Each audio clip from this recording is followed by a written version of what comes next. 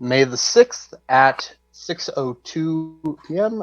Madam Secretary, can we please have the roll? Commissioner Pritzos? Here. Commissioner West? Here. Commissioner Andriola? Present. Commissioner Carey? Present. Commissioner Kramer? Here. Commissioner Rawson? Here. Commissioner Reed? Here. Assistant City Attorney Brandon Sendall? Here. Assistant Community Services Director Armando Ornelas. Here. All right, so everyone appears to be here. So we'll move on to item 3, which is public comment. But before I open public comment, I want to make a quick announcement about this. So this is general public comment, and for all of those listening, there will be specific public comment times for the 3 public comment items later in the agenda. We have received a great deal of public comment for this meeting, and most of it submitted through email. And for those who did submit through email, they have been asked whether they would prefer that the secretary read their email out loud into the record, or if they wish to speak live. For those who have opted to have the secretary read their emails into the record, that will count as their official public comment. For those who opted not to have the secretary read their emails, they will be allowed to speak live once the emails have been finished.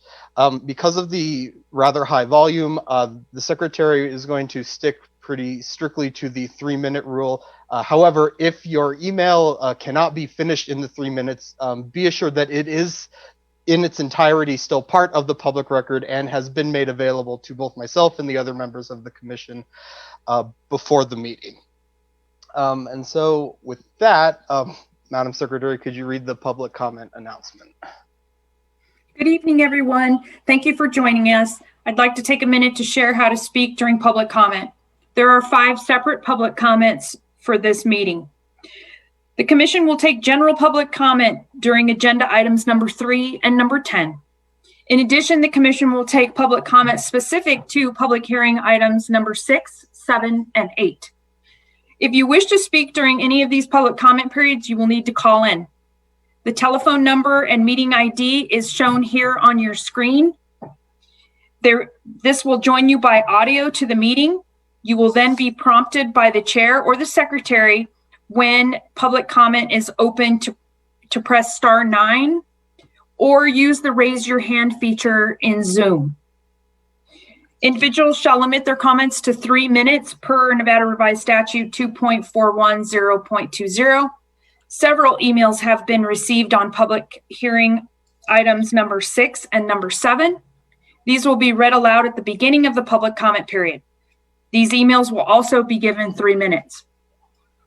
The dial-in numbers will be repeated at the beginning of each public comment period. Please be prepared to write them down should you wish to speak. For those of you who do not have access or are only listening to this meeting, I will read the dial-in number. It is 1-669-900-6833, and the meeting ID number is 918-6277-1011. Thank you. All right, thank you, Madam Secretary. Do we have anyone who wishes to speak at this time?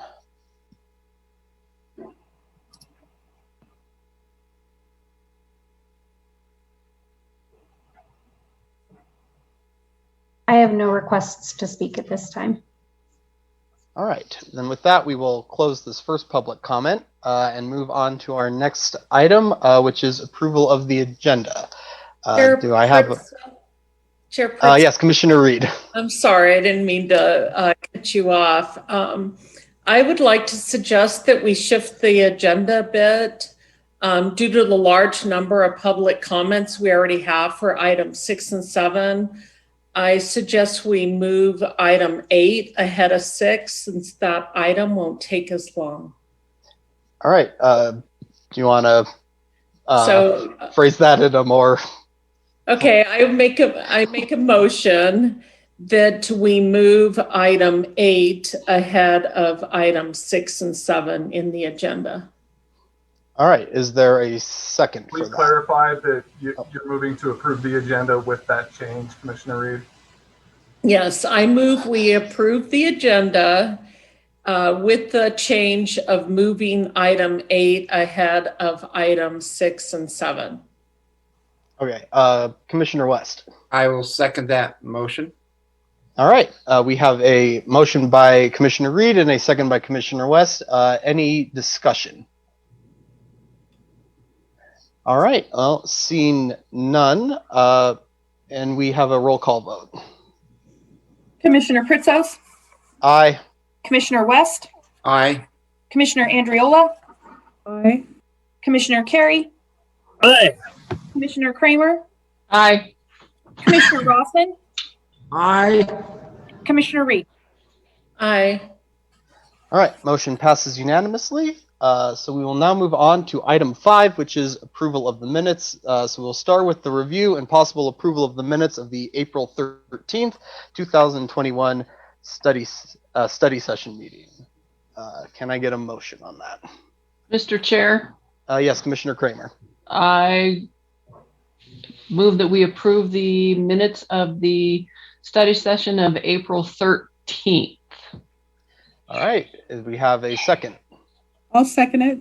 All right. So we have a motion by Commissioner Kramer and a second by Commissioner Andriola. Any further discussion?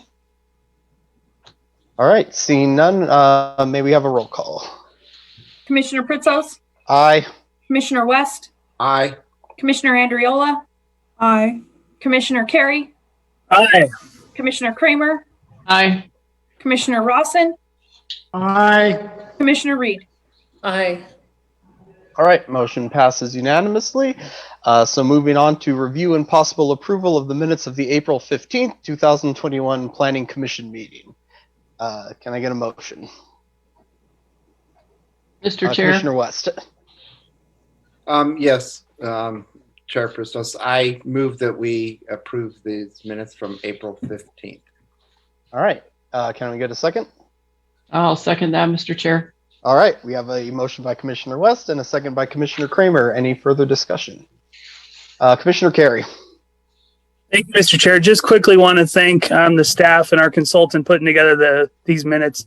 121 pages. It was a lot of discussion. Well done. Thank you. Yes, thank you always to our staff for all the great work they do. Any other discussion?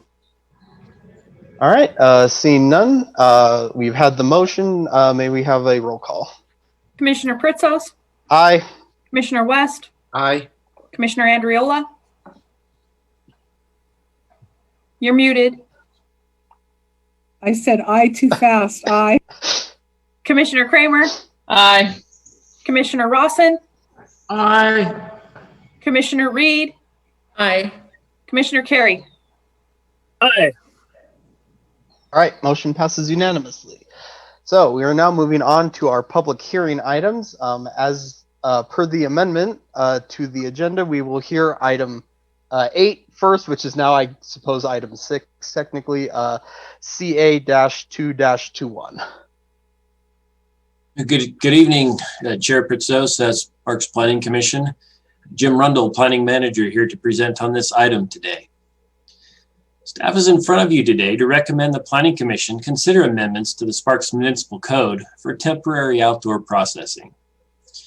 I'm going to do my best this evening to give you context on just what is outdoor processing, explain why it was identified as a potential code amendment, outline the process that staff went through to propose these amendments to the Planning Commission, and then provide context on the standards that are associated with the amendments that are in your packet.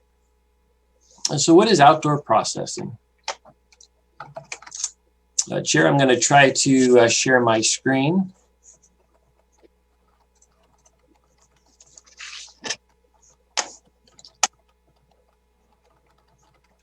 Did that bring up the PowerPoint? Yep. Outdoor processing. And just what is it? Well, it is when there is a request to do rock or concrete crushing, which engages in the reduction of that rock or concrete to a smaller size to be used as gravel or fill. A very simple context. And as if you remember, on Tuesday, we talked about the video that went out to the public. And that video depicted a large crusher and machinery was loading that crusher with large rocks, and it was breaking it down into smaller rocks. Ultimately, those rocks got there from grading. Mr. Chairman, sorry, Jim. I'm Yeah. having a hard time seeing this presentation. Would it be possible for staff to go to the display view? I think you got a couple monitors, and we're only not seeing the full slide. It's in the display view, and all there is the one slide, but it's not showing.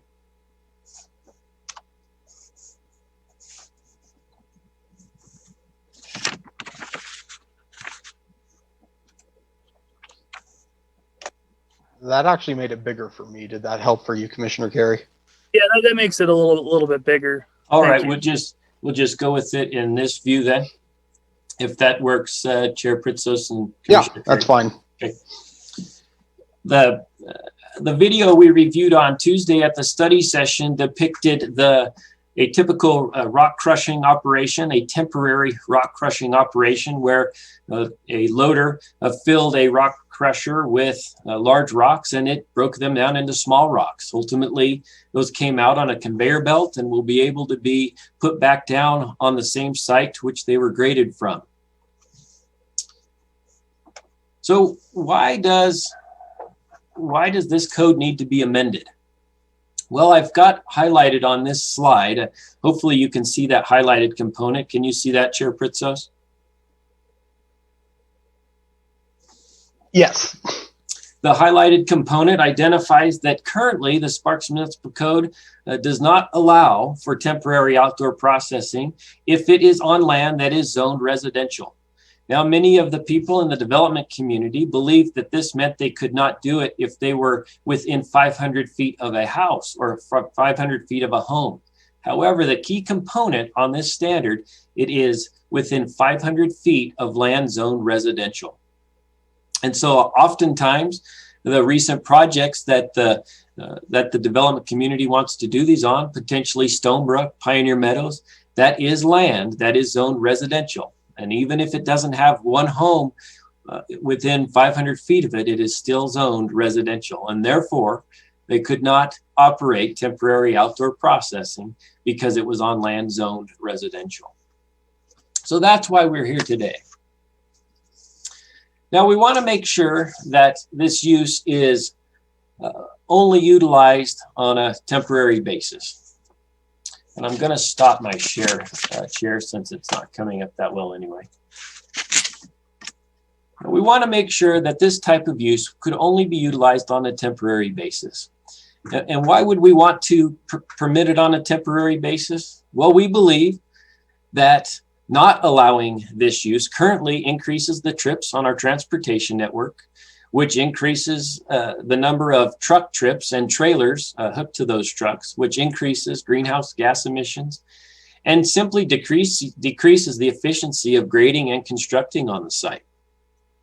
With these considerations, the Sparks City Council directed staff to amend Title 20 and provide a recommendation on allowing temporary outdoor processing in the city of Sparks. So staff set off on a process to receive input from the industry and receive input from our citizens. The video segment that I mentioned earlier that we reviewed on Tuesday depicted the nature of the use. We sent this video out to the public to solicit feedback as to whether this was a reasonable amendment, and if so, what standards should be applied to such a temporary use. The video was reviewed by over 3,000 residents through Facebook, Nextdoor, and Instagram. Input was received, and that has been included in your packet as Exhibit D. Staff additionally conducted 2 industry outreach meetings with industry representatives. Well, meeting 1 was very robust. The industry identified why this was a necessary component to the municipal code, what they desired, and even suggested mitigation techniques that staff could consider as we began to draft this code amendment. Meeting 2 was an opportunity for the development industry to review the proposal and provide feedback, to which they did. Now, through this staff developed standard, which you have in Exhibit A and Exhibit B. I'm going to move to slide 2, and I'm going to try to share my screen again.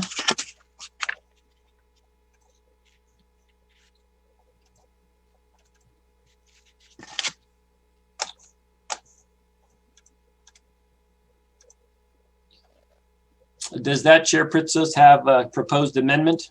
Yep. Very good. So the proposed amendment is now visible on your screen. And we want to make sure that I want to make sure you're to bring your attention to B3, the bottom of that slide. And it says temporary outdoor processing operations may only be permitted upon obtaining a temporary use permit allowing temporary outdoor processing. So we would potentially allow temporary outdoor processing, which would include rock crushing, to be conducted on a site if you obtain a temporary use permit. The next component of the amendment, Exhibit B in your packet, has numerous standards associated with the possibility of conducting outdoor processing at a site. One component that we were very concerned with is that it was in association with a project of record.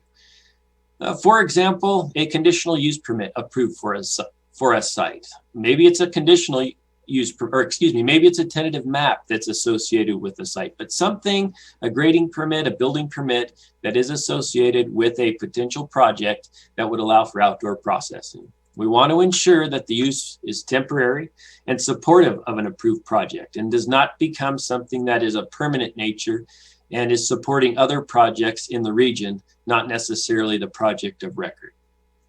Now, the next component that I want to bring your attention to is the key change that we discussed earlier.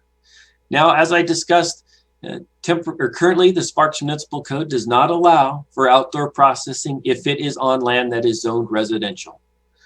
We are proposing to allow the temporary outdoor processing on land that is zoned residential, as long as it is not within 500 feet of what comes down to an occupied home.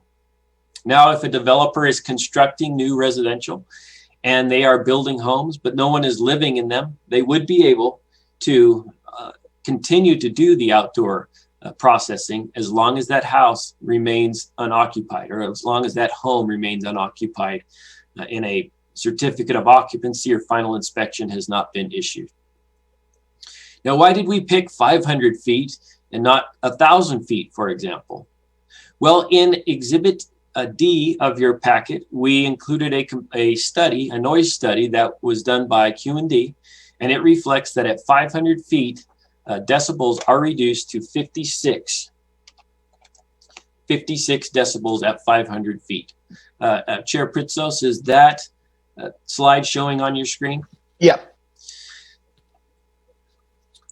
So we believe that 500 feet will be sufficient to operate a outdoor processing operation and only have a decibel level of 56. Now, the next slide that I want to show reflects what a 56 decibel would be equivalent to. And essentially that is rain. You can see on this, between 50 and 60 is rain and conversation. So again, we believe the 500 feet will be sufficient to ensure that compatibility is maintained for residences that would be in proximity to a rock crusher or an outdoor processing facility. Now, some other components that we were concerned with, and our concern came from input from the citizens, our historical knowledge and planning profession, and also from the industry representatives. We wanted to ensure that compatibility. That's something the Planning Commission is always concerned with. Now, we have put conditions or standards. We have proposed standards regarding hours of operation, hours of maintenance, the days of week that the facility could be used. We've also identified standards for what would need to be submitted when an application would come in for a temporary use permit. site plans, circulation plans, demonstration of air quality permits. And lastly, to ensure that these uses are indeed temporary, we requested, or we are proposing to the Planning Commission, that the size and the amount the unit can process are limited. The size would have to be portable, have to be able to be put on a trailer, and can't be put, that comes down to not being able to put it on a foundation and make it more permanent. Again, ensuring the temporary units could be permitted and only remain temporary. So Chair Pritsos, in my presentation, I've outlined why this amendment is considered necessary by many. I described the process staff used to process the amendment. And third, I've outlined the context to what the standards were created for the Planning Commission. Now, in this respective item, it ultimately will become an ordinance and will be considered by the City Council. And so the Planning Commission is acting in an advisory capacity when they make a recommendation on this item. Staff also included an outlined motion. And Chair Pritsos, that concludes my presentation, and I'm available for any questions. All right, thank you very much, Jim. Are there any questions for staff at this time? Commissioner Carey. Mr. Chairman, Jim, are there any public noticing requirements for temporary use permits? And it's my understanding we have in our for construction sites, there's a requirement to have some sort of a like a notification or a sign that talks about who the project contact is. Would there be something similar along those lines for this proposed use? The answer is there is no requirement for public noticing of the code amendment, similar to a conditional use permit. The Planning Commission will consider a conditional use permit later tonight on its agenda. That is required to be noticed.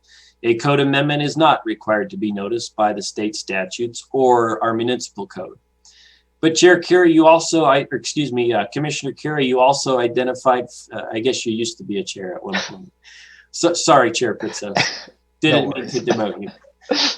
Commissioner Carey, the question on notification or the project contact. I did skip over that component, but we did propose the Planning Commission consider requiring the temporary use to have a very, very easy to see sign that would identify that it is an approved temporary use, and a project contact that is available on a 24-hour a day, 7-day-a-week basis. So if there are issues that are occurring at the site, the public would be able to call a representative of the facility and say, hey, there is a substantial amount of dust, or something is broken and everything has gone awry. There is a requirement in the temporary use that the developer or the person utilizing that temporary use permit would have to provide to the public on the site that it's being used. Thank you. All right, thank you, Commissioner Carey. Commissioner Kramer. Jim, would the temporary use permit also have the hours of operation that this particular use would be enforced or in effect? So 7 a.m., 7 p.m., 6, during the normal construction hours. I mean, is that something that's going to be on there? I mean, I know that during construction hours, there's neighborhoods that are currently under construction that, neighbors are going to be complaining that there's a noise level, there's kids at homes, and currently with the current work situation and with construction going on, there's several people that are working from home. They have children at home. Is that something that's going to be on that temporary use permit? Is that something that's going to be required at that time, that they post the hours of operation of that particular rock crushing operation? The answer would be no. The answer is that in the proposal, Exhibit B in your packet, it does identify the developer shall limit the construction hours of 7 a.m. to 7 p.m. and 9 to 5 on Saturday. Now, why did we not necessarily limit it further? Well, those are currently in line with what construction hours are for all sites in the city of Sparks. And so Those hours are not necessarily posted currently, but it is currently the ordinance in Sparks 7 to 7, Monday through Friday, 9 to 5 on Saturday. So we did not require that would have to be posted. That would be something the developer would have to comply with.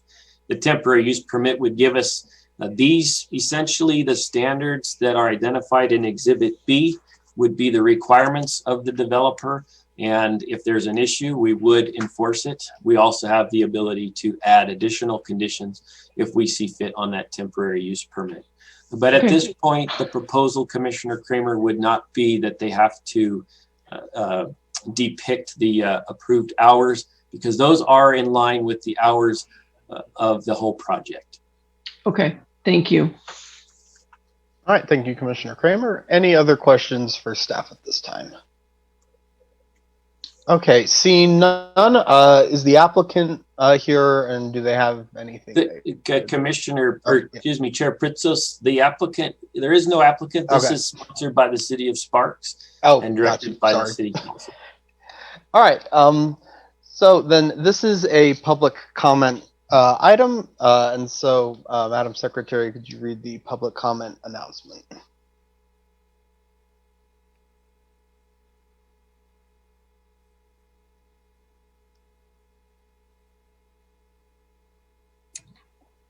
Okay, the telephone number for call-in participation is 1-669-900-6833, and the meeting ID is 918-6277-1011. You will press *9 to speak, or you can use the Zoom features.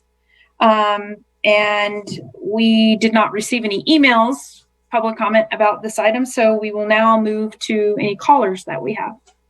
All right, do we have any members of the public who wish to speak at this time? We do. We have Thomas Green requesting to speak. All right. Hi, can you hear me? Yes. Great. Yeah, I just wanted to say I live in Pioneer Meadows, and I've seen that they have what appears to be a similar situation going on out in the vacant lot, and Pioneer Meadows has been extremely responsive to my concerns when there's been dirt or rocks left on the roadway. So I think that your amendment makes sense, and especially given that it reduces traffic on the Pyramid Highway, which is where they often go to get the rock. I especially like that you made sure that restriction was in place so that they couldn't do rock crushing in Sparks and then deliver it to Arrow Creek per se. So I think it's a fair amendment, and I think you guys looked into it well. And like I said, Pioneer Meadows has done a good job on, or Lennar has done a good job at Pioneer Meadows. So thank you. All right, thank you, sir. Does anyone else wish to speak at this time? We have Caroline Harkins next. All right.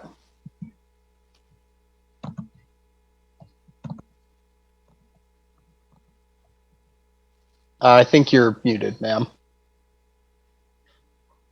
There we go. Can you hear me? Yes. Okay, you said you did not receive any emails, and that is not true. I sent one to Jim Rundle, and he replied to it. He acknowledged it. I think 500 feet is way too close to an existing residence. I'm saying 1,000 feet from any existing residence where people are actually living in the house, because that's quite a bit of noise for quite a bit of time for a lot of people who are working from home, and or those workers that work at night and have to sleep during the daytime. All right, thank you very much, ma'am. Do we have anyone else wishing to speak at this time? We have Susan Merritt next. All right. Hi, I just had a question about the times that would be involved. You said that the times are designated on the paperwork that come with the use permit, but I noticed that the times designated were crossed out in your PowerPoint page. Is it going to be an issue? How do I ask this? Do you have to have that specified in the code, or is it just that it's on the paperwork that they have to comply? My concern is compliance mandatory when it's not in the code?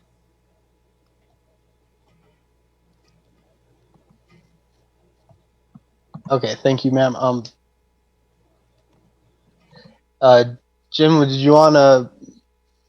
Is there maybe like a real quick answer to that? Typically, we finish the public comment portion, Chair Pritsos, and then you can ask me to answer the questions. Fair enough. Does anyone else wish to speak at this time on this item? Yep, we have a phone call from a phone number ending in 0190. Okay. And caller, could you please state your name for the record?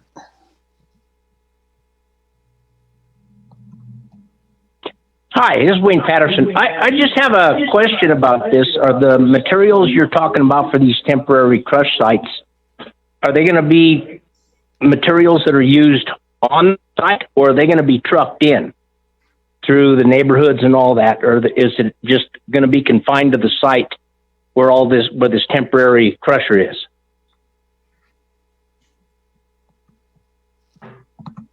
All right, thank you, sir. Anyone else who wishes to speak on this item? I have no additional requests to speak. All right, then with that, I will. I apologize, Chair Pritsos. We now have Chris Barrett requesting to speak. No worries, go ahead. Thank you, Mr. Chairman. I appreciate your time on this and the other commissioners. Hey, we came together, the industry came together with the city of Sparks to work out some solutions to some of the noises in the construction industry, the transportation on your city streets, and working with your staff, Jim Rundle. He's been awesome to work with. He understands our issues. The industry understands his issues. We don't want phone calls going into your offices, to your mailboxes, to the city council, to the mayor. We want to run our jobs. We want to do it efficiently and get out and come back the next day and do our job. This change in the ordinance right now accomplishes so many concerns that the public has out there. All this work is on site. We do not want to work next to someone who is living in their home.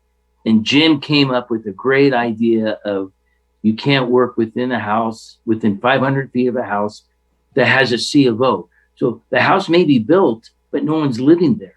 It's not causing any issues. It's not causing any noise problems. It's not causing any dust issues. It's good for the neighborhood. And this is mainly for big projects that are not in the middle of an existing community to cause problems. Again, we don't want those issues. We want to get the job done and get out of there. The times of construction, we recognize that. Jim did a great job of putting that in the ordinance, and there's not going to be any maintenance. There's not going to be any lights after hours. So we support this ordinance. We hope you guys will. This is a 19-plus-year-old ordinance that has never been adjusted, and it's mainly going to affect those large developments out there in Spanish Springs area that are so far away from residents that will keep everything on site rather than disturbing the neighborhoods and the peace and the charm of everyone coming home and relaxing during the evening or the weekend. So we support this. We hope you support it. And if there's any questions you have, we're ready to answer them for you. Thank you. All right. Thank you, sir. All right. Do we have any other members of the public who wish to speak on this item? I have Nevada Patriot requesting to speak. Okay. Could you please state your name for the record, sir? My name is Bruce Parks. I was just wondering if the Washoe County Planning Commission has approved this item.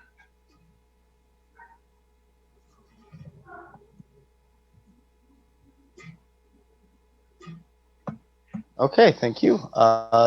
Do we have any other speakers on this item? We have no additional requests to speak. Okay.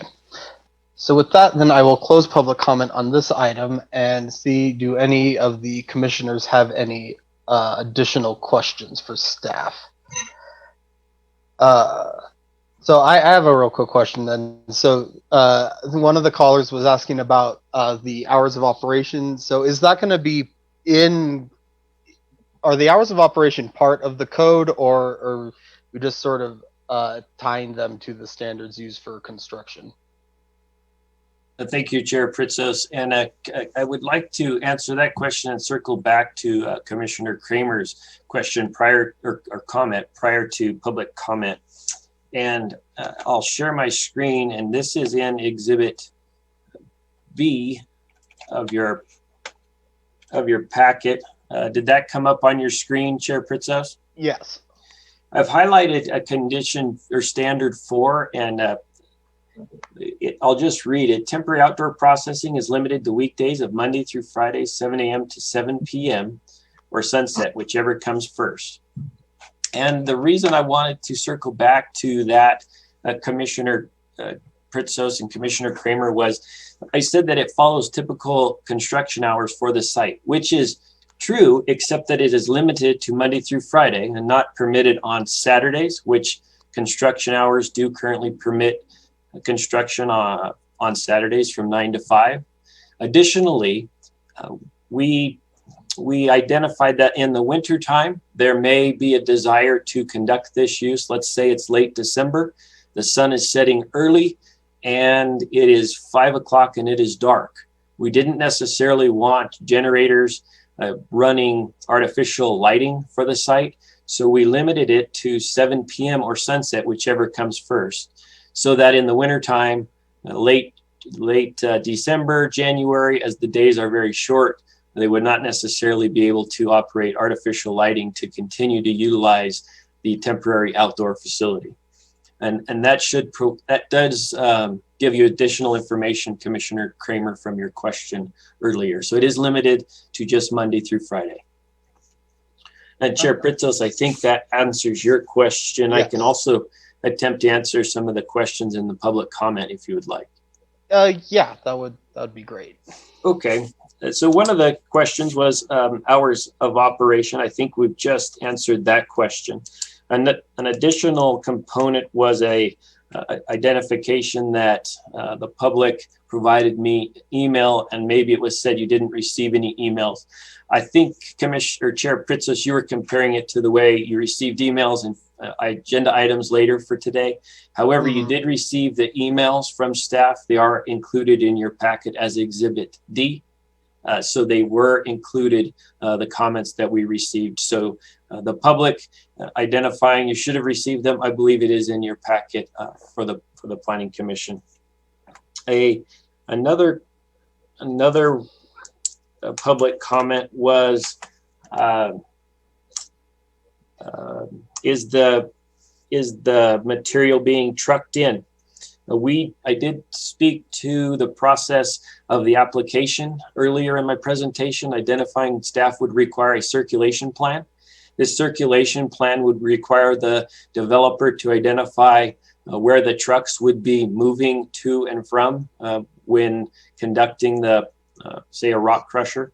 Additionally, Standard 2 does not allow the temporary outdoor processing to occur more than 1 mile from the approved site. And that is to ensure that it is with the project of record. Now, if there is a component that if 1 mile needs to be exceeded, they can apply for an additional temporary use permit, but staff is going to really need some explanation as to why that will promote the reduction of trips on the road, and it will promote a reduced truck trips on our transportation network.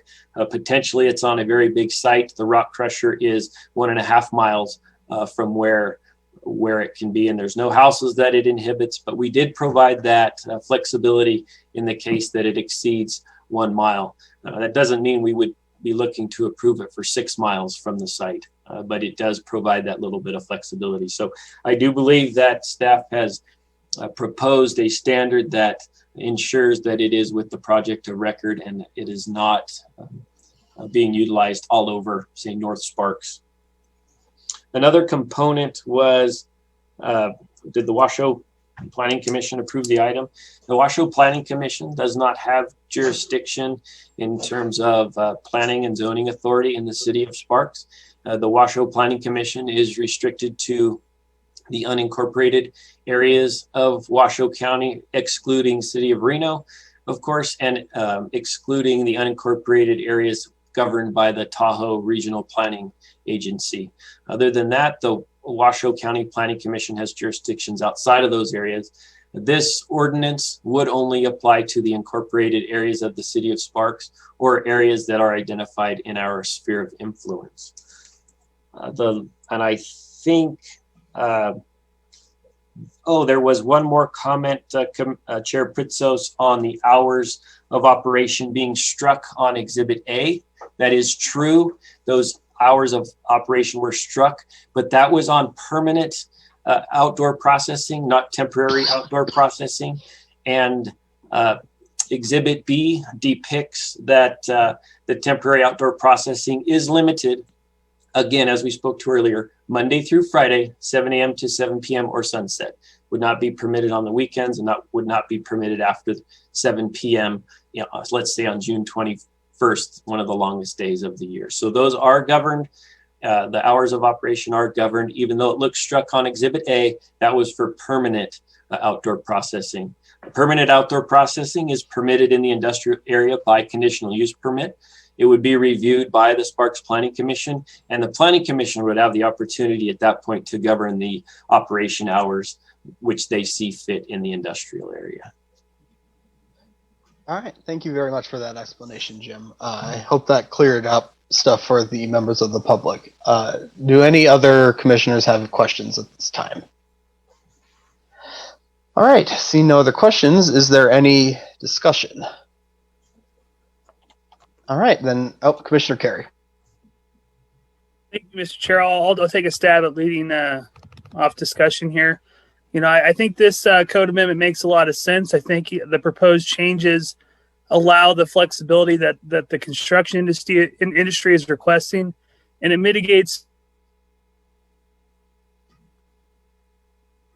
homes. Oh no.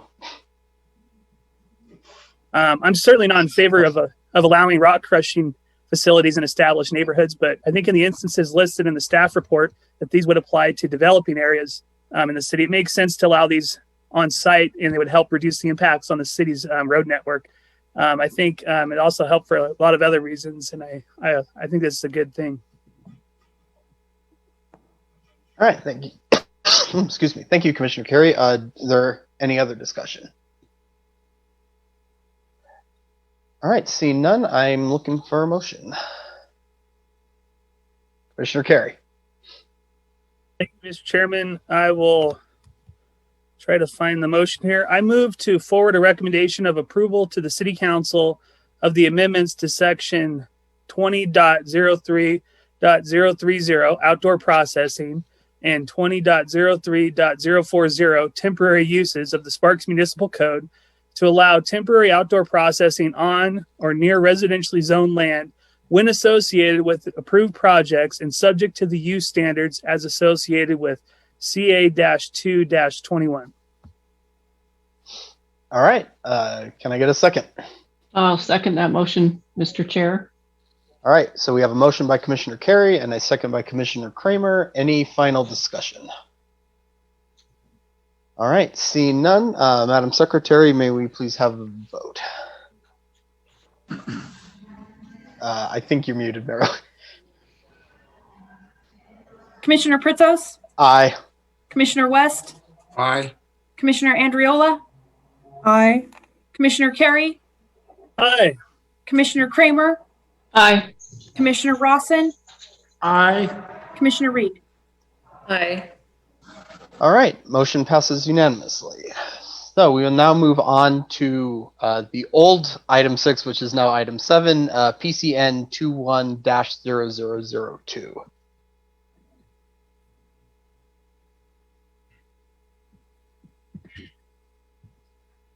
All right, thank you, Mr. Chair. If you could give me a thumbs up that you're seeing my main title slide, thank you. Mr. Chair. Mr. Chair. Yeah. Before we get started with this item, yes, I have a disclosure to make. Okay. The representative for Pioneers Meadows contacted me on Tuesday after the study session to give me a brief rundown of the project, and I let the client know, the representative know, that if I had any questions whatsoever on this project, that I would let him know, and I would ask any questions whatsoever on the project at this meeting. So I just wanted to put that out there. Okay. Thank you very much. Go ahead, Jonathan. Thank you, Mr. Chair. Commissioners. Mr. Chair? Yes. Yes, I have a disclosure as well. All right, go ahead, Commissioner. I need to disclose that I was contacted by the developer's consultant to clarify a question that I had regarding the ownership of the undeveloped parcels in the QC zoned area in question. I raised that during the study session, and he called just to clarify. All right, thank you, Commissioner West. I guess before we move on, anyone else wish to make any? Okay, I'm not seeing any, so go ahead, Jonathan. All right. So here. All right, so thank you, Mr. Chair, Planning Commissioners. For the record, Jonathan Cummins from the Planning Division. I'm here to present PCN 21-0002, which is a request to amend the Pioneer Meadows Plan Development Handbook. More specifically, the request is to add self-storage as a permitted use in the GC or general commercial land use area within the Pioneer Meadows.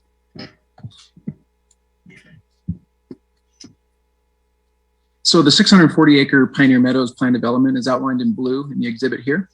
The 30-acre GC general commercial land use area is outlined in red at the southeastern corner. That's the intersection of Wingfield Hills Road and Vista Boulevard as it starts to go eastward toward Golden Eagle. And just for a little bit more context, to the west of the site is Coyote Ranch North plan development. To the north is the Stonebrook plan development. And to the east of the site is the Wingfield Springs plan development. So a little bit of background on Pioneer Meadows overall. The original handbook was adopted in 2000. It's since been amended 4 times. And generally speaking, those amendments take place in order to sort of fine tune the document in order to sort of meet the ongoing development needs of builders out there. And that's essentially what we're here doing this evening as well. So to zoom in a little bit, obviously the area outlined in red is the general commercial land use area in Pioneer Meadows. For a little bit more context, I'm going to wave my cursor over the Rayleigh's Shopping Center here. This is, the building itself. This is the Rayleigh's with several smaller retail tenants, which is a pretty dominant part of the landscape there if you're familiar with the intersection of Vista Boulevard and Wingfield Hills Road.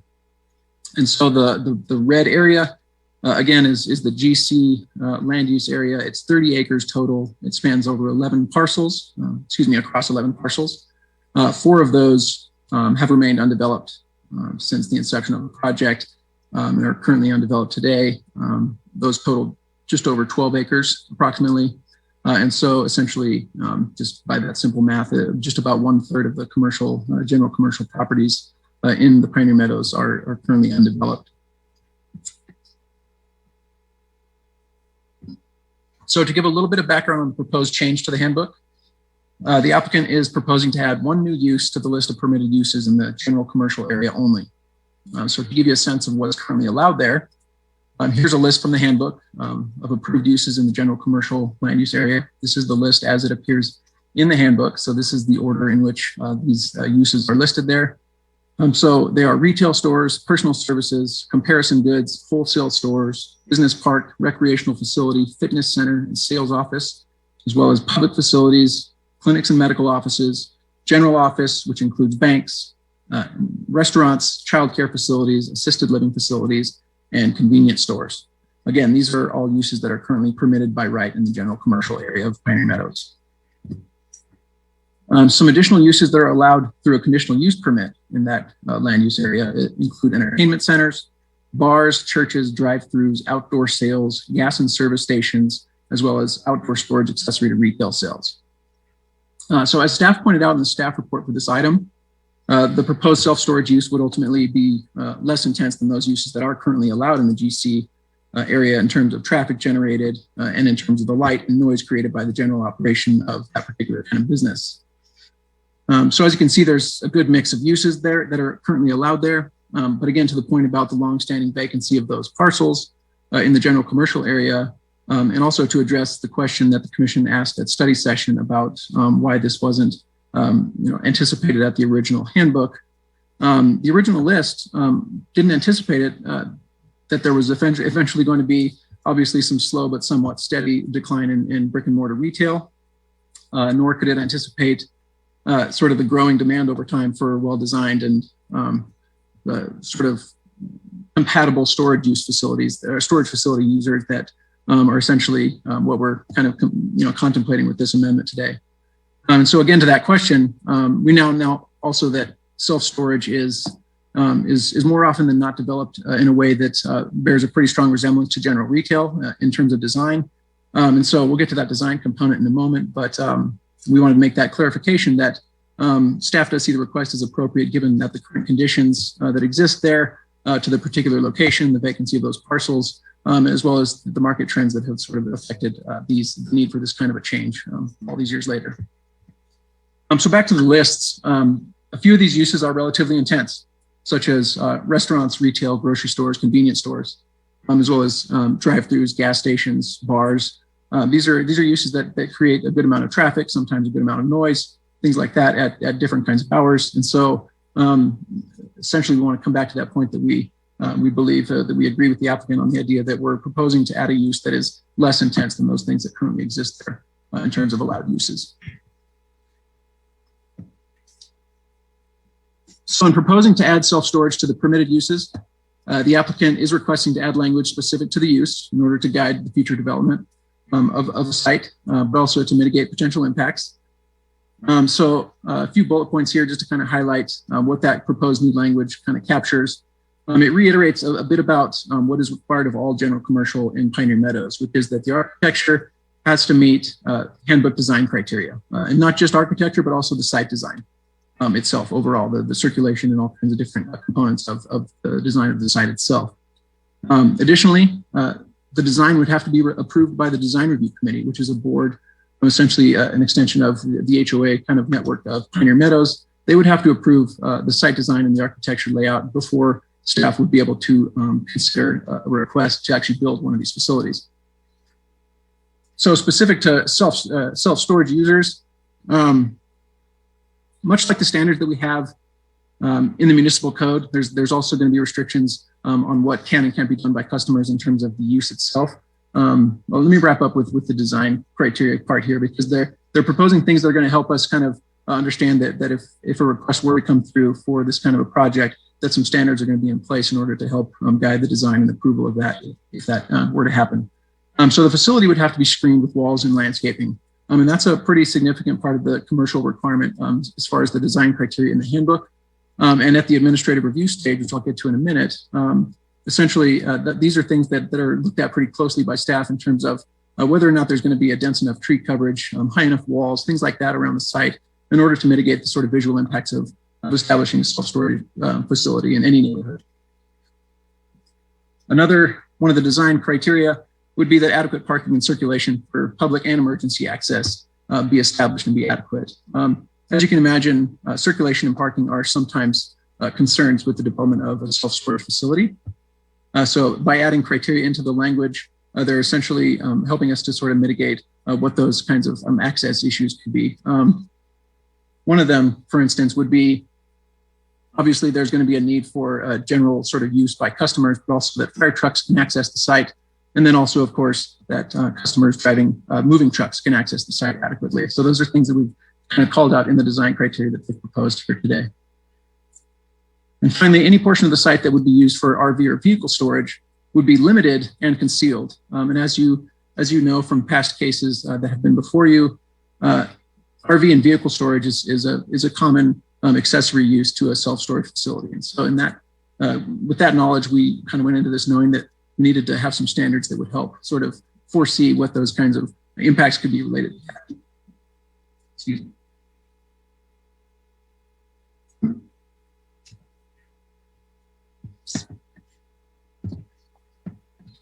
So to amend a plan development handbook requires that the 10 following findings be made. So I grouped these up into just a few slides, but we do, for the record, have to read and sort of discuss each of these findings. So I will bear with me. We're going to go through each one of these, but again, I think I've paired them up so that they're relatively straightforward. Finding A asks that you evaluate whether the request is consistent with the comprehensive plan. By adding a permitted non-residential use to a growing residential area of the city, the request does support goal MG1, which looks for economic vitality, as well as MG2 to foster diversity in the land use mix. Finding B asks that you evaluate whether the request is consistent with surrounding land uses. The only sites available for this particular use in Pioneer Meadows are adjacent to a grocery store, which is also surrounded by various office, restaurant, gas station, and minor retail users. So with the proposed standards in place, mini storage use would create less impact than would be expected with other permitted GC uses that we've covered already. And so the proposed standards, again, are going to help to ensure that the use not adversely impacts surrounding property owners. Finding C asks that you evaluate whether the amendment is fiscally positive to the city. So the applicant provided a full fiscal impact analysis, which did conclude that this particular amendment would be fiscally positive to the city. And so to go into just a little bit, just for the record here, the primary assumptions of that study is that self-storage, and this is a standard practice in the fiscal analysis side of things, that self-storage is categorized as an industrial type of a use for the purposes of that kind of review. And that's based on the nature of the building type and the expectations on the uses that'll be conducted on the site. Again, for our purposes here, in this case, it's going to be talking about mini storage units that are generally left alone and not accessed very often. And so the level of service provided is very low. So the particular kind of development would be lower cost to the city to provide services as compared with general retail, where restaurant users, gas stations, which you can imagine generate a significantly higher demand on services throughout the year. So to expand just a little bit more and wrap up on this one, because the course of the report was included in your packet and posted to the website and discussed in the staff report. So I'm trying to summarize the pieces of it that are crucial for us to have out here for discussion. The various commercial uses that that are currently allowed there. One of the findings that we highlighted in the staff report was that some of those uses could actually be fiscally negative to the city based on the levels of services required. And so this particular use is found to be fiscally positive because generally the level of service and the cost of that service to the city is very low based on that sort of the overall sort of scope of the use, which I was trying to just point out for a moment ago. So moving on. So finding D asks that you evaluate whether the request furthers the mutual interests of owners and preserves the plan's integrity. So the change will only allow the proposed new use in the remaining GC land use area, and it will not increase the size or alter the shape or location or parcels that are designated GC. The proposed changes will not affect the integrity of the plan as originally approved based on that. Finding E asks that you evaluate whether the request will impair the reliance of the provisions of the plan. Self-storage is a use that is not uncommon to commercial land use areas throughout the city and elsewhere. And I've stated this a couple of times now, so I apologize, but the use will likely generate less traffic, less noise, less impact overall than uses that are already permitted in the GC area. Therefore, the change is not expected to impair the reliance of property owners on the handbook.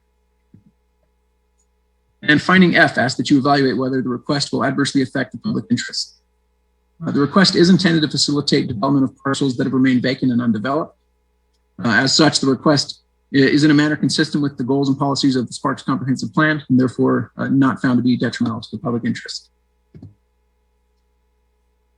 So last group of three here, and I'll wrap up. Finding G asks that you evaluate whether the request is consistent with the development and preservation of the entire plan. As you're aware, for the past decade or so, maybe even decade and a half, general retail has been increasingly challenged. And we point out in our staff report that that's due likely to online shopping and other factors, but based on the history of these long vacant parcels, the uses that were anticipated at the time of the original handbook have not been conducive to development of these sites ultimately. And that's the reality that we're facing now. And that's essentially why we're here. So adding self-storage as a permitted use gives an option to the owners, to the developers of these remaining commercial sites, decreasing the likelihood that the parcels remain undeveloped indefinitely. And so additionally, frankly, we have a route here to provide a service to the residents of this part of the city that currently doesn't exist there or nearby. Finding H asked that you evaluate whether the request affects the enjoyment of adjacent lands. No changes to the land use pattern or street network are proposed. The request is anticipated to have minimal impacts on residents and property owners and their ability to utilize lands adjacent to Pioneer Meadows. So while these properties were, they're currently vacant and undeveloped, they were established as part of the community of, the community's framework of road networks and pedestrian networks, and none of that will be changed. And I requires that the amendment not be granted solely to confer private benefit to any person. The proposed amendment would allow any property owner to pursue development of a self-storage facility in the GC land use area of Pioneer Meadows. So the amendment will not solely confer private benefit to any individual person.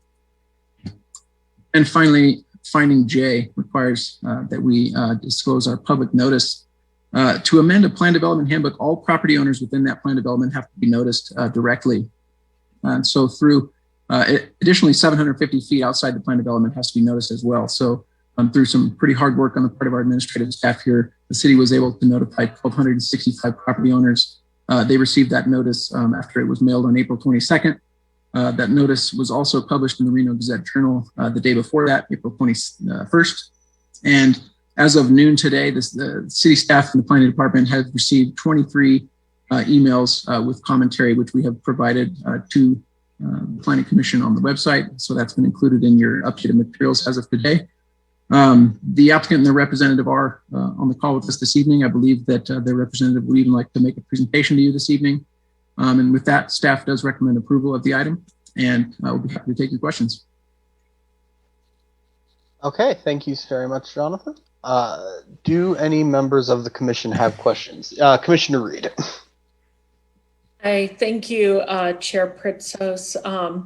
I read those comments that were sent to email by the nearby residents, and many expressed concerns with noise, increased traffic, 24-hour lighting, possible crime, and that may devalue the price of their homes. Is there any evidence to substantiate these claims, and can you address some of their concerns? I have no evidence to substantiate any of those concerns. The one concern that that I can pick out of that I know is something we're contemplating addressing when we do get to the point of doing an administrative review of a specific actual project proposal would be the hours of operation component, which would obviously serve to mitigate the more problematic noise or light that might be generated on the site. And I believe the applicants can speak to what they're actually thinking about proposing on that front. And that would essentially, again, be something that we would be able to condition at the time of the entitlement for a specific project as to not only the hours of operation, but the level of buffer between other uses and this particular site in order to make sure that any of those potential concerns, whether they become reality or not, that they be sort of addressed in conditions as we develop the site. Thank you, Jonathan. All right, thank you, Commissioner Reed. Commissioner Carey. You're muted. Mr. Chair, two quick technical questions before we open this up. I received an email from Mr. Dan O'Day earlier today talking about that this proposed amendment would have to be go through the Pioneer Meadows Design Review Committee prior to approval. I was wondering if you could address that, and I had another technical question. Absolutely. The handbook does not state that an amendment to the handbook be approved by the DRC. It does require that any applicant hold a neighborhood meeting, which was accomplished this week.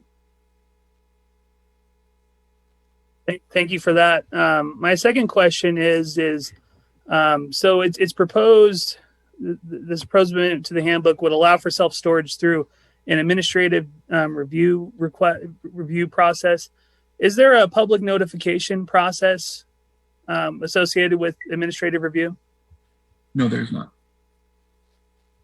And why does staff feel that that an administrative review process would be able to mitigate the impacts associated with this proposed use as opposed to something that requires a public notification like a conditional use permit? So in the case where a self-storage facility required a conditional use permit, we would be coming to the Planning Commission to essentially establish those development criteria and those standards, those conditions of approval that are actually present in the language that they proposed to us as the development standards that will be required for a self-storage facility here.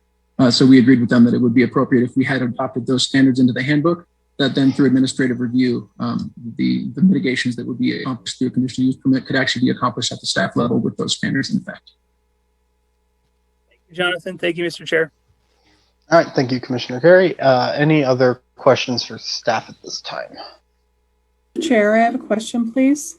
Yes, Commissioner Andriola. The language in the Development Standards Handbook speaks to the possibility, if you will, of having a caretaker on the site that may or may not, be in place. I'm wondering if your point in speaking specifically to the hours would apply to that resident as well. So in the case that the applicant proposed that they have a manager's quarters on site, obviously the hours of operation are going to apply to when customers are able to access the site. The manager essentially would be a resident of the facility, and the language that they borrowed or that they proposed here in this change is equivalent to what we actually do call out in the zoning code for self-storage uses, which is that we limit the maximum number. So we say that you can have a manager's quarters, but we don't regulate it beyond that. So they could have one, and they may choose not to have one. I have a follow-up question, Mr. Chair. Go ahead. Based on that same subject of the caretaker resident that's outlined, I know it's a little early, but I am curious if there is a potential location on the property of where that caretaker property or the resident would be located. Yeah, I can't speak to what's specifically being contemplated with their proposal for a site, because that's not the agenda item this evening. So I couldn't speak to that. I appreciate that, Mr. Chair. I'm wondering if the applicant, when it's appropriate, would be able to answer that question. Thank you. Yeah, we can certainly ask. So are there any other questions for staff? All right, so seeing none, Jonathan mentioned the applicant would like to make a presentation. So I guess we will do that at this time. Good evening, Mr. Chairman, Commissioners. For the record, Andy Derling with Wood Rogers. With me tonight is Dave Mossman and Tom Wynn, who are the owners and operators of the Pioneer Marketplace. We've got a brief presentation. I'll start off, and then Tom and Dave would like to close out with just a few comments on kind of the history of the site and what they've been dealing with on an operations basis. So I'm just going to share my screen here for a PowerPoint presentation. You let me know when you guys can see that. Got it? Yep. All right. So what we have tonight is, and some of this will be a little bit redundant, so I'll breeze through as Jonathan gave a great overview. It's an amendment to the Pioneer Meadows Handbook to allow self-storage. It's a narrowly scoped amendment to the overall Pioneer Meadows Design Standards Handbook. It only allows self-storage in the general commercial designation, which is obviously at the corner of Wingfield Hills and Vista. Just by a little bit of background, Pioneer Marketplace, as it's referred to, is the shopping center on both the east and west sides of Wingfield Hills. It began construction back in 2007. As you can see from the aerial photo here in the slide, the entire center was constructed all at once, if you will, or essentially all at once, with the parking lots and utilities, and several finished pads left for future buildings. You can see the large open areas, especially on this west side here, and then the couple pads on the east. After 15 years of operation, unfortunately, due to a lack of demand, many of the spaces in the individual buildings, as well as these pads have remained vacant. Pioneer Meadows, as Jonathan shared, was originally approved in 2000. So for over 20 years, really the retail environment has changed significantly, and brick and mortar retailers have downsized significantly.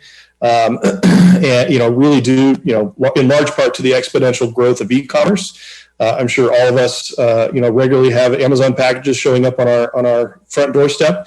And for those retailers that have remained in a brick and mortar situation, really they've opted for locations that have, that are really grade A locations and have a ton of pass-by traffic. Think, Pyramid Highway and the shopping centers that are there, and those retailers that are there. As for this request, the design standards, we did limit it to 93,000 square feet. And that was derived from a conceptual site plan that I'm showing on the screen. This is obviously just a concept at this time. And we tried to craft the design standards that could support something like this. But before you tonight, obviously, is just the amendment to the handbook. It's not the actual project. But just to give you kind of a flavor for what we're thinking, 93,000 square feet, really we're looking up into the large pad areas that are in the northwest portion of the shopping center to the north of the Raley's building. We have written in there that we would be required to maintain the same architectural standards as the rest of the shopping center. So these large buildings, in effect, would look very similar in character to the Raley's building, as an example. We are required to minimize the lighting, especially adjacent to residential, which is consistent with the rest of the commercial buildings in there. We had originally, in talking with the neighbors, as Jonathan shared, we had a neighborhood meeting on Tuesday night. We'd originally shared that, typically storage units are open kind of at a 7 a.m. to 9 p.m. As we discussed it more as a team, the center itself right now is open. The Raley's, for example, is operating between the hours of 6 a.m. and 10 p.m. Just for consistency, we would propose that the hours would be the same. The purpose of that is, there's already some on-site security during the closed hours, and so that would be consistent that, they would be kind of patrolling the same area at the same time. The setbacks would be the same as a commercial center, which includes a 1-to-1 height to setback ratio adjacent to residential, which would be along this western property line here. And we are anticipating, it would be limited to these western pads with additional retail and office being provided, which are, kind of highlighted in the blue here. So this is not, a complete, deviation from the commercial shopping center. There still would be the opportunity to introduce additional retail and some additional restaurants and office type uses. It's just, the sheer acreage of the shopping center out there is just much, much too large for what we would anticipate of being viable in this day and age. I mean, quite frankly, if we were planning this in 2021, I think the commercial area here would be probably half the size of what it is. Just to kind of, again, shed some, shine a little bit more light on what these future storage facilities look like. This is not the mini storage of the 1980s, the metal buildings and roll-up doors.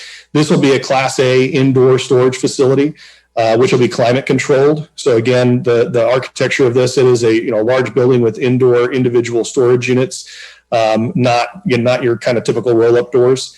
There'll be security cameras throughout. It'll be professionally managed with on-site management during the daytime hours or during the operating hours. It's still debatable whether or not there would be an overnight caretaker. The technology associated with this, each of these units is individually alarmed, and there's a keypad that controls the entry and exit. So you have to enter your unique key pin to enter the facility. If you don't and you open your alarm, your storage unit, then the alarm would sound. So it's a very secured. It uses a lot of technology in lieu of the kind of 24-hour caretakers. That's more the modern storage facility at this time. We did conduct public outreach. We sent letters to all of the residents, all the property owners, I should say, within Pioneer Meadows, as provided by city staff. We conducted the neighborhood meeting on Tuesday night, and just to kind of summarize some of the concerns we heard and how they compare between what the existing shopping center has and what the storage facility would entail. So one of the things we heard is that storage facilities are unsightly, and effectively the shopping center has current guidelines that dictate the architectural standards and require design review committee approval. We wrote in that we must maintain those same standards. The exteriors will essentially look the same and complementary to the existing buildings out there, and the DRC would still have to have approval over that architecture. So we feel it's consistent effectively. Hours of operation, as I stated, the shopping center is operating from 6 a.m. to 10 p.m. And just for consistency, we would look to maintain that. As I said, we did say 7 a.m. to 9 p.m., slightly different to the neighbors. But as we kind of talked about it more internally, we felt it was appropriate to remain consistent with the rest of the shopping center. Traffic, we heard traffic concerns. Just looking at kind of the comparison of a shopping center, 93,000 square feet of shopping center, generates over 3,500 daily trips. That same 93,000 square feet of a storage facility only generates 140 daily trips. I mean, it is drastically different and drastically fewer trips that are generated by a storage facility. Security, currently, open access around the parking lots with security cameras around the existing buildings. The storage facility itself would be a closed access, as I mentioned, with those keypad access only, limited to the hours of operation and security cameras throughout. And then there was lastly a question kind of why do you need more storage? Right now, the shopping center has a number of vacant pads, and it's a really difficult commercial environment to attract those larger retail users with that movement to e-commerce. So there's just very few users that could fill those pads in the future, and we feel like a storage facility is appropriate to backfill that acreage. And then looking, we conducted a market study. Right now in the city of Sparks, there's 98% occupancy of the storage facilities throughout the city. So essentially it's at full occupancy. And you can see that in rapidly increasing rents on those existing facilities. Just real quick, we did, Jonathan covered, we did conduct a fiscal analysis. EK Economics, who does them often for projects like this, it analyzed it kind of in two different scenarios, looking at just the status quo of what the commercial would look like, and then transitioning to the 93,000 square feet of storage. And it did conclude that it would be a positive fiscal impact. In fact, it would be better than the existing commercial, and that's due to that low cost of service, public services associated with this. With that, I will conclude my remarks and turn it over to Tom Wynn and Dave Mossman to kind of give a little flavor on some of the background of this.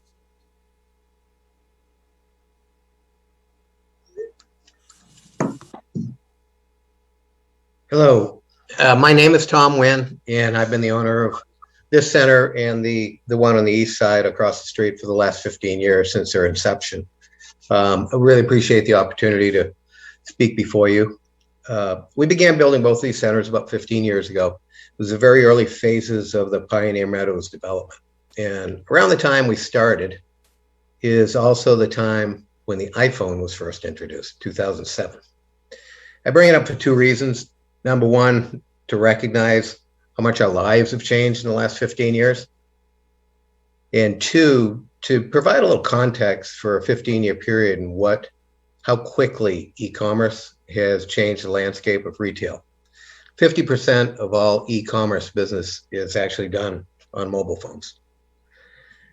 So it might seem a little odd that we're talking about Apple at a planning commission meeting, and I'm going to talk about Amazon a little bit too. But the massive growth of these companies and others like them have been at the expense of centers like this. So at the time we started 15 years ago and the planning was done 20 years ago, I don't think anybody anticipated the changes that we'd be facing today. As Andy says, if we had, the centers would have been a lot smaller. We wouldn't have 30 acres out here. A few points about online sales. I'm sorry. Sorry to interrupt. We have about 4.5 minutes left on this applicant presentation. Okay. A few points about online sales. Amazon was a big company when we started. They're 125 times larger today. Online sales increased 44% last year.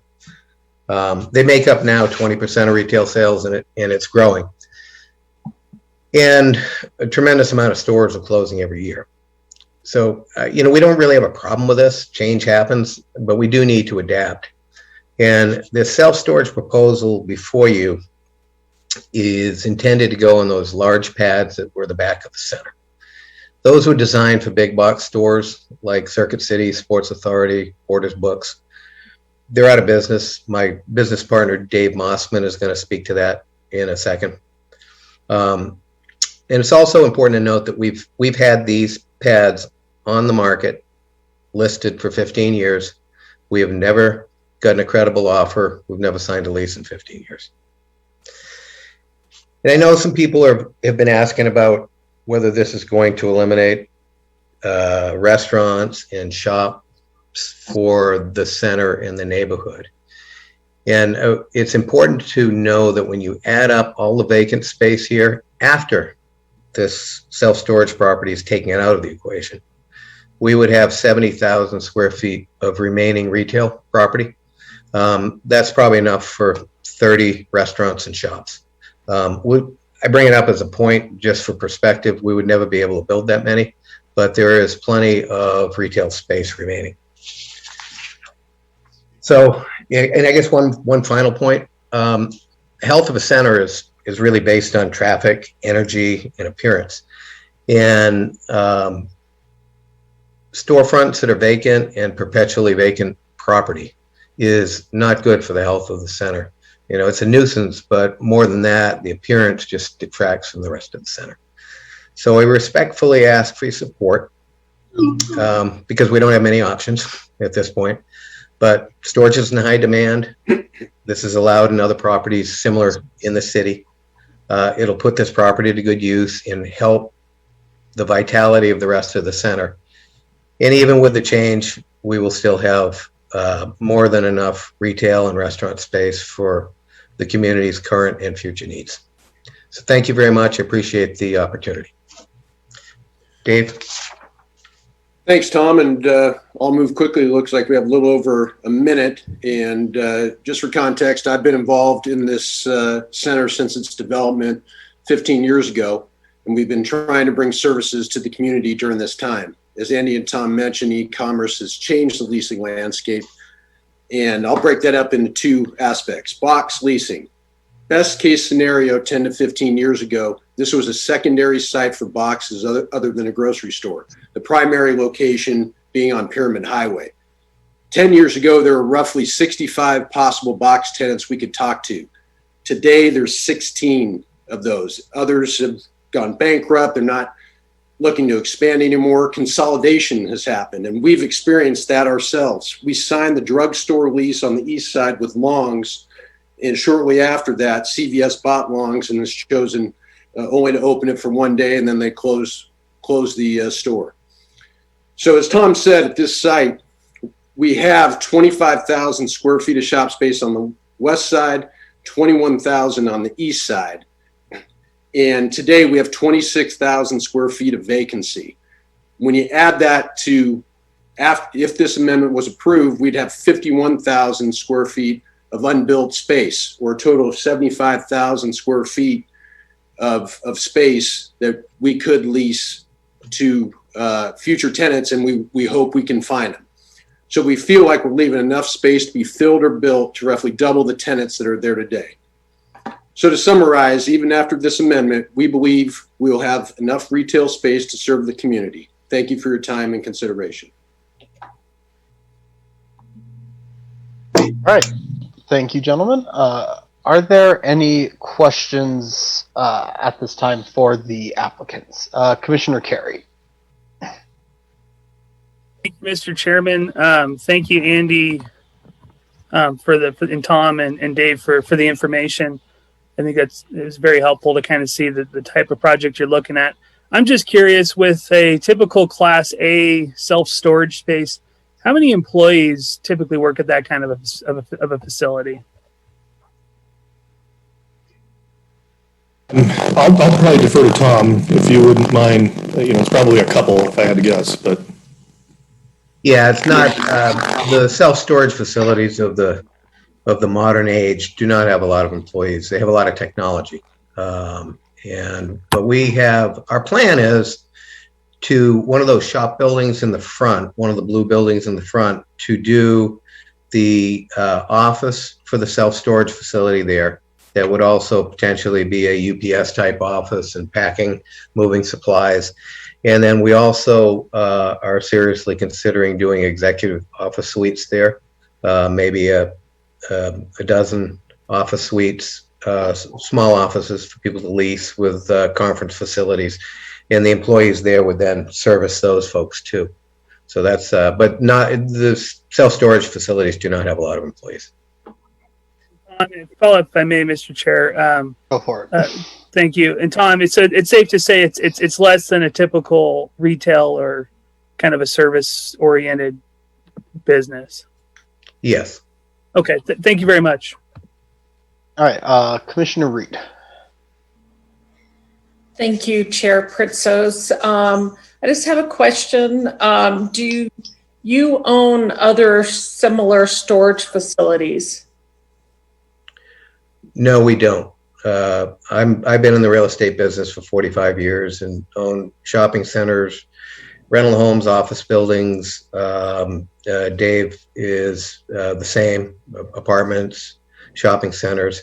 So we are seriously looking at doing this, or we will have professional management, but we may also venture it with a storage facility operator. So we're looking at options right now, but can't do anything right now, actually. Thank you. All right. Are there any other questions for the applicant or staff at this time?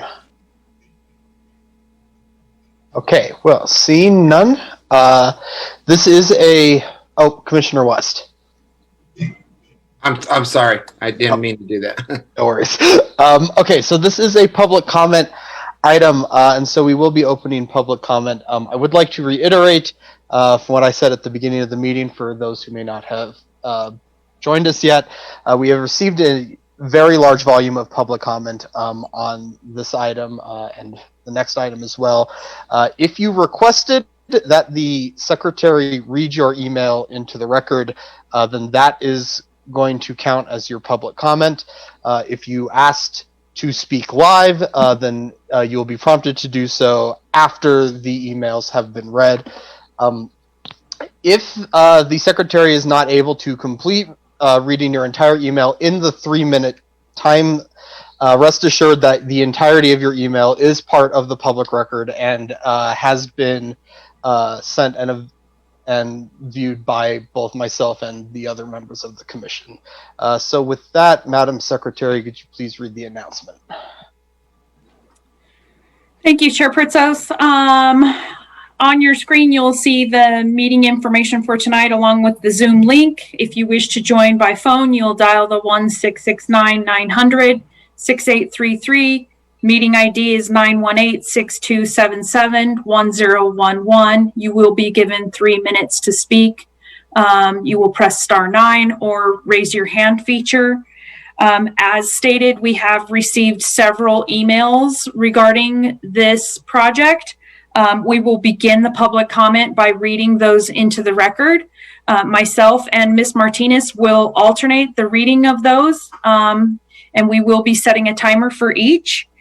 The emails will be read in alphabetical order, and we will now begin with our first email, Ms. Martinez. This email was received by Bijou Abraham. Dear Commissioners, I'm a homeowner at Pioneer Meadows. My wife and I love Sparks for several reasons and chose this as a potential place for my retirement. We are concerned about the newly proposed storage facility in Pioneer Meadows. This storage facility was not part of the development plan at the time we selected this one. We are actively looking for a neighborhood where we can settle down. A storage facility in this area can cause increased crime, worsening drainage, and the lack of emergency vehicle access. In addition, there will be traffic and people always moving in and out of the area in rental trucks and heavy vehicles. All of these cause high light, sound, and dust pollution in this area. A storage facility also increases the chances of fire danger. A potential fire causes the challenge of how people will ingress and egress in the community. All of these will eventually bring down the value of the property in this area. As the housing market increases, the city has several avenues for bringing in revenue, and storage facilities should not be one of them. It encourages a terrible habit of hoarding and buying things beyond the means. Instead, the city should be investing in more parks and schools, not promoting storage facilities at this point.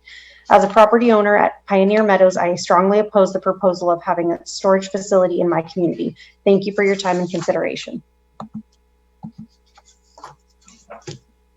Okay, this next email is from Shane and Rebecca Curtis.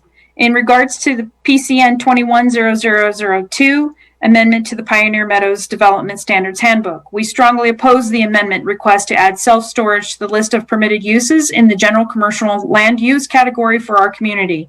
We believe that there was a reason this type of business was excluded from the original planned development use category. We have been residents of this valley since 1992 and residents of the Wingfield Springs and Pioneer Meadows communities since 2003. Over the years, and as more and more residential neighborhoods continue to fill our valley, it is becoming ever more noticeable at the limited remaining space for commercial community needs. As we look forward to the future, we need to keep the long-term view at the forefront with this decision. As evidence from the picture provided, this proposed change would affect a large portion of our undeveloped commercial space that is remaining for the Pioneer Meadows and Wingfield Springs residents, which is conveniently located off of our main travel artery, Vista Boulevard, as well as within walking distance of an assisted living facility, large apartment complexes, and residential communities. We believe the space use limitations should remain as is and left for future development for more community service needs such as restaurants, small retail businesses, medical, dental, vision offices, banking institutions, and such. With no community transportation options, in parentheses, bus service, it is even more important to allow room for community service needs that are within walking distance for our community, not for a large unsightly storage facility that could be placed elsewhere and would take up the small bit of remaining easy access commercial space for our large community. There is already an unsightly large brick walls and metal roof self-storage facility being built at the corner of Pyramid and La Posada and Eagle Canyon. I am sure you will get an argument from the current landowner and prospective self-storage business owner that his property has been left undeveloped for a number of years. Please consider that this commercial development was just taking root right before the real estate market crash of 2007 and was starting to rebuild before the pandemic hit last year. It will take time for businesses to recover, but with the large growth in housing, I have no doubt this commercial development will start to flourish again and start to grow into an amazing community center of commerce and services. Please seriously consider the long-term impacts a change like this would do to our community down the road and how we can build a better community by leaving room for essential services that a growing community will need in the future. Sincerely, Shane and Rebecca Curtis. This next email was received from Rory and Lauren Bruling. In regards to case PCN 21-0002, amendment request for Pioneer Meadows Development Standards Handbook. We strongly oppose the amendment request to add self-storage to the list of permitted uses in the general commercial land use category for our community. We believe that there was a reason this type of business was excluded from the original planned development use category. Our family has been residents of Wingfield Springs and Pioneer Meadows since 2018 and have had the opportunity to grow our family here. In the short time that we've lived here, it's readily apparent that the needs for various businesses to have opportunity to expand and meet the needs of our growing city, notably healthcare. We are a dual healthcare family that has seen our healthcare system overrun and overworked before, during, and likely after this pandemic. Reno is in desperate need for many services, including general practice and pediatric clinics and offices. We need to look at the long-term outcome of the decision to use this land for anything besides essential businesses. By taking up space for storage facilities, a plan initially decided against during zoning, our community will be limiting the safe and healthy growth potential for our community. As it stands now, it takes months of calling pediatrician office after office to find openings to see your children. Let our community stand with the initial intention of this land. Not all changes are for the better. Please seriously consider the long-term impacts of a change like a change like this would do to our community down the road, and how we can build a better community by leaving room for the essential services that are a growing community will need in the future. This next email is from Marissa Hammond. I oppose the proposed amendment to add self-storage to the list of permitted uses in the GC general commercial land use category.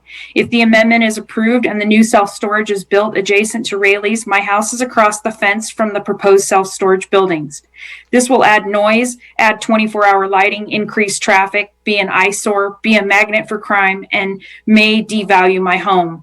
The Raley shopping area was built as a retail area serving the community. Self-storage does not fit that use. I understand there is a need for self-storage. There is plenty of commercial and industrial property available for self-storage.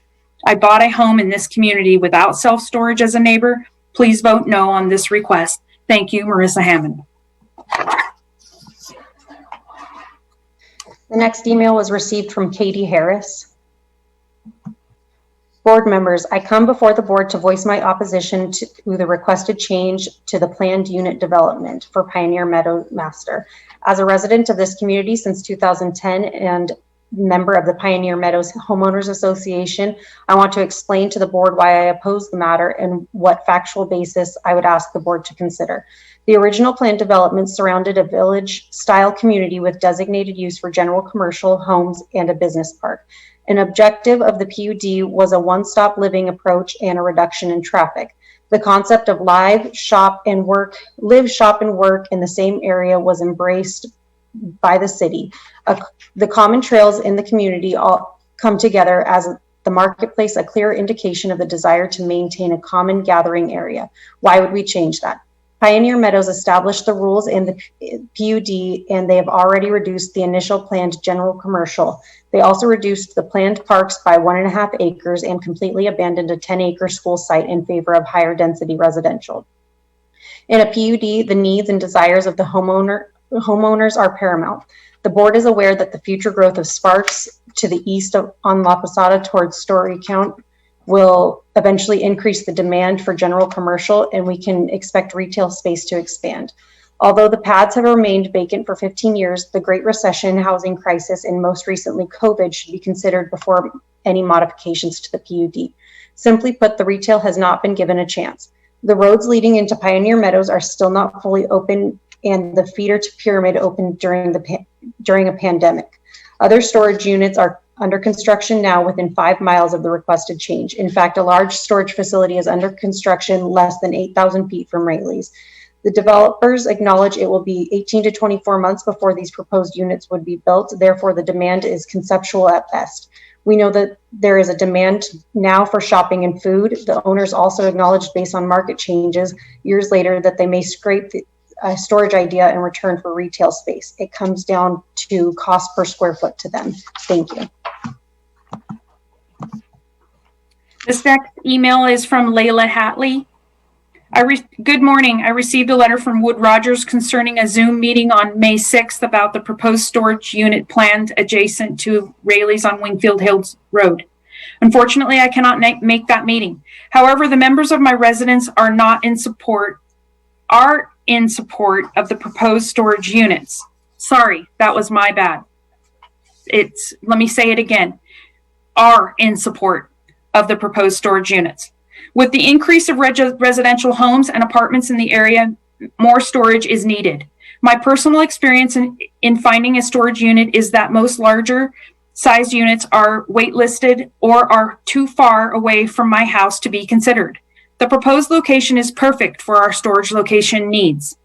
I would like to know if there will be space within the enclosed storage area for RVs, boats, trailers, etc., for homeowners like myself to park our toys, since our HOA does not allow us to park them in our back or side yards.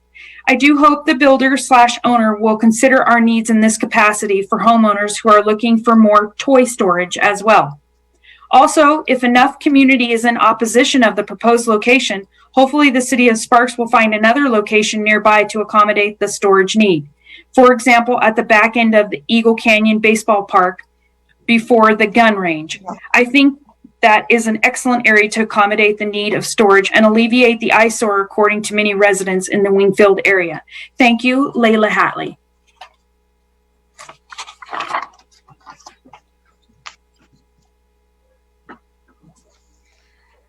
The next email is received from Carla O'Day. Good evening, Chairman Pritzos and members of the Sparks Planning Commission. I live in Pioneer Meadows and oppose amending the Pioneer Meadows master plan to add self-storage to the list of uses. A self-storage facility would be incompatible with current surrounding land uses, which include residential, open space, community facility, and commercial. There is already a myriad of storage facilities in the Truckee Meadows. Anyone wishing to develop another storage facility needs to consider placing it in an industrial lot, not near homes. The stretch of Wingfield Hills Road between Pyramid Way and Vista Boulevard has 3 roundabouts and is mostly residential. The road is not appropriate for oversized trucks, which will most likely be driven to and from the storage lot by people who are renting them and unaccustomed to operating large vehicles. Since rental trucks aren't considered commercial vehicles, almost anybody with a standard driver's license can operate one. This presents a safety issue as a senior living facility is across the street from the Rayleigh's Shopping Center, and many residents walk across Wingfield Hills Road near the roundabout. There are also people who live in nearby neighborhoods, including children who ride their bikes and walk to places such as Rayleigh's and Starbucks. I understand that grocery delivery trucks and school buses run on Wingfield Hills Road, but truck drivers and school bus drivers have been trained and have special licenses to operate such vehicles. Additionally, the staff report states that general retail is not likely to be developed next to Rayleigh's in the foreseeable future. I find that hard to believe. Pioneer Meadows isn't fully built out. The Sendero and Philly developments are in their early stages, along with several other housing developments further west off of Wingfield Hills Road. I enjoy shopping and dining close to home, and others probably would too. Keep in mind that Wingfield Hills Road extension between Rolling Meadows Drive and Pyramid opened in March 2020 as COVID-19 pandemic hit. Prior to that, there hadn't been any access to the Rayleigh's Shopping Center from west of Rolling Meadows. Now there's access all the way to Pyramid, and it appears we're climbing out of the pandemic. This could mean great opportunity for retail to expand at this shopping center in the foreseeable future. The Pioneers Meadow Master Plan needs to stand as it is. Thank you for your time. This next email is from Mohan Padmanabhan, and I'm sorry for that pronunciation of your name. As an owner of a property at Pioneer Meadows, I oppose the proposed amendment to add self-storage at the Rayleigh's lot. When I purchased my property, I was told that area is built for retail/restaurants only. I prefer it to remain the same. I kindly request my opposition message to be read into the record for the agenda storage facility at Pioneer Meadows and be provided to the board in written form before noon tomorrow. Thank you for your consideration.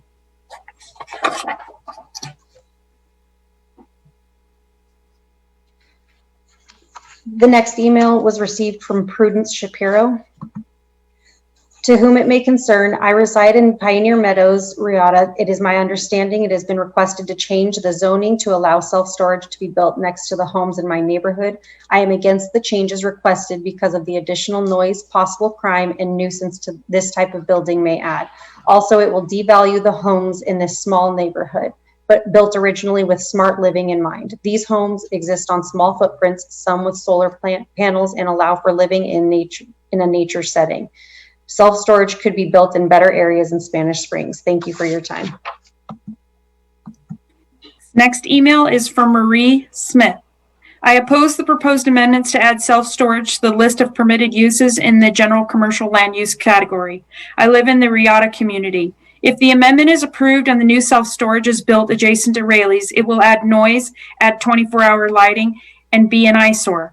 It will be a magnet for crime and may devalue our homes. It is already difficult to exit my neighborhood due to the increased traffic, and this will just increase the traffic. I understand there is a need for self-storage. There is plenty of commercial and industrial property available for self-storage units, not adjoining residential housing.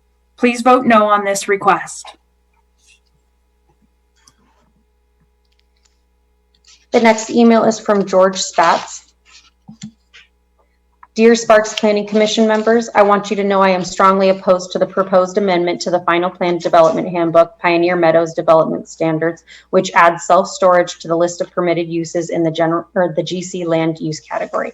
Case number PCN 21-0002. With the increase in population coming to Pioneer Meadows and Wingfield Springs, this land is better suited for retail and eating establishments. The city of Sparks would benefit as well because having more restaurants and retail brings more revenue to the city versus a self-storage facility. Self-storage facilities are an eyesore.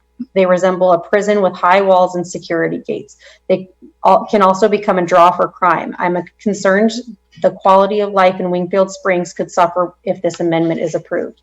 The developers of this land accepted the current use when they purchased it. I understand they have an investment, but my largest investment is in the home I purchased in this area. I do not want it negatively impacted by this amendment. This next email is from Margaret Spatz. Dear Sparks Planning Commission members, I strongly oppose the amendment to the Final Plan Development Handbook, Pioneer Meadows Development Standards, which adds self-storage to the list of permitted uses in the GC land use category. There are many potential land uses under the current regulations. With the increased population in Wingfield Springs, there is a need for more restaurants, shops, and other retail establishments, which will also bring more revenue to the city of Sparks, more so than a self-storage facility will. There are many other areas in Sparks for a storage facility that will not negatively impact the quality of life of the community. Additionally, the storage facility may decrease the values of the nearby homes. The developers of this land accepted the current use when they purchased it. It is understandable that they have had a hard time finding tenants during the pandemic, but it is excessive to change the permitted use simply to accommodate them. I understand that they have an investment, but my home is my largest investment, and I do not want to negatively impact it by changing the use I was guaranteed when I purchased my home. Sincerely, Margaret Spatz. The next email was received by Jeff Spitzer. My name is Jeff Spitzer, and I've been involved in the Pioneer Meadows Master Plan since development began in 2004. I currently own several single-family homes in Pioneer Meadows and in the community on a weekly basis. I would like to share my thoughts on the proposed amendment to the Pioneer Meadows Handbook that would allow self-storage facility on a portion of the commercial property located in the master planned community. While the existing commercial development provides great value to the current residents of Pioneer Meadows and the surrounding area, for the most part it has struggled since it was built. There are many storefronts that have sat empty for years due to a lack of demand resulting from excess of retail options and the emergence of e-commerce over the years.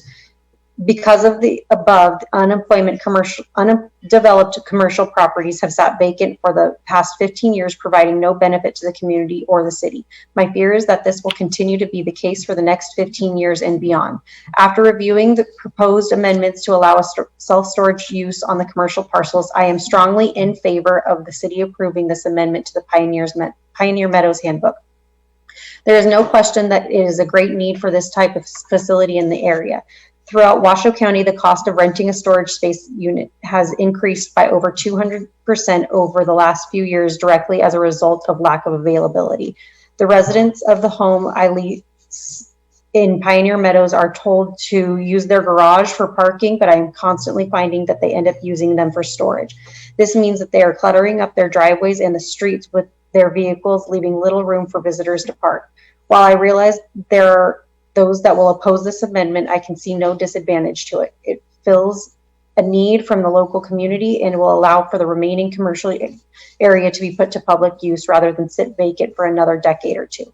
I am confident that the city, through the planning process, will ensure the design and future development of a self-storage facility on this parcel would be done in quality and aesthetically pleasing manner. Thank you for the opportunity to share my views on this matter.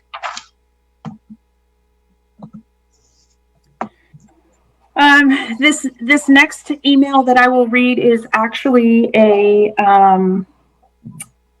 is a letter, and it was signed by several individuals from the Pioneer Meadows Master Association, to whom it may concern. The Pioneer Meadows Master Board of Directors is in receipt of the public hearing notice that is scheduled for Thursday, May 6, 2021.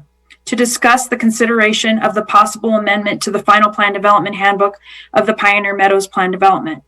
The Board of Directors would like to bring to the Planning Commission's attention that the proposed amendment was not brought forth to the applicant, being the Pioneer Meadows Master Board of Developers per the handbook section 11.11. Furthermore, per section 11-12.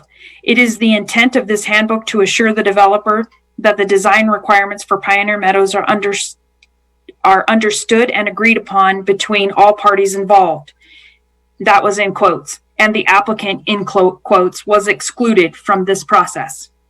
The Pioneer Meadows Board of Directors does not feel this process was followed appropriately, and the proposed amendment is not considered a, in quotes, minor change, as indicated by Wood Rogers. There are concerns that this may potentially bring home values down and an overall security concern to the surrounding community. This was signed by the president of Pioneer Meadows Association, the vice president, and the treasurer. I have one more letter to read in this email group. This email is from Maria Stevenson. Hello, City of Sparks. We are homeowners in the Saddlebrook neighborhood of Pioneer Meadows Homeowners Association. We are writing to voice our disapproval of the proposed storage facility for the area near Raley's Supermarket. We have a number of reasons why this storage facility will not benefit this community. First, the added traffic for an already horrible roadway will add to the burden we are already facing with individuals who choose not to follow the rules of the road.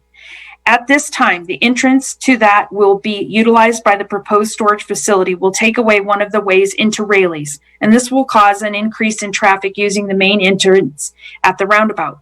The Wingfield Hills Road is not equipped for such increase in traffic, and not to mention the decrease in convenience for individuals that use that specific entrance.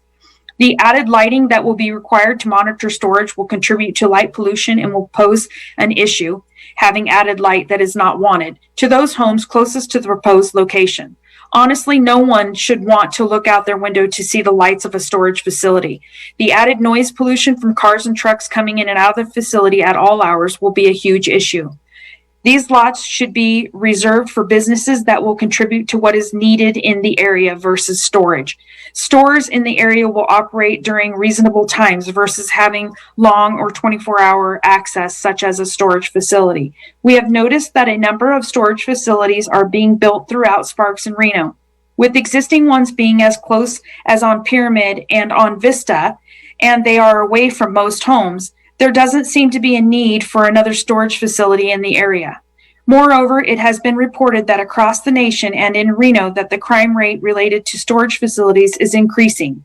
With the high probability of having an increase in criminal activity that has been reported to occur with storage facilities, there will be an increased concern for safety and well-being of our children and our homes. For instance, KOLOV-TV recently reported a storage facility where someone stored explosives. Even though the device was fake, it still caused a disruption to the community, and honestly, no one can guarantee that explosives would not be stored in the facility where they could be inadvertently detonated and cause massive harm.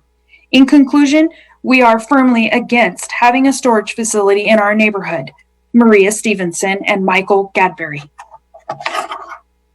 That concludes the emails that we were asked as clerks of the board to read into the record. All right, thank you very much for that. So do we have any members of the public who have called in who wish to speak on this item? We do have requests to speak. First is a phone number ending in 6329. Okay. And caller, please state your name for the record.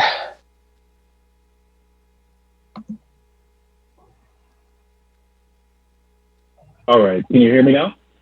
Yes. Great. I'm Dan O'Day. I'm seeking to voice my opposition to this amendment. Now, Mr. Carey referred to an email I had sent earlier regarding the omission of DRC committee approval. Before I get started, I'd like to urge the board to read page V2 in the handbook. It specifically mentions DRC approval for these type of modifications and amendments. Now, as both an owner and a resident of Pioneer Meadows, I was sold on the area because of the amenities in the original plan, including the promise of a robust marketplace area filled with shops and restaurants. The marketplace sits at the nexus of our community walking trail system. Our senior center and rehabilitation facility are directly across from this area. The residents there routinely walk to the marketplace. Now, the marketplace was built in 2007, as mentioned earlier, shortly before we entered the most severe economic recession of our lifetimes. New construction in the area came to a dead stop.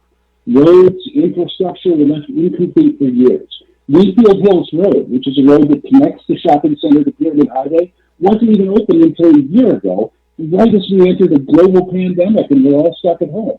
Now, you can understand why Pioneer Marketplace struggled. We've all struggled. All of us have been patiently waiting for the development to deliver on its promises and deliver on its potential. Now we're entering a rapid economic recovery. Houses are being built here and in neighboring developments. There's a plan for a 109-acre business park. That's going to bring shoppers into the area during the day and during the evening. Without the robust marketplace as originally planned, these people are going to have to leave the area to eat and shop. That's going to cause increased congestion on Vista and Pyramid Highway. This runs contrary to the core objective of the development as stated in the handbook, because it increases vehicle miles traveled and negatively impacts our transportation network. The handbook did not include self-storage as one of the acceptable uses. The planned development zoning for the city of Sparks states that uses not listed in the use table are presumed to be prohibited. I believe the developers intended to prohibit that. Now, the proposed amendment negatively impacts the residents of the development, changes our land use in a manner which the original developer did not include, and runs contrary to the development stated objectives, and contrary to the findings, does not preserve the integrity of the plan. Throwing the town now on a large chunk of the Pioneer Meadows marketplace and replacing it with a self-storage facility is incredibly short-sighted and is based on past economic conditions, not on likely future conditions. I urge the Planning Commission to reject this amendment at this time. Thank you for listening.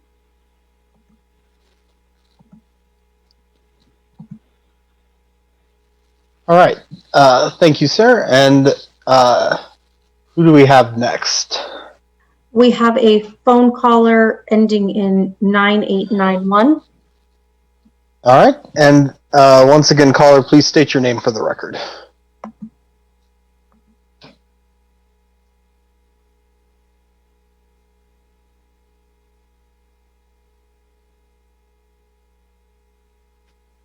You might be muted.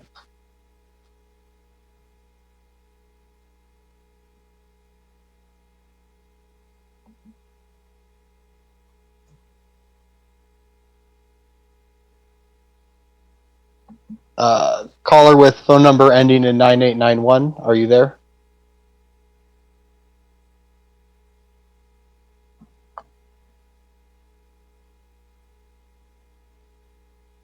Would we like to move on to the next? Yeah, we'll see if they can figure the audio problem out. Okay. So next we have Susan Merritt. Okay.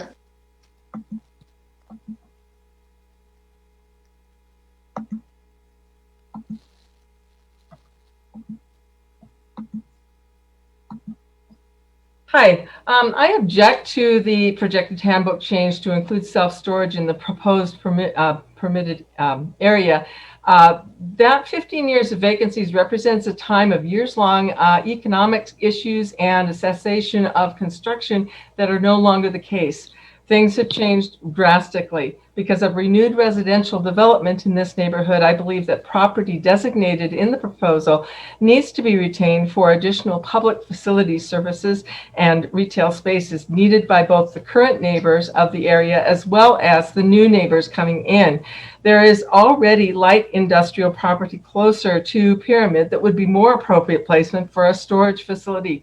With Wingfield Hills Road now going all the way to Pyramid, that happened only last August, the massive number of new residents here in Pioneer Meadows and the opening up after COVID are going to make a need for expansion at the only community or commercial center and marketplace that we have in our community. People coming now are able to come across to that Rayleigh's area, whereas before they had to either go north or south on Pyramid in order to get to shopping. That's no longer the case. It has changed. So I think that needs to be left to bring in a new business to the property without a storage facility there because of the current growth in this area. Things have changed a lot. All right, thank you, caller. And who do we have next? Next, we have Caroline Harkins. All right, go ahead.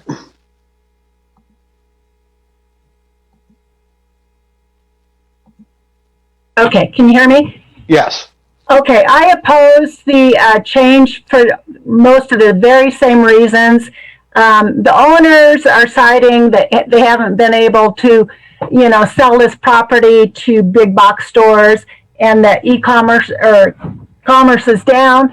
But they're building so many houses out there now, and they've built so many apartments that the demand for restaurants, medical, dental is just going to be huge in the next few years.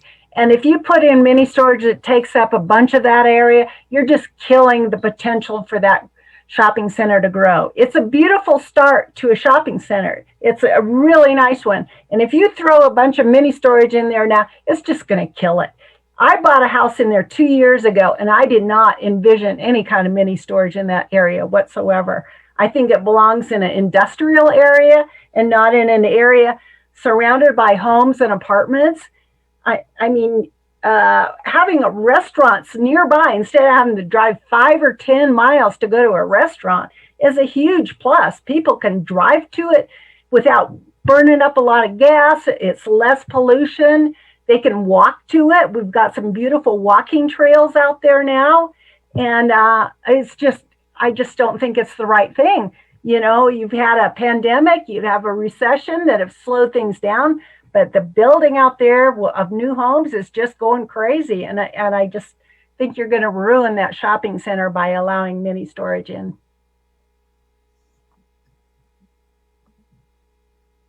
That's it. All right, thank you, caller. All right, do we have others who wish to speak on this item? We do have additional requests to speak. Next would be Julie Riggs. All right, go ahead. Hi, my name is Julie Riggs, and I'm a Pioneers Meadow homeowner, and I am in favor of this project. Specifically, I think this is an appropriate use for this commercial space, and it offers a convenient location for self-storage. That whole area does for all of those homeowners and all the new homes that are being built in the area. I've been driving past this vacant commercial space for many years, and I think this use will complement the existing shopping center and will be a benefit to the entire Pioneers Meadow residents. Thank you. All right, thank you very much. Who do we have next? Geraldine is going to speak next. All right, go ahead, caller. Hello, this is Kalinda speaking, and I live in the Riata Homes, and I strongly oppose the addition of a storage facility at the proposed site. Listening to all this, it sounds like approving this is the last resort since the space couldn't be filled with anything else. There are a number of uses, and it sounds like this is what is left or what has not been considered yet. While I understand that the big box stores will probably not be coming back, there are other uses for the community, such as medical or business offices that could very well fill spaces like that. Our own storage facility has been broken into, and there are enough junker cars, RVs, and unsightly items stored in those places that this would be an eyesore all the way around and just not fitting into a neighborhood with a residential neighborhood. Like many callers said, this should be part of an industrial area, not residential area. And fiscal benefits for the owner seem to be the only thing that it has going for it, because only a few employees will be required for this facility, which will not add to employment either. Thank you. All right, thank you, caller. Who do we have next, Casey? We have Thomas Green next. All right. Mr. Green, I just want to clarify, are you the same Tom Green who had an email read during the first part of this public comment? Did I have an email read, Ms. Smith?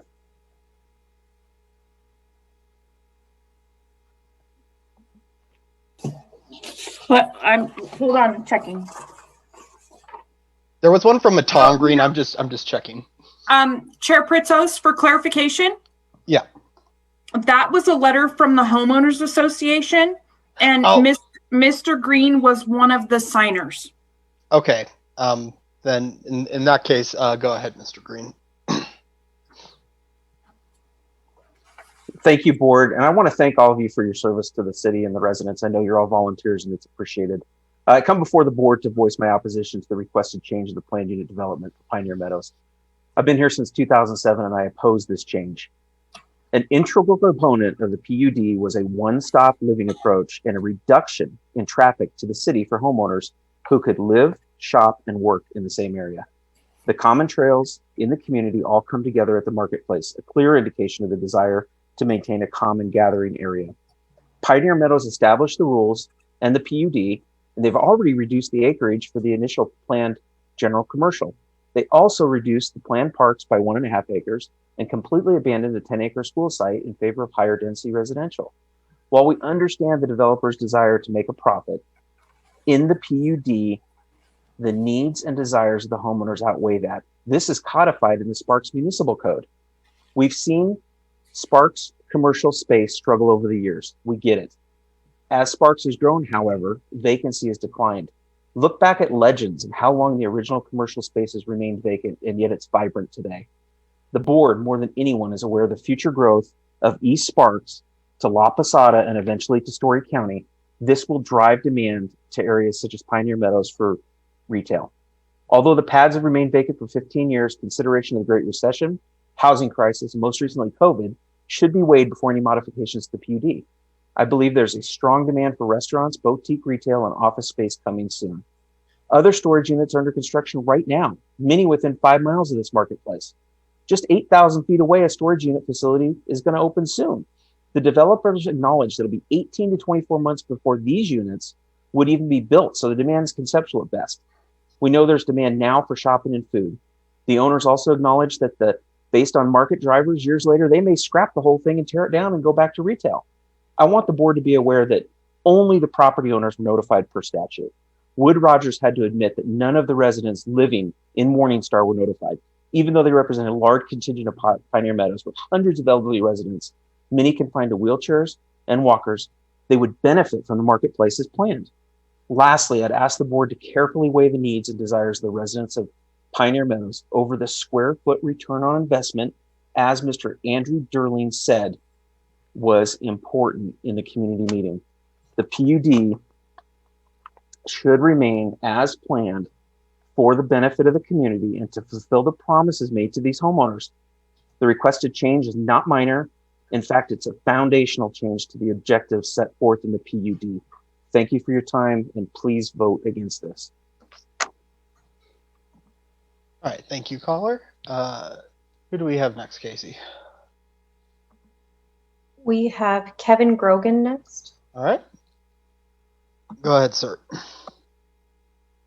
Hi, I'm Kevin Grogan. I just wanted to go on record that I strongly oppose adding this use to the property in this area.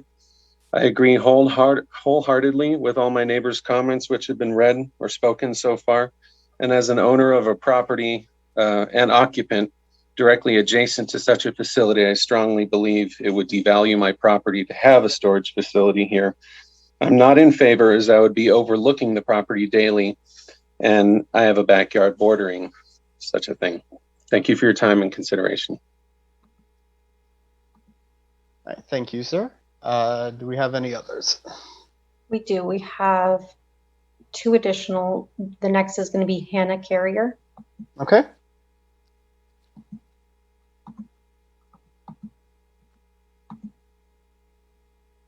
Hello, I am a current resident here in the Pioneer Meadows, and I am actually agreeing to the proposal, to the amendment.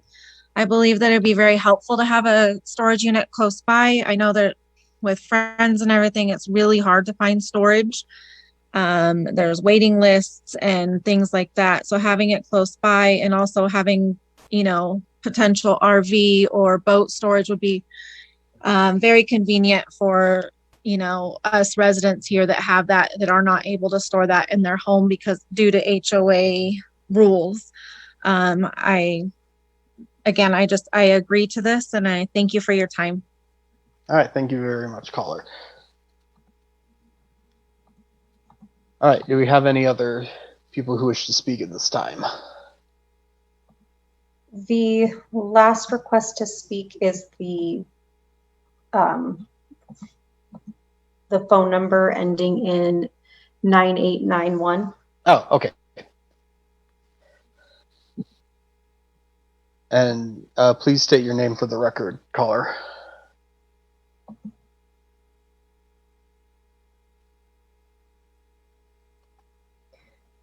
It looks as, oh, there we go. Oh, there we go. Chair, okay. Chair Pritos and commissioners, thank you for taking comment on this important issue. My name is Joni Hammond, and I live in a house at Riata, which is directly adjacent to the proposed new self-storage. Riata is the community directly west, not mentioned by the city in the presentation, and is closest to this proposal.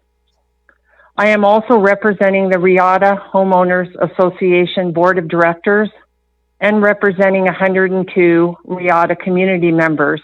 Even though the city stated there were 23 emails, I have a petition that I submitted with 102 signatures. All of us oppose this proposed plan amendment to add self-storage to the list of permitted uses in the general commercial land use category.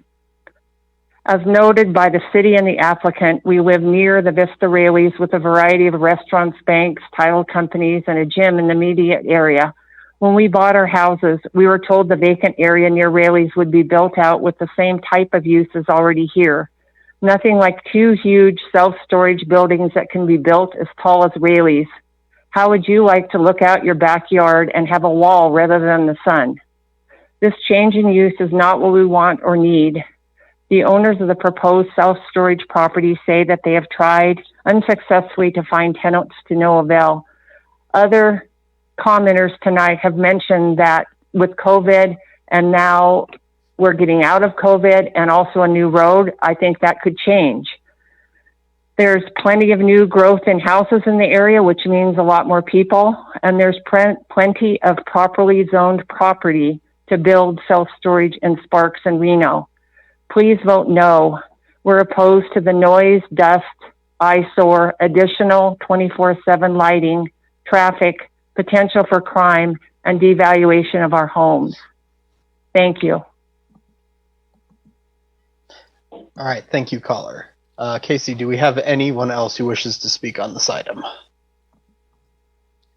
I have no additional requests to speak. All right. Chair Pritzos, yes. May I just add to that last caller? I would like to just say that she did provide a petition. That petition was uploaded to the website and was provided to the commissioners. All right, thank you very much, Marilee. And then I'll just check one more time. Are there anyone requesting to speak before I close? No additional requests. All right, so with that, then I will close public comment on this item. Do any of the commissioners have any further questions or discussion? Yes, Commissioner Reed. Thank you, Chair Pritzos. I was looking through the exhibits and we're not approving architectural at this point, but I was just wondering, are these structures going to be like 2-story or greater, as I think somebody asked that earlier.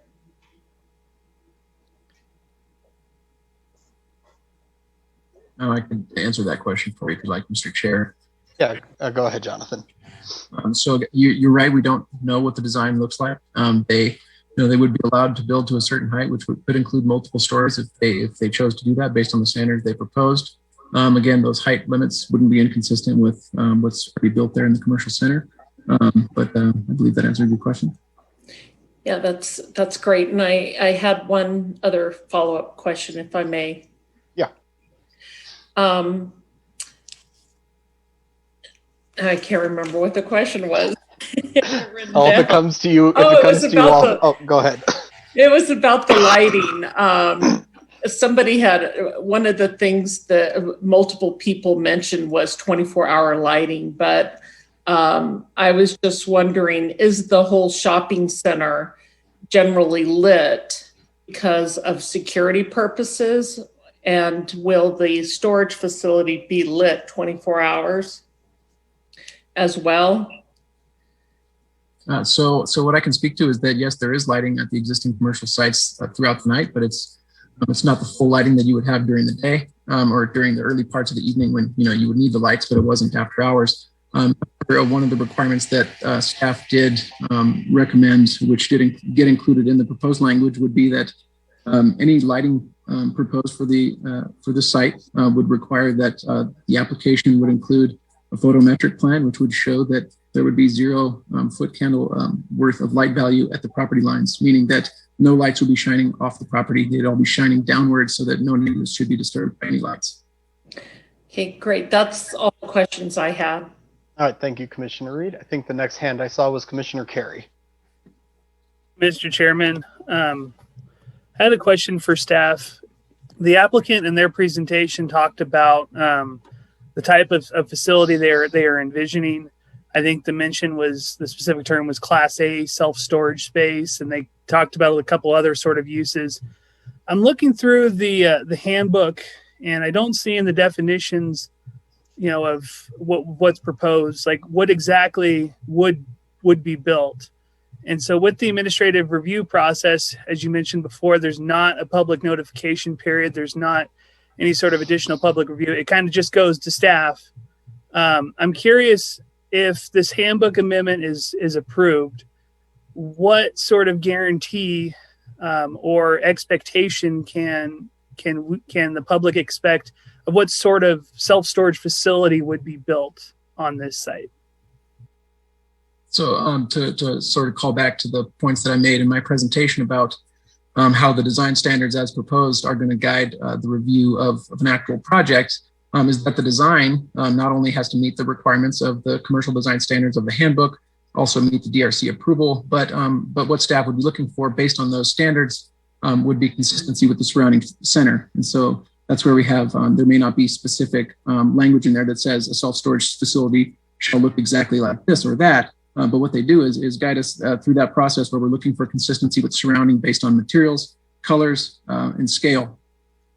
So there's also setbacks, there's building height limits, things like that, which are going to ultimately guide how the overall site is going to be required to be consistent with the surrounding commercial uses, but also to be sensitive to the overall scope of what's around it, which is residential in some places. Fair enough. Thank you, Mr. Chairman. Commissioner West. Yes, my question is for staff as well. The claim's been made that basically improper procedures for approval have been made, that this project didn't go through DRC before it was presented to the city of Sparks. Is this correct? So if the chair would entertain it, I would be glad to show my screen, which has the go ahead handbook language, which will clarify that for us. Here, just one moment.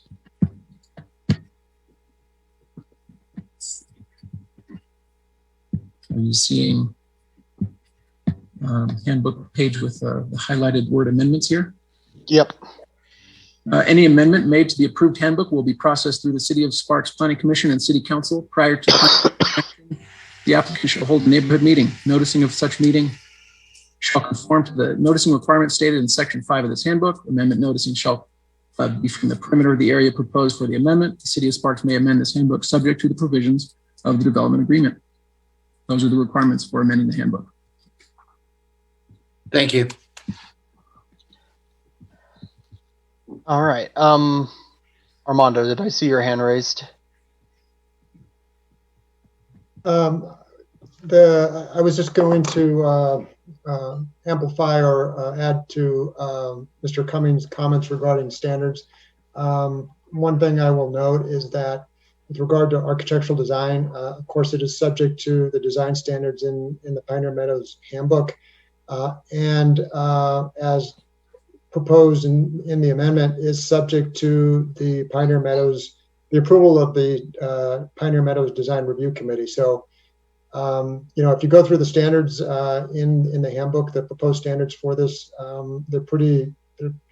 they address all of the requirements that staff would be applying to that project through the administrative review process. But I wanted to again emphasize something that Mr. Cummings said during his initial presentation, which is that it would be subject to approval by the Design Review Committee in terms of the architectural design for the project. All right, thank you very much for that. Are there any other questions or any discussion at this time? All right, seeing none, then I will entertain a motion. Commissioner Carey. Mr. Chairman, I appreciate all the public comment that was brought up tonight. And I think there's a lot of legitimate land use concerns that were brought up tonight from the public concerning the self-storage use in this handbook. I can certainly appreciate the applicant and the position that they are in. I don't think it does the city any good from a fiscal standpoint. I don't think it does the development overall any good if we have a vacant property. And I want to be flexible and allow more vibrancy for this center. But I'm really concerned, when this handbook was approved, self-storage was left out for a reason. And I think the people that bought their homes and built their homes have an expectation that, that self-storage wouldn't be here. So here we are coming through, we're amending the handbook, but I'm a little concerned about the proposal to have it be an administrative review process. I think there were some land use concerns that were brought up tonight by the public that could be addressed through a conditional use permit process. And I think I appreciate the applicant's information and the type of project that they proposed. And I think our staff would do a good job in the administrative review process, ensuring compatibility and making in consistency with design standards. But I just feel we're kind of pulling the rug underneath from everybody who has an expectation. And I would prefer if we were going to allow this use, that the handbook would be amended to allow self-storage through a conditional use permit, which would require additional public notification and a public hearing and an opportunity to further look at those land use impacts and get in more perspective on that. That's my 2 cents. All right, thank you, Commissioner Carey. Any other comments or questions? All right, seeing none, I'm looking for a motion. Mr. Chair, I'm prepared to make a motion. Okay. I move to forward to City Council a recommendation of approval of the request to amend the final approved plan for the Pioneer Meadows plan development based on findings A through J and the facts supporting those findings as set forth in the staff report. All right, thank you. Is there any second? I will second that motion, Mr. Chair. All right, so we have a motion by Commissioner Reed and a second by Commissioner Kramer. Any final discussion? Commissioner Carey. Thank you, Mr. Chair. Just a couple comments. I will not be supporting the motion reluctantly. I don't think that I can make finding PDE or PDF. We have several other storage uses in the city that we've seen as a commission that have a lot of land use impacts. And I think there should be an additional, I don't think they should be permitted by right. There should be additional public input on this. I think in all fairness, I kind of mentioned that a little bit earlier, but to allow self-storage now after the fact to the adjacent property owners, I don't think that's sufficient.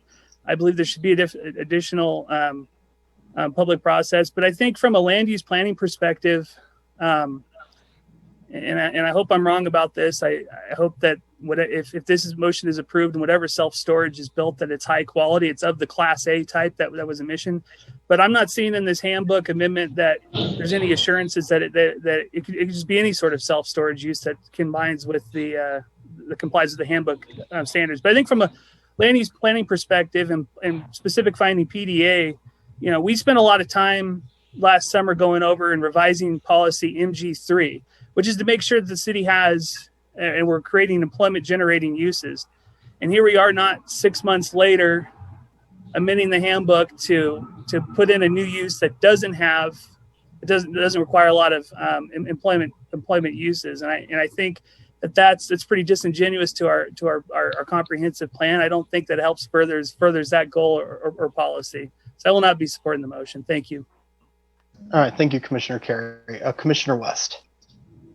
Yes, I want to thank Commissioner Carey for so eloquently expressing, the concerns. You've brought some good concerns forward to all of us for consideration. I think a lot of that has resulted, as a result of, all the comments that we have heard. I also agree that, the concept here, it seems reasonable. However, I think because the Pioneer Handbook, is being modified or requests for changes, that I too would like to see the approval go through a more comprehensive process. So I, at this time, would also have to consider not approving this amendment request. All right, Commissioner Rawson. Yeah, I want to express that I don't approve this either. I think Commissioner Carey did a great job on laying out the reasons why. So my comment, I'm not going to support it either. All right. Is there any other comment or discussion at this time? Mr. Chair, may I yes, ask go. for a point? Is this an appropriate time to ask for a point of clarification? Sure, yeah. I just want to make sure I understand. Based on the everything that was presented, will the staff then take what are the next steps? Will this actually come back to the Planning Commission at some point for a final review and approval with the design process, or is it all going to happen through the staff doing, a lot of hard work to adhere to the standards that are in place and the provisions that are currently in place?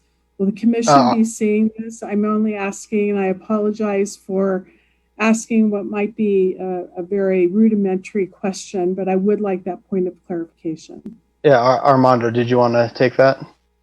Yes, please, Chair Pritzos and members of the Planning Commission, Armando Ornelas, the Assistant Community Services Director. So, Commissioner Andriola, to answer your question, the item you are taking action on this evening with regard to this amendment to the handbook, you are acting in advisory capacity, if you will. You're making a recommendation to the City Council. The City Council will then consider the proposed amendment, either the approval or denial of a recommendation of approval in whatever form it moves on. It will move on to the City Council, and they will make the decision regarding this proposed amendment to the handbook. As fashioned, if ultimately this amendment were, let's say, just for argument's sake, approved as in the form that you are seeing it tonight. The actual project, the self-storage project, would not come back to the Planning Commission. It would be reviewed through the administrative review process, i.e. by city staff.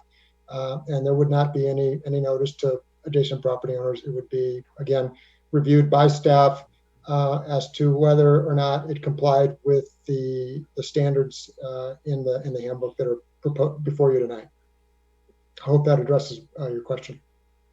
Yes, thank you very much. That's how I understood it, but I felt the necessity to get the clarification you so stated. Thank you so much. Thank you, Mr. Chair. You're welcome. Yes, thank you. Are there any other discussion? So I just want to say I share many of the concerns of many of my colleagues on this. I think that especially the as Commissioner Carey put it, going through the administrative review process rather than through the CPU process or CUP. Yeah, CUP. I do. I'm also going to be opposing this motion for the reasons that Commissioner Carey, Commissioner West, and Commissioner Rawson also noted. Okay, is there any final discussion? Okay, so seeing none. Chair, oh, yes, Commissioner Andrew. I am, based on the clarification and the comments, certainly all of the comments from the public and certainly staff has done an incredible job and a lot of hard work, definitely. But I too have some concerns as well, and I will be not approving this motion. All right. So one more time, any other final discussion? Okay, so seeing none, we have a motion by Commissioner Reed, and I believe it was seconded by Commissioner Andriola. Madam Secretary, could we please have the roll? Or Commissioner Kramer was the second. Point of clarification. Yeah. Thank you. Yeah, sorry. It was a while ago. All right, now maybe we have the roll. Okay, so for clarification right now, Chair Pritzos, the motion that's on the table is for approval, correct? Yes. Okay. Okay, Commissioner Pritzos. Nay. Commissioner West. Nay. Commissioner Andriola. Nay. Commissioner Carey. Nay. Commissioner Kramer. Aye. Commissioner Rawson. Nay. And Commissioner Reed. Aye. All right, so motion fails with Commissioners Reed and Kramer voting aye and Commissioners Pritzos, Carey, West, Andriola, and Rawson voting nay. Brandon, just to clarify, because I know we've had this come up before, all we've done is defeat the motion, but if we wanted to recommend to council that they do not approve this proposed amendment, then we have to have another motion to. That is correct. This was the issue that was updated in the rules of procedure. Okay. About a year and a half ago, and this was tweaked again a couple of months ago. So it would have been a second. And so is there any we can do that motion now, right? That we don't have to wait any. Okay. So would anyone like to make a alternative motion? Commissioner Carey. Thank you, Mr. Chair. I'll give this a shot. I'm not sure where this is going to go, but I'd like to make a motion to forward to the City Council a recommendation of approval of the request to amend the final approved handbook for the Pioneer Meadows Plan Development, with the change that self-storage would be permitted in the handbook through a conditional use permit process, based on findings A through J and the facts supporting those findings as set forth in the staff report. Just to make sure, is there any, Brandon, is that acceptable way of phrasing that? You're muted. You were muted, Brandon. We couldn't hear you. Sorry about that. I think so. I didn't see any issues with the form of the motion. All right, perfect. So we have a motion by Commissioner Carey. Do we have a second? I'll second that motion. Chair, Oh, all right, so we have a motion by Commissioner Carey and a second by Commissioner West. Any discussion on this motion? You know, Mr. Chair, I see that there are other storage units within the city of Sparks that are identical to the ones that they are proposing out at Pioneer Meadows. There's one on Vista Boulevard. There's one on Los Altos. There's one up by another one on Vista Boulevard. They're no different than the one that they are requesting out at Pioneer Meadows. I don't see the difference here. The one on Vista Boulevard over by the post office, it's right next to the post office, and you don't see it. You don't see where it is. You don't even notice it. The one on the corner of Los Altos and Vista sits right next to Little Bear, and there's apartments next door. There's a medical facility and office buildings. There's the city executive suites that are townhouses that are going right across the street. So we are asking this developer to do something different. I don't get it. So what's the difference here, guys? I'm not seeing the difference. Because it's Pioneer Meadows and it's out farther towards Wingfield, is there a difference that we are now asking these guys to do? So those are my comments on this. So now we're asking them to get a CUP to do something different than than has been done in the past. So my comments on this. So that's my comment, guys. All right, thank you, Commissioner Kramer. You're welcome. Is there any other discussion on this? All right, seeing none, we have a motion by Commissioner Carey and a second by Commissioner West. Madam Secretary, may we have the roll call? Commissioner Pritzos. Aye. Commissioner West. Aye. Commissioner Andriola. aye. Commissioner Carey. Aye. Commissioner Kramer. Nay. Commissioner Rawson. Aye. Commissioner Reed. Nay. All right, motion passes 5-2. Commissioners Pritzos, West, Andriola, Carey, and Rawson voting aye, and Commissioners Kramer and Reed voting nay. All right, so before we move on to the next item, so we've been going for a little more than 2.5 hours. I think everyone could probably use a break, so I'm going to order a 10-minute recess, get drinks, use the restroom, and then we will reconvene at 8:49.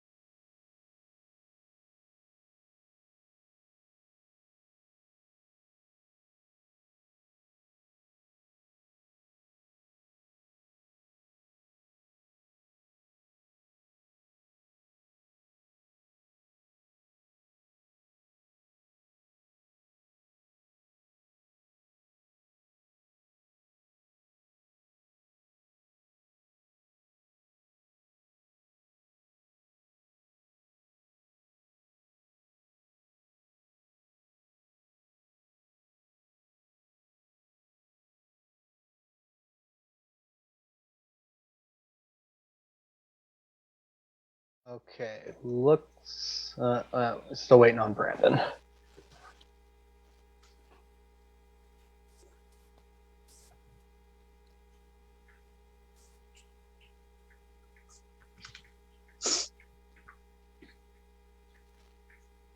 We're just getting warmed up, Mr. Chairman. Yeah. I got 3 things of water just in case. I got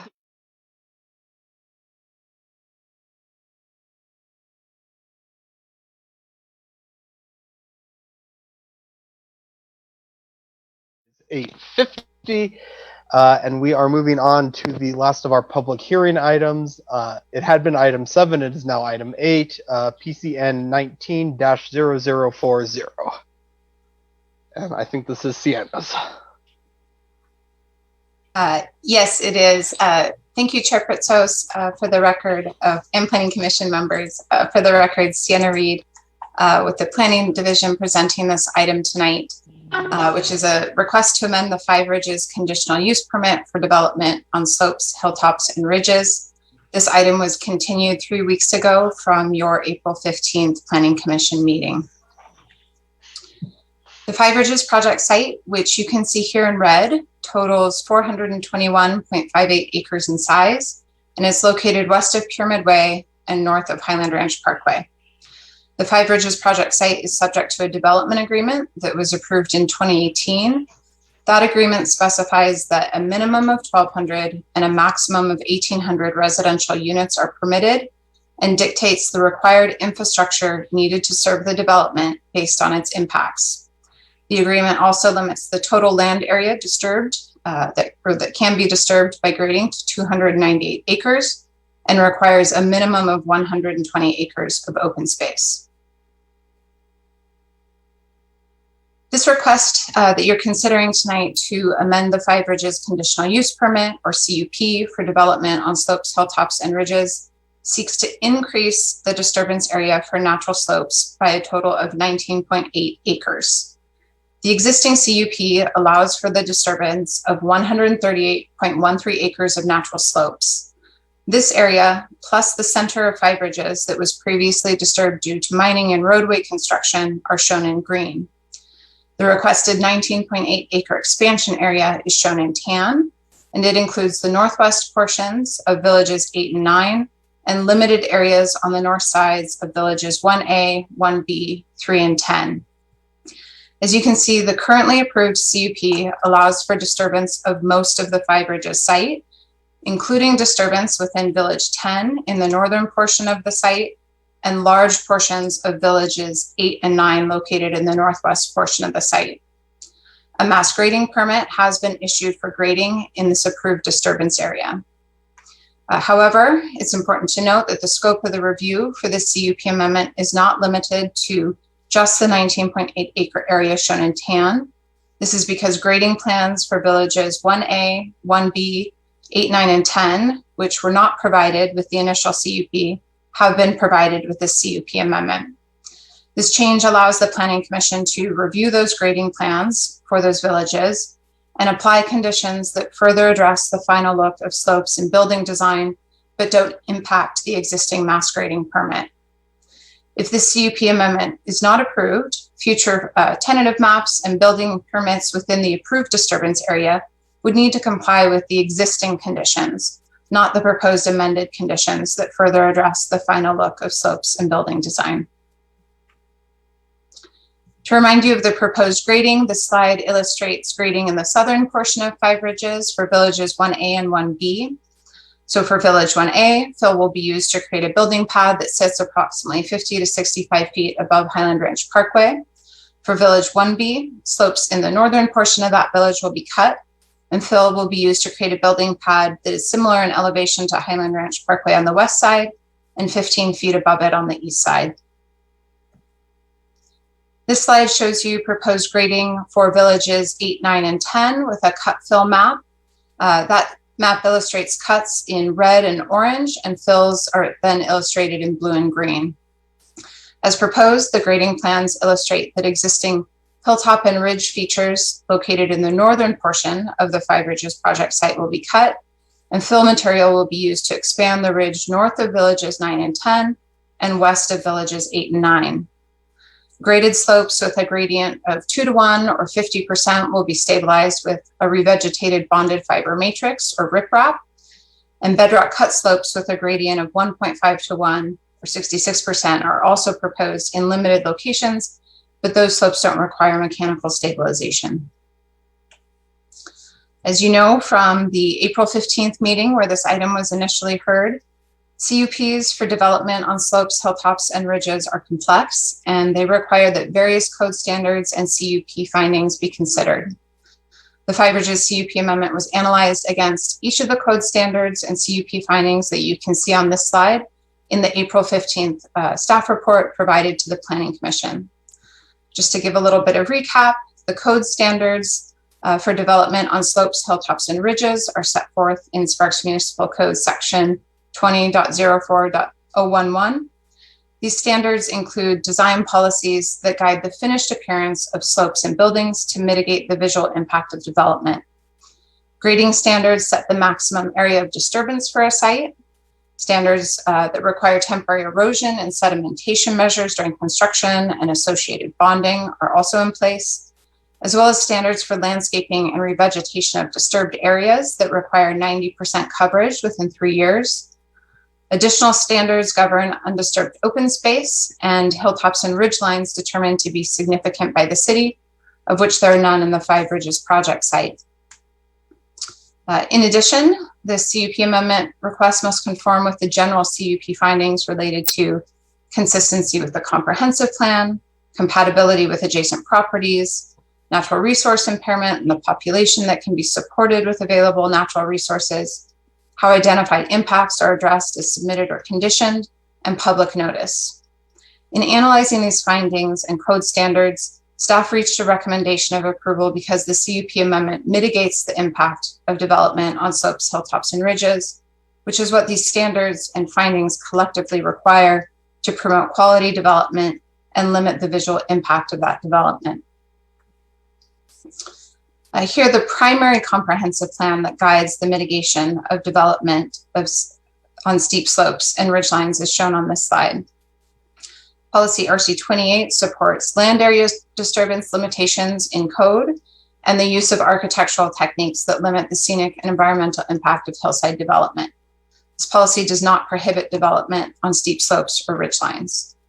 This policy is implemented through all of the code standards for development on slopes, hilltops, and ridges discussed on the previous slide. However, the design policies that are specifically shown on this slide detail how graded areas and buildings on hilltops and ridges should be mitigated to limit the visual impact of development.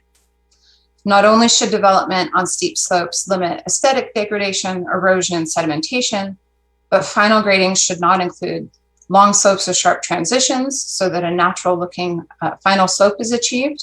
And the placement of buildings on or near hilltops or ridges must show a high degree of sensitivity to the terrain and its visual impact.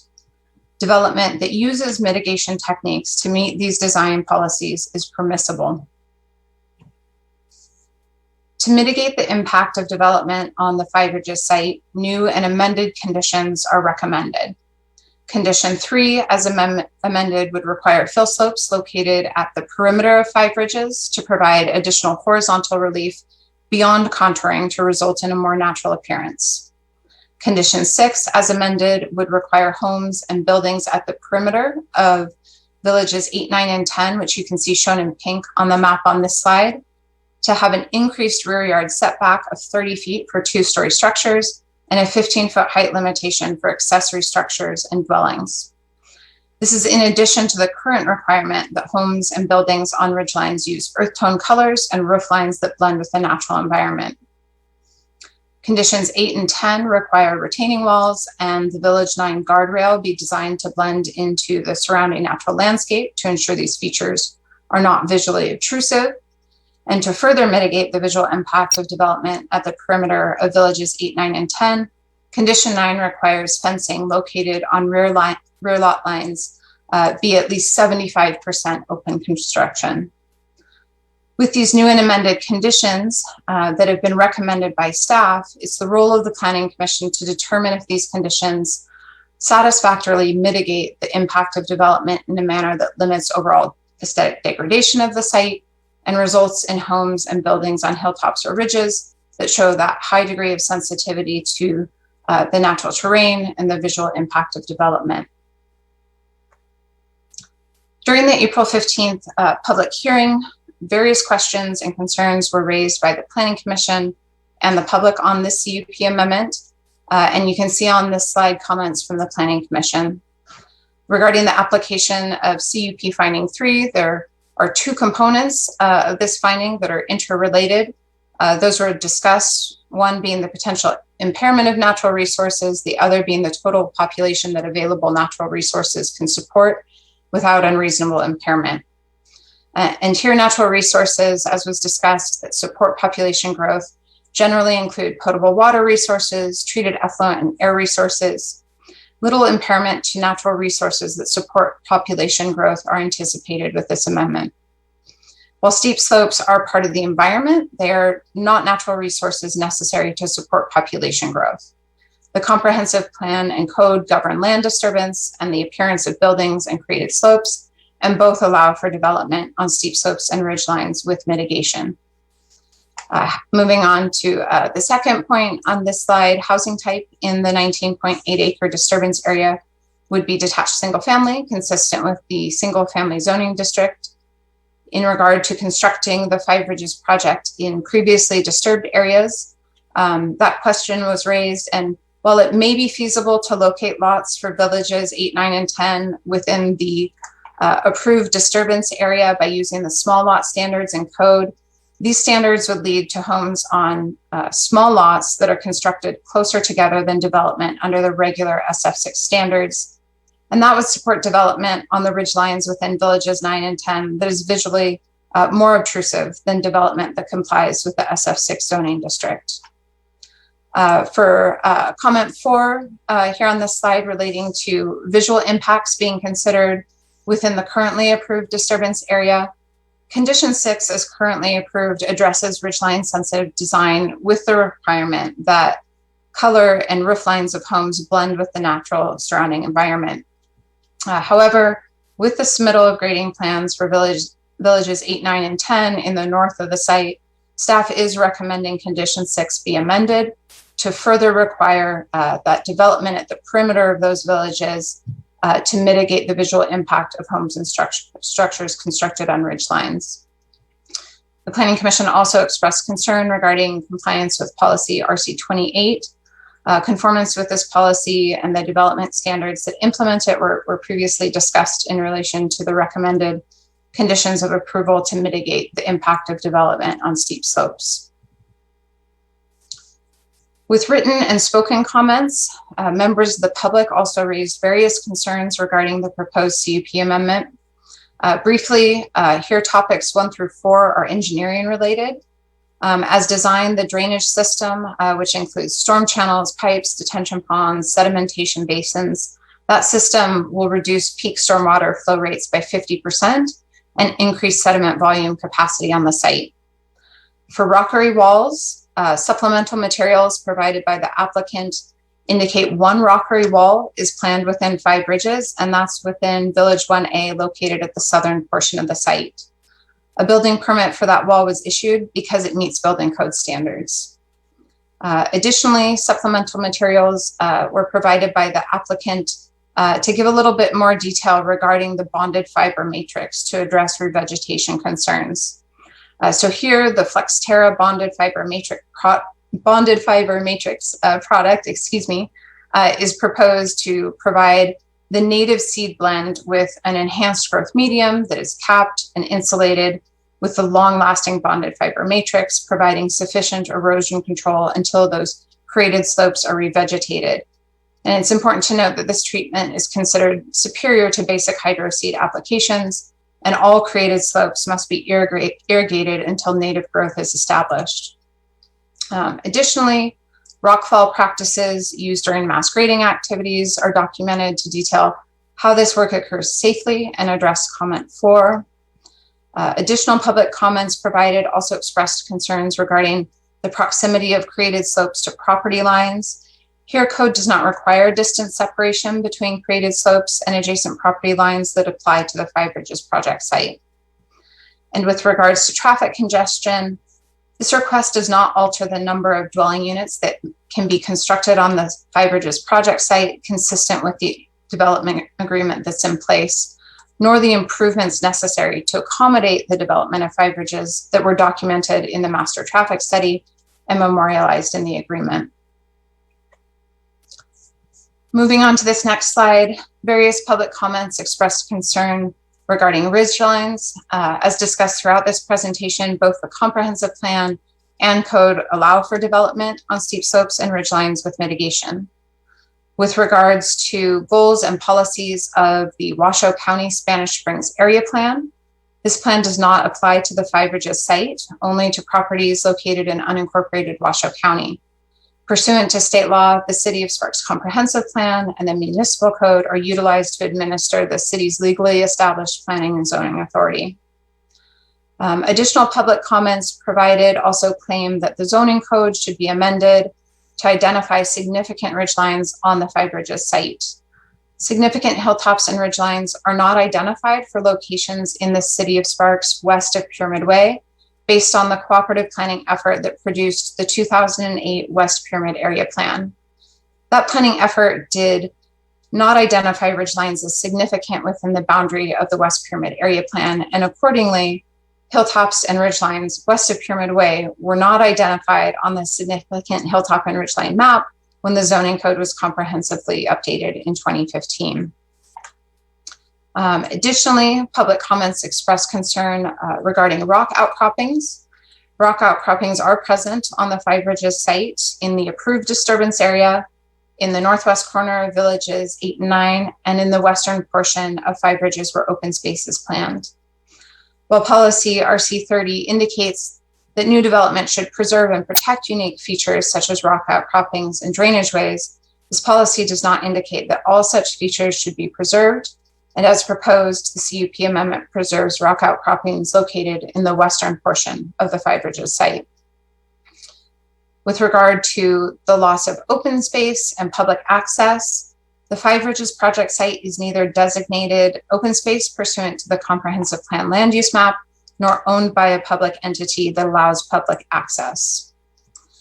With regard to concerns that were expressed over habitat loss, there are no threatened or endangered species located on the Five Bridges project site, and the Washoe County Conservation Plan further indicates the site doesn't provide habitat for bighorn sheep, black bear, mule deer, raptors, sage grouse, wild horses, or burros. Concerns on public notice were also expressed.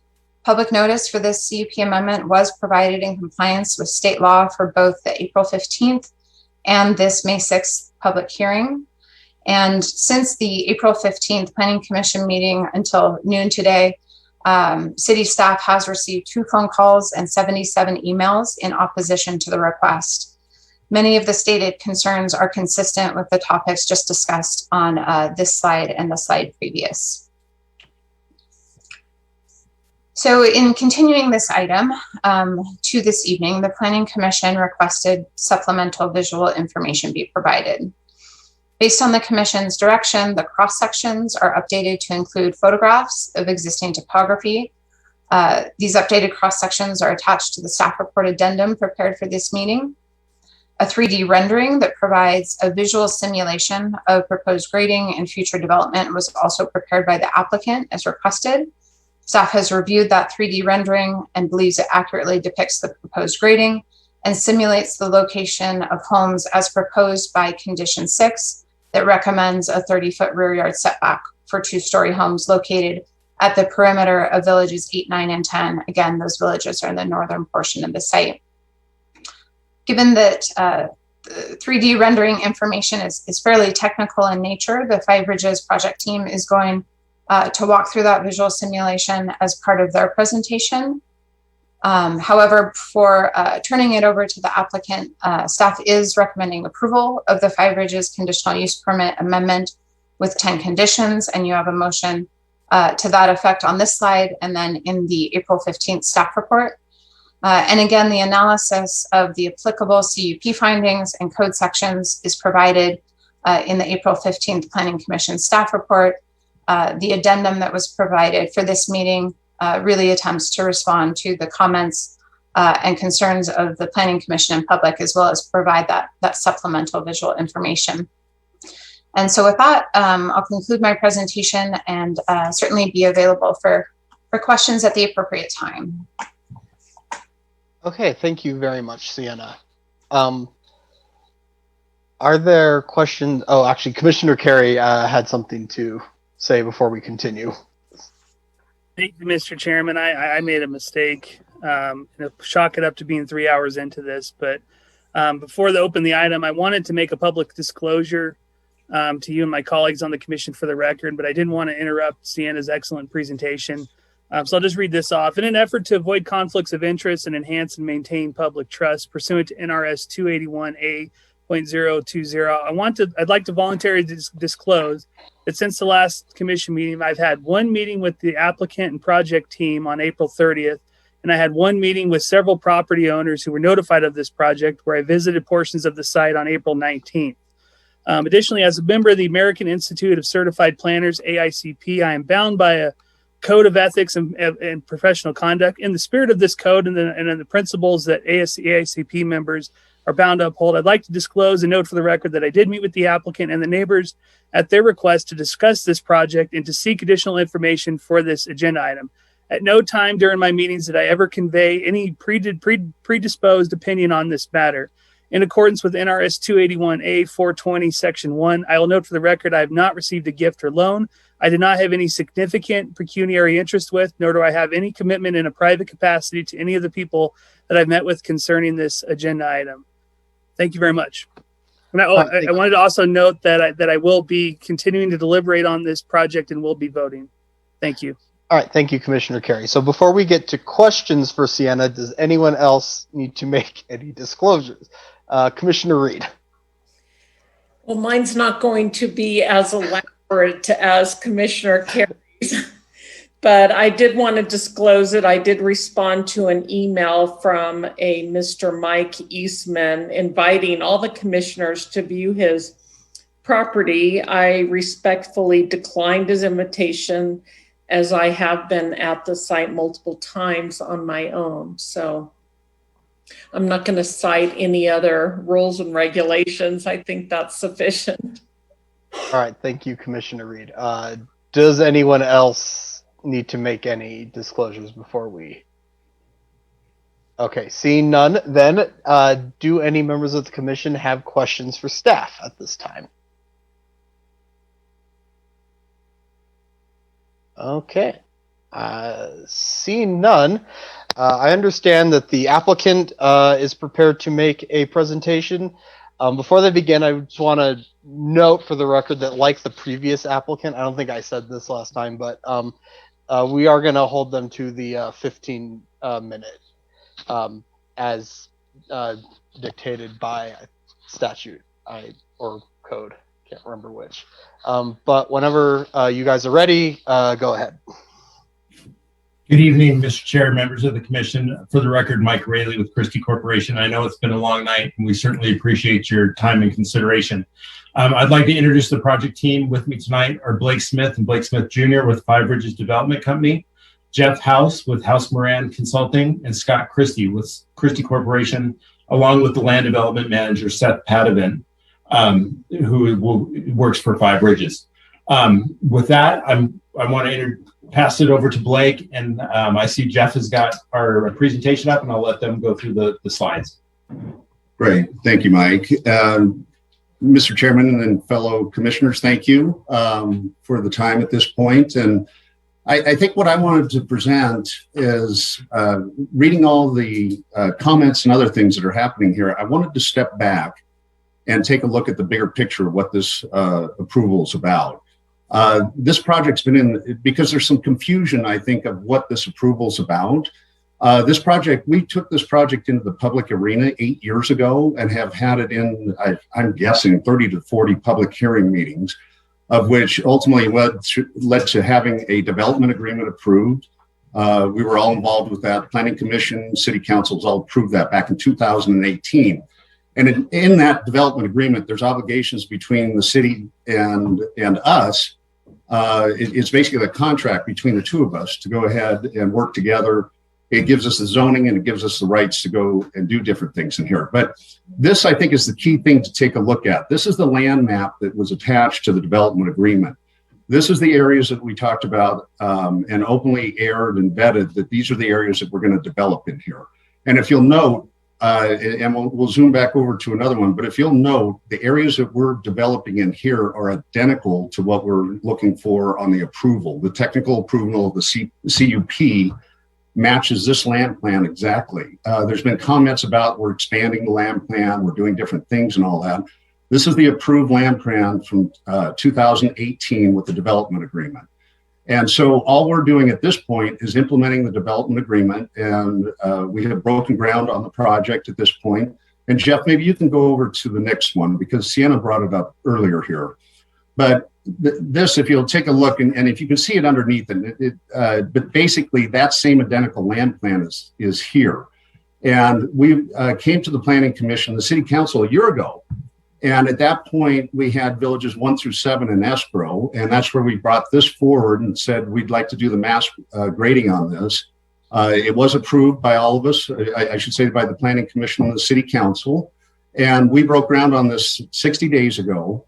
All of that green area, including these northern areas, villages 8, 9, and 10, are under full grading at this point. And I think this is where some of the confusion comes from, saying, people are saying, hey, we don't want to build on it. We don't want to, we should stop the development up there. Those dialogues happened over the past 8 years, and that was culminated in the development agreement approval in 2018. What we're doing here now with the CUP is we are going through technical approvals here. As Sienna said, we now have formal grading. The reason we're bringing this forward is because villages 9 and 10 are now going into escrow. And with that, we're completing the development areas and the grading for that. And the CUP is a technical approval at this point we're requesting that in order for us to fulfill our requirements in the development agreement. In the development agreement, we must have to build a minimum of 1,200 homes within here. And that the purpose of the land plan and where it was spread out within there was to develop the 1,200 homes under the zoning that we have. So this is just an implementation of the approved development plan, and the CUP is a technical approval that we're going through. That approval that we're doing here right now, the green areas have no conditions as far as what's can be built there with the homes and all. And working with staff and all, and Sienna went through it gracefully on there. We're adding additional conditions to try and mitigate concerns and also help with the view sheds and other items with the northerly neighbors there. We've had no comments or concerns from the city of Sparks residents. It is the northerly county residents that are having concerns here. And again, I just want to emphasize, we're not here to hurt anyone. Our family's been in the state 99 years. This is something that we've gone through a process here. It's fully approved, and we are basically just moving for implementation. This would be the final CUP amendment to it. All the lands around this project are either homeowners associations or basically the lands around it are all controlled and would not be developable. BLM has some land adjacent to it and homeowners associations. So this is the project. And I just want to emphasize that this is the dialogues of not building on the ridge lines. Those were dialogued over the past 8 years and were concluded with the approval of the development agreement. And this is a technical approval for us to implement that at this point. I think that's kind of really, I just wanted to step back and get a background because there's a lot of comments and questions and things that I think are confused, or there might be some confusion on what this approval is. The commissioners here asked some technical questions. I'm going to hand it over to Jeff House, who will walk you through and answer some of these as far as the hydrology and the 3D presentation and all that. And Jeff, if you're still awake, Jeff is actually in Atlanta, Georgia. So it's a little bit later for him there, but I'm going to hand it over to him and we'll get through this. I want to make sure that we get the presentation and open it up for questions for anyone here. And thank you very much.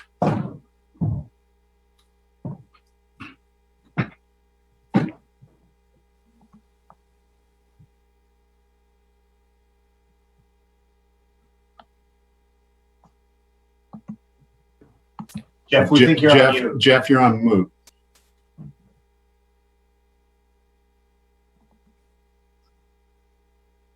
Can you text me? Jeff, can you hear us? You're on mute. No, I got it. Not just sang a beautiful song and nobody heard it. That's what's so disturbing. Anyway, good evening, Chair Princess and Commission. I'm Jeff House, CEO of House Moran Consulting. We were retained to prepare the following slides I'm going to go through that address concerns expressed by property owners to the north of Five Ridges site pertaining to hillside views, as well as stormwater and sediment management. To accommodate these concerns, city staff asked us to prepare a pictorial simulation of the hillside view with the approved development in place from points 1, 2, and 3. How these points were chosen is that they are located at the terminus of public right-of-way easements, and they end at driveways for these residents right here on Star Hill Way, Petrina Way, and Marie Way / Max Street. Another thing that's important is that these points are also at the lowest in elevation of the lots of Five Ridges. So you get a really conservative view of what the hillside, or the worst possible view of what the hillside is going to be from those observation points. All the info was retained from digital sources, from Washoe County GIS, U.S. Geological Survey, database clearinghouses, etc. So nobody trespassed on private property. So this is the overview of where we're going to do. I'm going to take shots. I'm going to view east, south, southwest, and south at each one of these points. And what you're going to see are the views of the hillside. A few technical things to go over is that we use very advanced software to do this imagery. We use ArcGIS 3D Analyst, Spatial Analyst, ArcScene software and applications and tools to develop this 3D imagery. And each observation point, we looked at the hill, we panned left to right or east to west, and where the view intersected the digital elevation model, that is what shows up. We put in the houses at 28 feet high for 2-story homes, 18 feet high for 1-story homes, and we simply alternated 1-story and 2-story homes across the ridge line, the northern ridge line in villages 9 and 10. And our observation height. Chair Pritzos, we have a little less than 5 minutes left in the applicant presentation. I'm just going to breeze through this then. So anyway, this is what you're going to look at from each one of the observation points. This is called a bare earth view, and this is what we're going to look at all the sites from these 3 points. So starting at point A, right, or point 1, we're going to view to the east and pan to the west. So the east, you see a few homes on the eastern cul-de-sac. You see a few homes where you're looking due south. You see the partial view of homes as you're looking at the Village 9 western cul-de-sac. From observation point 2, similarly, there are some terrain issues that block the homes, but you see homes partially from a majority of the site. to the western cul-de-sac. And then from observation point 3, you don't really see that much of the east. You see the very easternmost cul-de-sac. In the middle, you see partially a lot of the homes, and then the western cul-de-sac. Before this meeting, the Planning Commission had requested 3 cross sections, which were provided and discussed. I'm not going to go into those in lieu of time constraints. One of the things that we were asked to provide was an intersection of the existing conditions digital elevation model with the proposed conditions elevation model, digital elevation model, and take the difference between the two. And that is the difference in the ridge lines between existing conditions and proposed conditions. Where you see red is where the ridge line has been cut down. Where you see very shallow or yellow, according to the scale over here, is very little amount of cutting. So again, from observation point 1, what you see is just a little bit of difference. The red is the top of the ridge line of what it used to be. There's some artifacts in the GIS that can't do anything about it just because of the different data sources. Again, slight reduction in hillside, slight reduction in hillside, minor reduction in hillside. From observation point 2, slight reduction in hillside, again, slight reduction in hillside, slight reduction in these locations. So it's not like we're going from a tall mountain to down. We're staying at basically, the same view from a majority of the homes. Again, from point 3, very little reduction in ridge line. So there's been a lot of comments about stormwater and sedimentation concerns coming off the site. I've got a very busy slide to show you, and I think I've got 2 minutes left or 3 minutes left. This site was modeled in state-of-the-art modeling, a dynamic model that models all the ponds, sediment basins, pipes, everything. The ditches are all in one model, and we went off-site and grabbed everything from off-site to on-site to evaluating what's going off-site from our property. And at every discharge point on the northern property line, and this is where a lot of the concern was, we reduced the flows significantly from pre-development conditions to post-development conditions. This was achieved because we reduced the drainage areas by the way the site was laid out and all the ditches.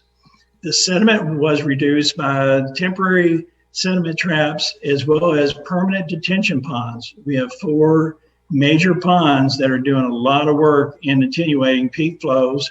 And then we have 2 permanent sediment basins that take a big offsite area, and we are providing 5 to 7 times the amount of sediment storage required for the site. And then at 2 key locations near Pyramid Highway, we reduced flows by over half. And particularly at Highland Ranch Parkway and Pyramid Way, we reduced it by over half. We have completed the 15 minutes. All right, thank you, Casey. I was almost done. I was just going to say that we have. Yeah, just finish your thought. That's fine. Okay, thank you. As a part of the intersection improvements and the road widening of Highland Ranch Parkway, when that occurs, we are improving the culvert that is currently undersized, and we are putting in a double box culvert here that takes flow down, crosses over Pyramid, and proceeds down to North Truckee Drain at Sparks Boulevard. That concludes my presentation. All right, thank you very much. All right, so at this time, are there questions for the applicant? Commissioner Reed. Thank you, Chair Pritzos. I did have one question is, why can't you increase the current density among the villages so you don't need a CUP to create a village? The answer, turn me on. You're on notice. Oh, okay. Thank you. Thank you, Commissioner. I think one of the problems that we have here is villages 1, 2, 3, 4, 5, and 6, and 7 are already sold. Those densities, if you recall, and again, some history to this, we had to come back in and change villages 1A, 1B, and villages 5 to an M2 zoning to get the densities up for us. But those villages are already set as far as they have. And so the remainder of villages 8, 9, and 10 are the ones that we need to complete our density to get up to 1,200, if that answers. And just to add on that, those villages are zoned SF6, so we're limited on how much density we can put in those areas. Right. Okay, that answers that question. Okay, thank you. Any other questions, Commissioner Reed? Not at this time. Okay, then Commissioner Carey. Thank you, Mr. Chairman. Question for the applicant team, kind of along the lines of Commissioner Reed's questioning.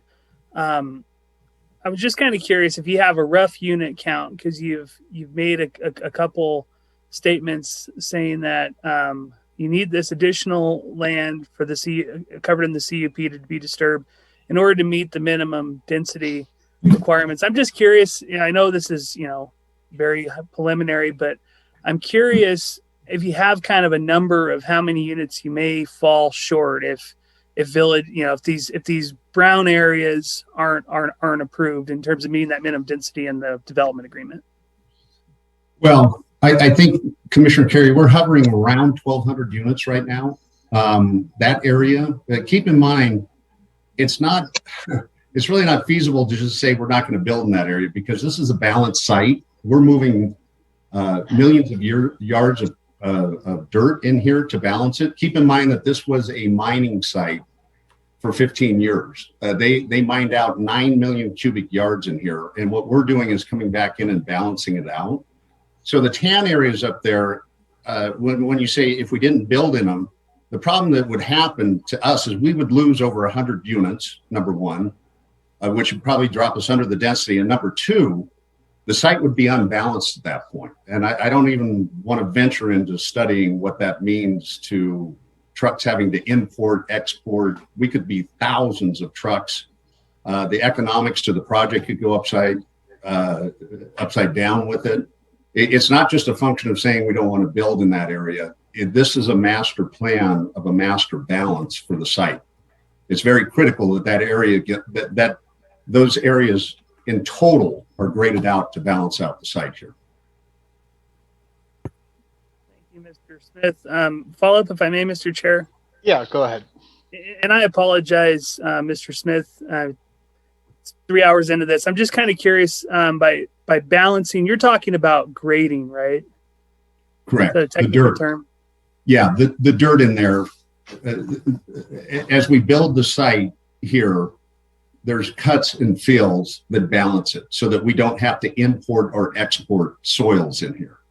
We've been designing this for 3 years to make sure that we don't do that, because I don't think the community as a whole or anyone wants to see importation or exportation of dirt within here. So the site as a whole, the tan is very critical. It's absolutely critical to balancing the site out as we go forward here. Thank you for that clarification. Thank you, Mr. Chairman. Mm-hmm. All right, thank you. Commissioner West.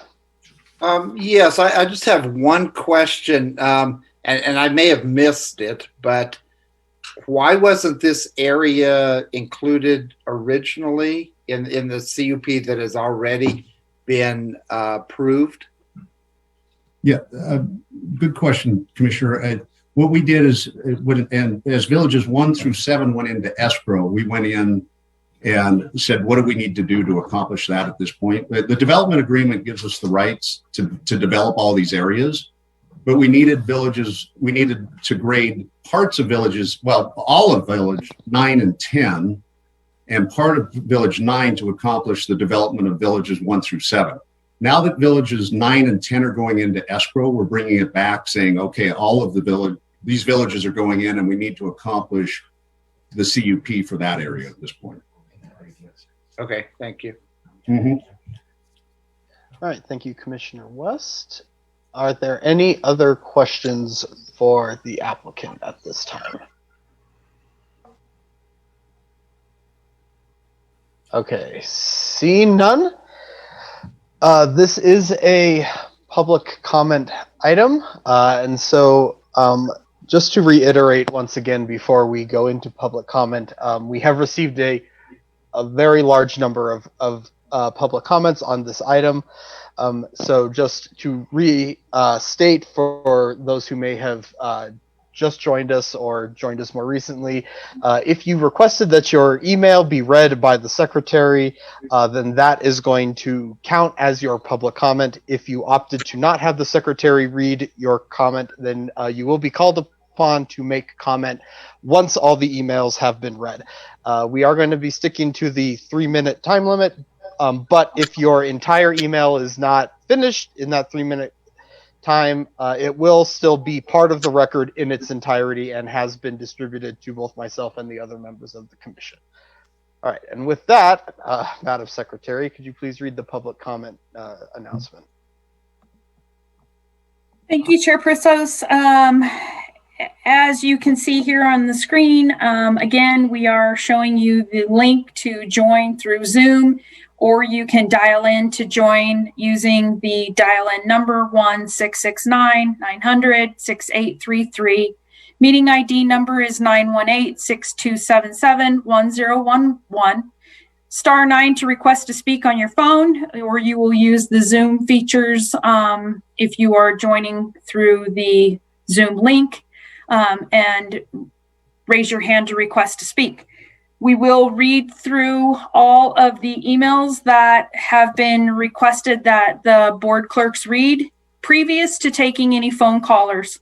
Some of the emailed public comment included some photographs. Both Casey and myself will do our best to share those to the best of our ability. These are, some are JPEGs and some are PDFs that were provided, and so the quality may not be the greatest, but we will do our best. Moving to the first one, I will have Ms. Martinez actually read this one, as I do have a photograph for this one. This was received by Lauren and Evelyn Acton. We oppose houses on that ridge, the lovely south boundary of Spanish Springs, as shown in the attached photo. Piles of excavation debris are already visible on the ridge line. There is also a concern as to whether the developer will have sufficient resources to complete the Five Ridges development. Because of the difficult and rocky terrain, site preparation and utility installation will be very costly. At the very least, the application under consideration should be tabled until completion of the approved plan is satisfactorily accomplished. Better yet, vote no on the application on behalf of all of us who reside in Spanish Springs and North Sparks. Development of this topographically defining ridge should not be allowed. Thank you for your consideration of our views. Okay, and the next email is from Janet Ayala. Please do not allow construction on the Spanish Springs Mountains. Our homes will be in danger of flooding with water, mud, and silt. Our drainage system is not capable of handling anything coming off the mountain from construction. Thank you.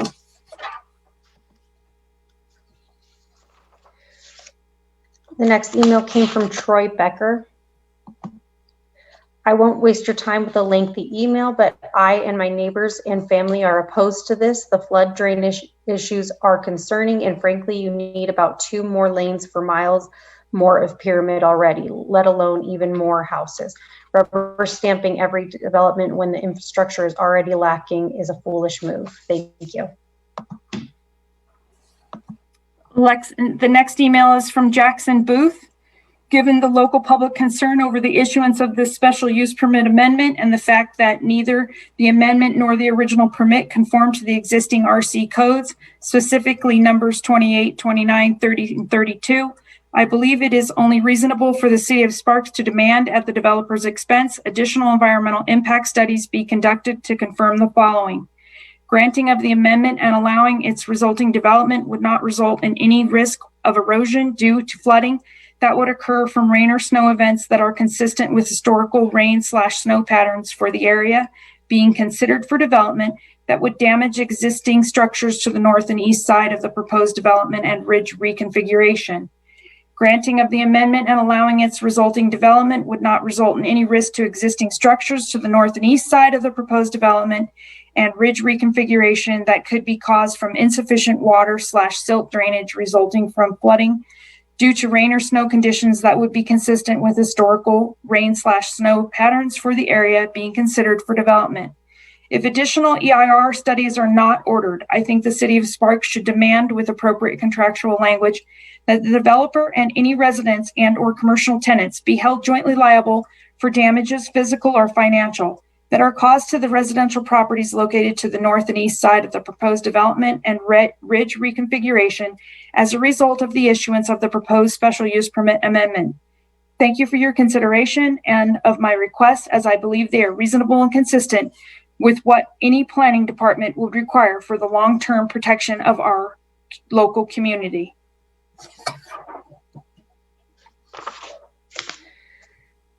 The next email is from Brenda Cash. This is regarding the possible amendment to conditional use permit for the developer of Old Granite Construction Quarry 83 Development Company, Five Ridges. I am in total opposition of this amendment. In 2018, this developer promised not to build on the ridge, and it was already approved for building 3,500 homes before. Now they want to share off like 90 feet of the ridge top and all of the beautiful rock formations up there. This would cause considerable flooding and other environmental concerns to the area. What about RC 28, 29, 30, or 32 residential commercial planning codes or section 20.04.011? Please, please, please consider not passing this amendment and having them destroy Spanish Springs any more than they already have. This next email is from Bill and Danelle Chisholm. We request that the City of Sparks rejects the request to amend a conditional use permit to increase the development area generally located at 555 Highland Ranch Parkway, Sparks, Nevada. Increasing the development area is bad for the environment, i.e. the drainage issues, traffic issues. These problems already exist out Pyramid Highway. Allowing the amendment to pass will only continue to make it worse.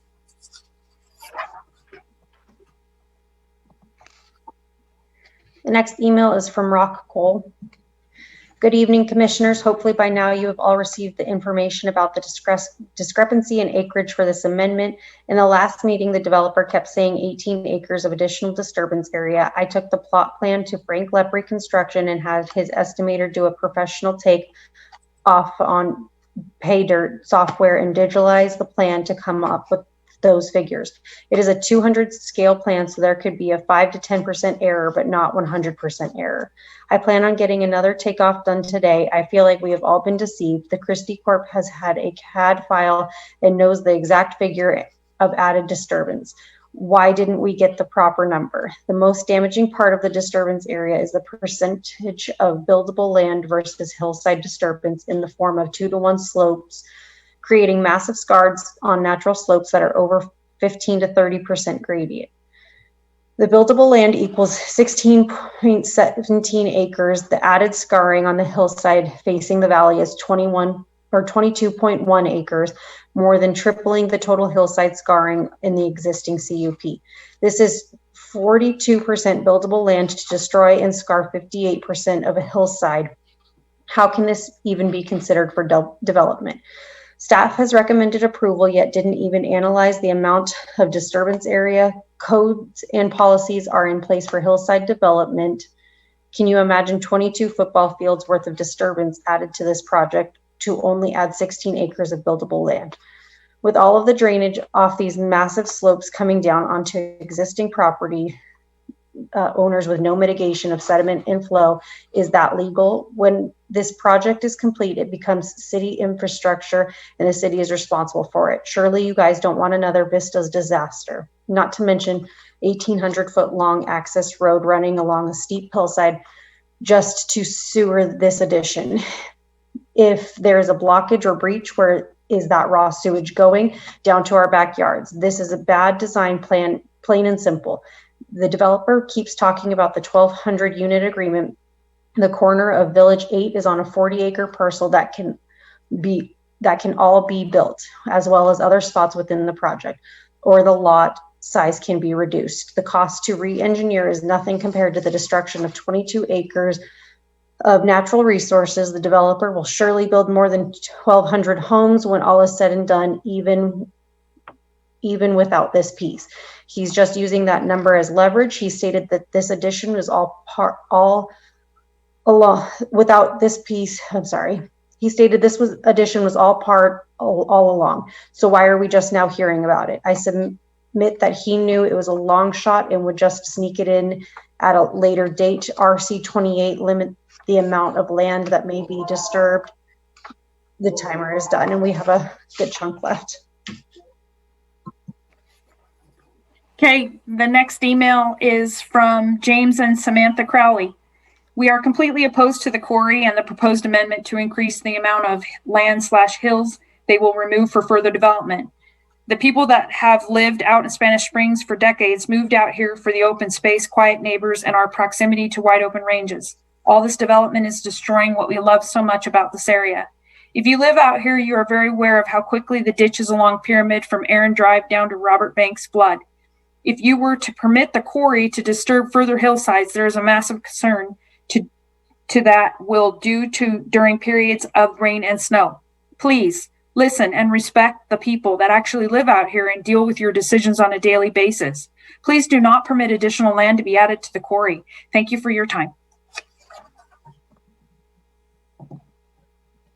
The next email is from Kelly Corson. I am opposed to the additional homes being added to the Five Ridges project for the following reasons. Infrastructure to prevent flooding has not been established. The inevitable mud and slit coming down the mountain as there is no drainage in place to handle it. There are no easements on the north side for the builder to put proper drainage in place. Water from the city of Sparks is not allowed to flow into Washoe County. This addition does not adhere to RC 28, 29, 30, 32, or section 20.04.011 of established ordinances. According to the city of Sparks, our ridge tops and outcroppings are protected from builders. Hydro seeding is ineffective in this type of soil. This additional construction would infringe on our rights and inflict undue mental anguish, emotional distress, and litigation that would surely follow. It is upsetting to think of the destruction this additional construction would cause to our area, as well as the devastating impact on local wildlife. Please do not approve this project.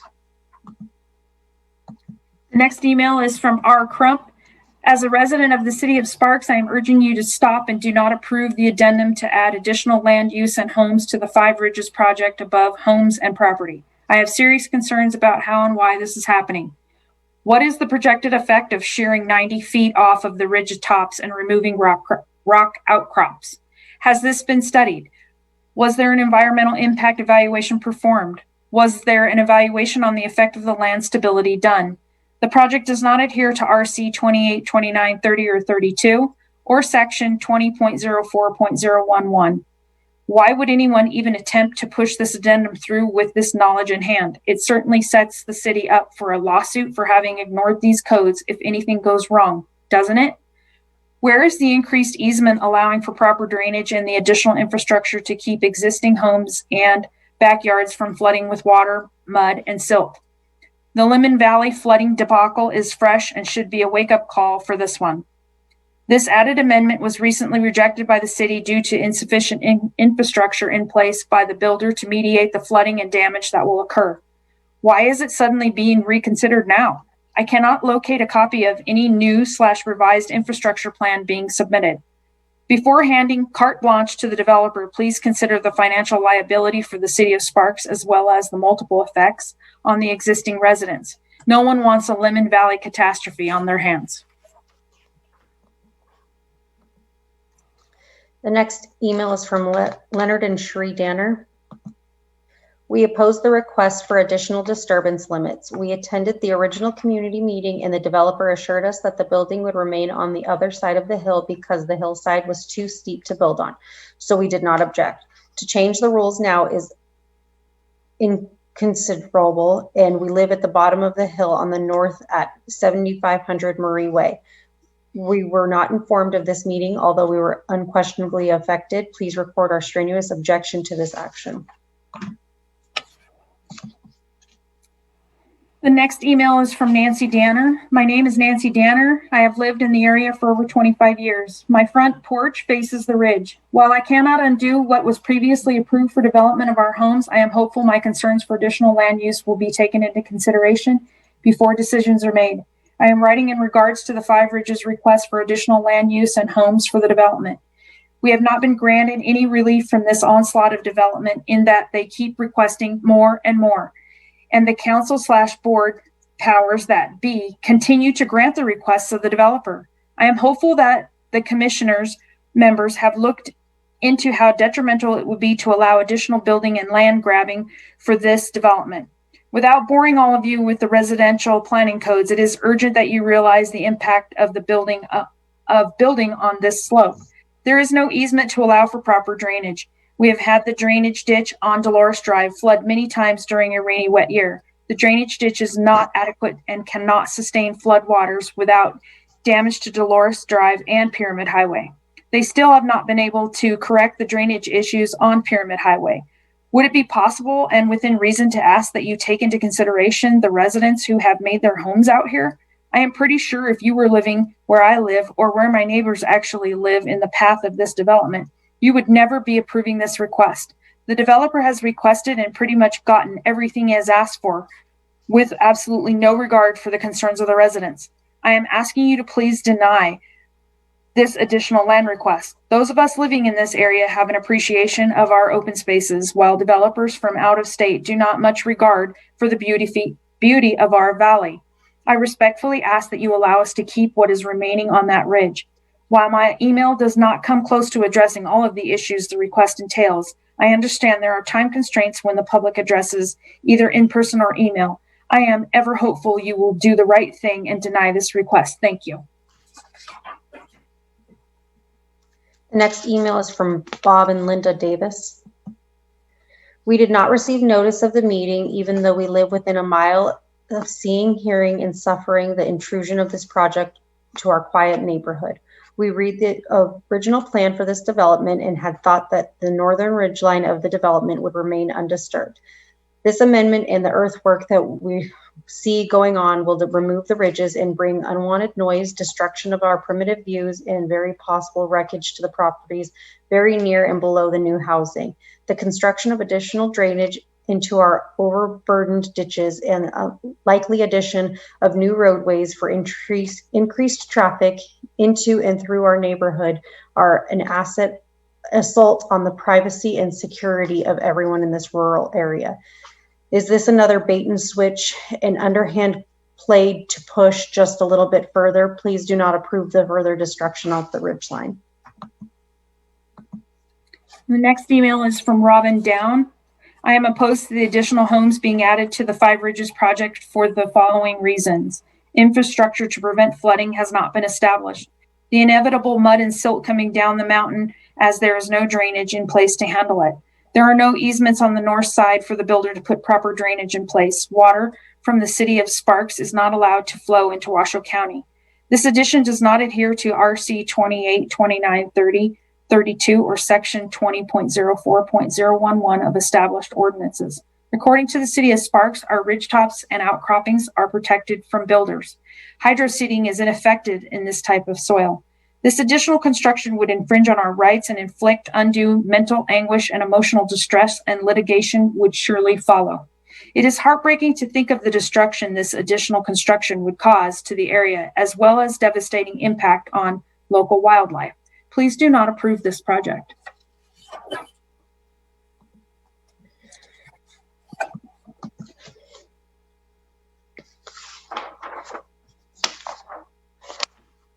The next email is from Lisa Durgan. I am writing to oppose the addendum to the Five Ridges development, which would permit the builder to add additional homes cut into ridge lines and potentially create a dangerous situation for existing homes on the downward slope from this development. Spanish Springs has already seen what poor planning and development can do to our drainage systems and hillsides. Every time there is a protracted rainstorm, the neighborhood below these hills are inundated with mud, debris, and Pyramid Highway becomes impaired due to overflowing retention basins and ditches. Cutting away more hillside and adding more homes than what is already approved to an ill-equipped infrastructure will have devastating effects on our community. I urge you to vote no on this addendum. Thank you. Next email is from Jason Eastman. As a resident of the Spanish Springs area, it is greatly disheartening to hear and see that there is intent to destroy some of our beautiful ridgelines and scenery in the area off Highland Ranch Road and the bordering properties to the north. While I recognize the importance of development and do believe in appropriate and reasonable development, neither of which are occurring in this case, both Washoe County and the city of Sparks have indicated a desire to preserve our ridges and hills, crests from development, which the Christie Corporation is directly trying to destroy in this particular case. In quotes, through cooperation with the Washoe County Board of County Commissioners and the Washoe County Planning Commission, the Spanish Springs community will maintain and apply objective standards and criteria that serve to manage growth and development in the Spanish Springs area in a manner that respects the rural heritage of the area by encouraging a rustic appearance and preserving scenic quality, respects private property rights, provides a range of low-density housing opportunities, provides open space and recreational opportunities, provides local services and employment opportunities, and finally, ensures that growth is kept in balance with the resources and infrastructure, end quotes. This already seems to be falling to the wayside and with rampant development, but this addendum to the original plan from the Christie Corporation is especially egregious, with no consideration for the values set in place above. Additionally, there is little to no mention of the additional ramifications of the destruction of this natural ridgeline and the addition of the homes and people that come with it. Only a short few years ago, there was enough runoff in the area of Dolores and Pyramid that the main road was covered over and the existing drainage system was completely overwhelmed. Adding the additional housing and destruction of the existing natural slope and drainage would just exacerbate this issue without serious mitigation. There's also a disturbing lack of concern with the additional traffic to Pyramid Highway, as well as police, fire, and EMS response, including emergency ingress and egress to the area. As a citizen of this beautiful area, I sincerely hope that you will take this letter and others like it into consideration and reject these changes so that we may preserve the beauty of this valley. The next email is from Jeffrey and Haley Eastman. I'm a fairly new resident in the Spanish Springs area as my family and I moved here in December of 2019. We relocated from the Sacramento area where we resided for almost 2 decades. While living in the Sacramento area, I commuted about 80 miles round trip to work on a daily basis. Over the course of several years, that time greatly increased, even though the distance stayed the same. Growth outpacing infrastructure was clearly the cause of this and many other problems for the area. Unfortunately, it seems as our new city is following in those poorly thought out footsteps. We must contain the scope of this ever increasing project in order to preserve the safety and quality of life. Great addition to commute times and traffic on an already burdened Pyramid Highway, increased response times for fire and police, and simply hoping that current drainage systems in place don't get overwhelmed and cause flooding / damage to nearby homes is obviously the opposite of the above goals. Continuing to allow for this project to expand is blatantly in violation of the Washoe County Master Plan, ensures that growth is kept in balance with resources and infrastructure, end quotes. What is the point of spending time and resources on creating these documents if they aren't going to be followed? Outside of the issues of safety and quality of life, my largest interest is in the proposed expansion is the effect it will have on the Nevada desert landscape. As I look across the valley to the east side of Sparks, I see similar ridges littered with houses. These houses strip away the natural beauty of the landscape. I currently live just north of Eagle Canyon and have a great view of the ridgeline in question as part of the horizon. What an eyesore to load the ridge with houses. It's already a shame that this committee has turned its back on the preservation of scenic quality to the extent it has. To approve the newest proposal, which includes the great alterations to the ridge, would just add insult to injury and confirm the committee's total abandonment of the Washoe County Master Plan. Respects the rural heritage of the area by encouraging a rustic appearance and preserving scenic quality. Again, I ask, why write it? I appreciate your time and thank you for your careful consideration. This next email is from Mike Eastman.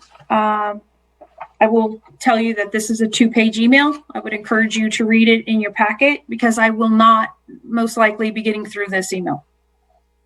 Dear Sparks Planning Commission and Mr. Blake Smith, thanks for taking a little extra time to consider the applicant's request to destroy more ridgeline. There's so much to say and so little time. Before I get started, I want to say I appreciate the work done by the planning staff. They are very thorough with their review, but it does seem they are biased towards the development side of the planning process. More on that later. I'll start with a rebuttal to Blake Smith's statement in the News 4 reporting on this development. Firstly, he acts as if he is altruistically setting back homes and reducing heights of accessory buildings. My understanding of the planning process is that the planning staff are the ones proposing those steps to the application that did not include them.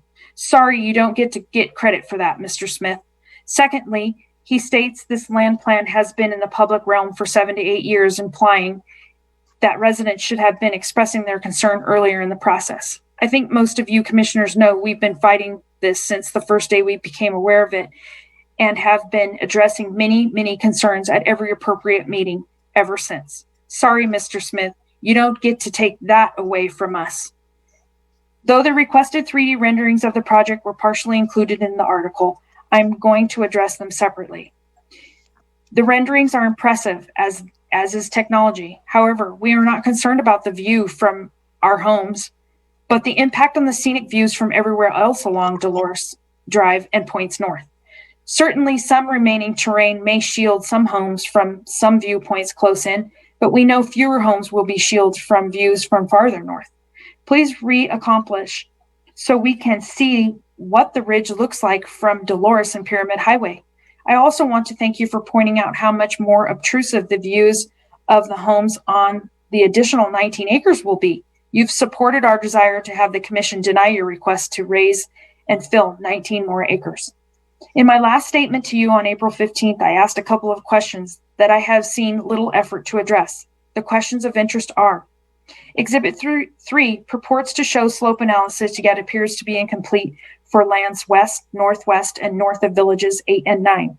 How will completing the slope analysis for these lands affect your overall calculations so heavily relied upon to get this CUP approval? Exhibit 9 says the steep slopes on the north of Village 9 will be a riprap. Exhibit 6 says it will be revegetated with EFM. The Planning Commission case summary is inconclusive in its review. Which is it? Keep in mind that the exhibits referenced are for the last meeting, not this one. Unfortunately, I do not see the answers to these questions in the staff report. Effectively, we need more explanation about how the slope analysis appears to leave out a portion of the development, villages 8 and 9, but it is unclear how they will affect the overall calculations when completed. Also, those of us under the projected villages 9 and 10. 3 minutes have completed, Marilee. The next email is from Carol and Greg Evans. We are Washoe County residents of 20 years in Spanish Springs, Nevada. Although our property is located outside the city limits, we stand with residents who will be directly affected by the subject development project. We are concerned about the impact on both the county roads and environment that may be affected if the developer can proceed. Over 2 decades, we have witnessed flooding on Pyramid Way and have paid residential utilities fees for years for the cost of the flood zone protection area at Pyramid and East Cala de Plata. Will the Five Ridges developer pay for a similar flood protection, or will the current residents and new buyers be stuck with it forever? The small Drainage ditches along the roads for current residences are subject to flooding, heavy debris from the hillsides if new homes are built up there. As county citizens, we are opposed to wham bam developers who come in, build, impact our water, roads, traffic, wastewater systems, schools, and environmental beauty, what's left of it, and then leave without financially offsetting these problems. Everyone knows there's an impending water shortage in the area, and this development will contribute to it. Please do not approve the addendum to increase additional land use in homes to the Five Ridges project above the current residential properties. Thank you. The next email is from Courtney Farnsworth. I respectfully request that you deny the Christie Corporation's application for an amendment to their conditional use permit. They are requesting a major revision to their original CUP that disturbs an even greater amount of sloped terrain. They are already degrading a major feature of our regional scenic beauty. To allow more terrain to destruction would add insult to injury. The Washoe County Master Plan prizes scenic quality, but clearly the Christie Corporation does not. From the Washoe County Master Plan, in quotes, through cooperation with the Washoe County Board of County Commissioners and Washoe County Planning Commission, the Spanish Springs community will maintain and apply objective standards and criteria that serve to manage growth and development in the Spanish Springs in a manner that respects the rural heritage of the area by encouraging a rustic appearance and preserving scenic quality, respects private property rights, provides a range of low-density housing opportunity, provides open space and recreational opportunities, provides local services and employment opportunities, and ensures that growth is kept in balance with resources and infrastructure, close quote. The Sparks City Council and Planning Commission have thus far abandoned their stated objectives in conjunction with the Washoe County Master Plan in protecting scenic quality. There are ridges throughout the Sparks area that would never have been built upon if foothills and ridges were to be protected according to the Washoe County Master Plan, which states a planning principle is to protect foothills, mountains, river corridors, and other natural features, end quotes. The latest venture on the old quarry site could have been attacked on a smaller scale that would indeed have respected scenic quality for the tens of thousands of regional residents. With the full assault on the top of the ridge, you've allowed for monstrous damage. Now, just because we've come this far in the planning process doesn't mean we have to bow to the Christie Corporation in their desire to knock down even more. I have another reason to reject the application. The application addresses decreasing the ridge top height and moving that dirt and rock outwards to gain more flat space for homes. The cost of is destruction of natural terrain and habitat and the presence of an even steeper terrain right at the property line of local residents. Nowhere in the document is erosion and runoff addressed, and the effect on the properties below this project. This must be addressed, and if this project is approved, must be addressed and mitigated. We have the right to have significant assurance that this project is, as requested, does not impact our properties. Thank you for your consideration. The next email is from Lorraine Fernandez. As concerned citizens and residents of Sparks, we are requesting that the City of Sparks rejects the request to amend a conditional use permit to increase the development area generally located at 555 Highland Ranch Parkway, Sparks, Nevada. Increasing the development area will be detrimental to the already problematic flooding, traffic, and pollution we have been facing as of late. Thank you. This next email is from Dan and Mindy Flanagan. This email is to be entered and read by the Sparks clerk as part of the opposition to the applicant's request as detailed in tonight's Planning Commission meeting agenda, item number PCN 19-0040. The applicant did not calculate existing accurate determination of existing disturbance areas in the original CUP. The applicant continues disregarding existing distance areas in total overall disturbance area calculations in the current request. The applicant is currently in violation of the Washoe County Health Department air quality dust control requirements due to the lack of water saturation measures. The applicant has not entered into development, inter-community cooperation, and impact measures pursuant to the upcoming proposed regional plan amendments. The applicant has not shown adequate fire apparatus, primary and secondary access roads under IFC 2018 Appendix D. The applicant has not addressed pre-construction fire prevention measures under the 2018 WUC code. The applicant has not secured proper waste disposal agreements with wastewater infrastructure plants or the city of Reno. The application and staff has not produced the required Native American and indigenous, I cannot say that word, I'm sorry, studies report for proposed disturbance areas. The City of Sparks has not amended section 20.04.011 for the designated ridges in and around the subject site. Once amended, the City of Sparks is creating a double standard by not allowing the visual impacts under section 20.04.011 on the City of Sparks sides of the ridge lines, but ignoring 20.04.11 for the Washoe County sides. Excavation work currently occurring on site exceeds federal permissible noise exposures, permissible noise exposure duration per day in hours, sound level in decibels 8-906-924-953-97, 2-100, 11/2-102, 1-105, 1/1-110, 1/4 or less, 115 decibels. Noises not meeting this definition are considered an impact of impulse noise, and exposures to this type of noise must not exceed 140 decibels. Per OSHA publication 3074, in quotes, hearing conservation, or refer to the OSHA standard at 29 CFR 1910.95, occupational noise exposure, section C. The applicant has not demonstrated good faith efforts with the directly impacted property owners. The applicant did not abide by representation made at previous neighborhood CAB meetings. Respectfully submitted. The next email is from Karen Bolton.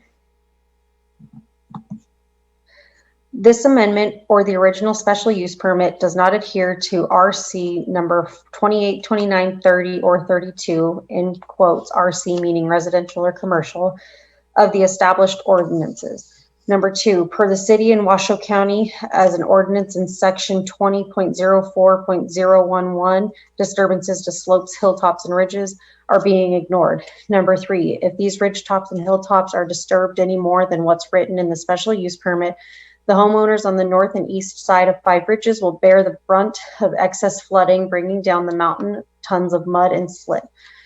Number 4, with no coordinated plans for drainage and no possibility of easements to bring drainage into our valley, the natural and man-made ditches that carry water through our neighborhood will most certainly be overwhelmed by slip. And Pyramid Highway will see the worst flooding in its history. Number 5, sewer breaches are possible. Number 6, this will allow the developer to chop up 90 feet off these ridges and hilltops that were meant to be preserved in the first place, along with our natural rock outcrops. Number 7, hydro seeding is not effective in this type of soil. Erosion is imminent. Number 8, traffic on Pyramid and Highland Ranch. Number 9, this guy is back paddling for a reason.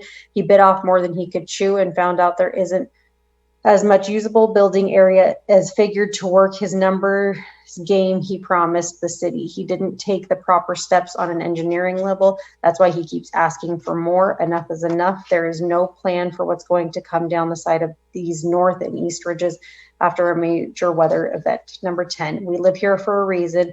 This will be an infringement to our peace, quiet, and beautiful landscapes. Sincerely, very concerned citizen of Spanish Springs and North Springs HOA. This next email is from Cheryl and Steve Glotfelty. We are writing to express strong objection to the application of the Five Ridges project to expand beyond the originally approved plan. As residents who have lived in the area to the immediate north of the Five Ridges development for 18 years, we also oppose the original plan because we do not want to see houses built on that ridge that we look at every day. The city of Sparks has a code that protects ridges, and our argument is that the ridge that Five Ridges wants to build on is, in fact, a ridge. We have been told by our neighbors who attended a public meeting at the library a couple of years ago that the developer assured residents that the proposed development would remain in the basin since the hillsides were too steep to build on. Clearly, they have changed their tune, making the whole thing seem like a premeditated scheme to pacify opposition. Now, Five Ridges is proposing a change order to build houses not only on the ridgeline, but on the steep hillside slopes north of the ridge. We oppose the plan for the same reason we opposed the original plan. It will spoil the view of the natural hillside. It will be as if houses are marching in on us. Furthermore, in the slope analysis, the proposed disturbance area violates RC 28 of the comprehensive plan for the city of Sparks. The red on that same analysis indicates natural rock outcroppings that RC 30 stipulates be preserved. Building on that steep slope would necessitate massive disturbance and recontouring of the hillside, not to mention road building. There would, of course, be problems with dust, noise, fire danger, and drainage. These are not small problems. These are serious issues. That area was designated open space in the original plan for good reason, and we believe that the Five Ridges developer must be held to that plan. Finally, as a matter of policy, we object to a change order that would be significantly different than the plan that was approved. This strategy to change horses in the middle of a race on the part of Five Ridges seems very unfair and dastardly, to be honest. Please vote no. The next email is from Joe Granada. I received information on a public hearing today concerning the property at 555 Highland Ranch Parkway, in quotes PCN 19-0040. Looking at the request, it is ambiguous. It says, in quotes, to allow development on a site that is 10 acres, quotes, or larger, end quotes. Slope gradient of 10%, quotes, or greater. Does that mean that it could be 1,000 acres or a slope gradient of 20%? I also understand that there may be a road that may or may not impact travel on Dolores Drive. This concerns me. I can understand the concerns of the residents that live within 1,000 feet of the requested amended property, so I respectfully request that you deny this consideration. Thank you. Next email is from Fred Haynes. Hello. I ask you and the board to please oppose the PCN 19-0040 project coming up at the May 6th meeting. Do not let the developers take our mountains away from us. They are the beauty of our area. Don't turn our valley into an LA looking area, please. The next email is from Joseph and Ora Holshin. We request that the City of Sparks rejects the request to amend a conditional use permit CU 20-0005 to increase the development area generally located at 555 Highland Ranch Parkway, Sparks, Nevada. Increasing the development area is bad for the environment and the residents of Sparks. Next email is from Jamie Clun.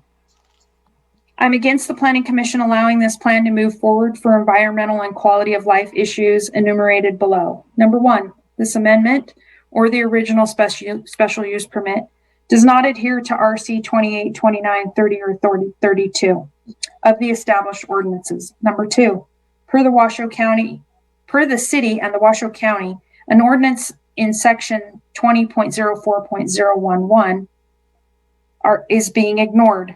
Number three, if these ridge tops and hilltops are disturbed any more than what's written in the special use permit, the homeowners on the north and east side of Five Ridges will bear the brunt of the excess flooding, bringing down the mountain tons of mud and silt. Number four, with no coordinated plans for drainage and no possibility of easements to bring drainage into our valley, the natural and man-made ditches that carry water through our neighborhoods will most certainly be overwhelmed by silt. And Pyramid Highway will see the worst flooding in its history. Number five, sewer breaches are possible. Number six, this will allow the developer to chop up 90 feet off of these ridges and hilltops that were to be preserved in the first place, along with our natural rock outcrops. Number seven, hydro seeding is not effective in this type of soil. Erosion is imminent. Number eight, traffic on Pyramid and Highland Ranch. Number nine, this guy is backpedaling for a reason. He bit off more than he could chew and found out there isn't as much usable building area as figured to work his numbers game he promised the city. He didn't take the proper steps in an engineering level. That's why he keeps asking for more. Enough is enough. There is no plan for what's going to come down the side of these north and east ridges after the major weather event. Number 10, we live here for a reason. This will be an infringement on our peace, quiet, and beautiful landscapes. The next email is from Tracy Ladd.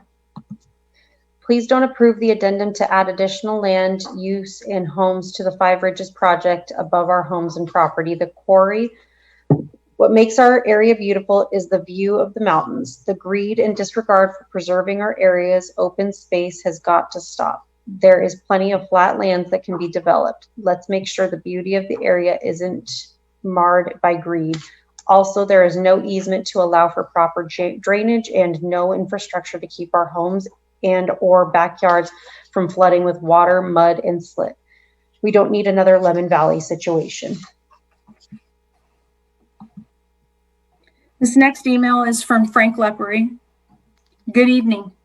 I have a few concerns on the design of PCN 19-0040. My concerns are as follows. The slopes, scarring of the hillside, does it meet current code? The 2-to-1 slopes and how long does the re-veg get watered? The drainage of the slopes. The protection of the property owners below and how are the impacts going to be addressed? The biggest concern is the drainage off the large 2-to-1 slopes, increasing the impact from runoff and sediment to the property below. Would someone answer my concerns? Thank you.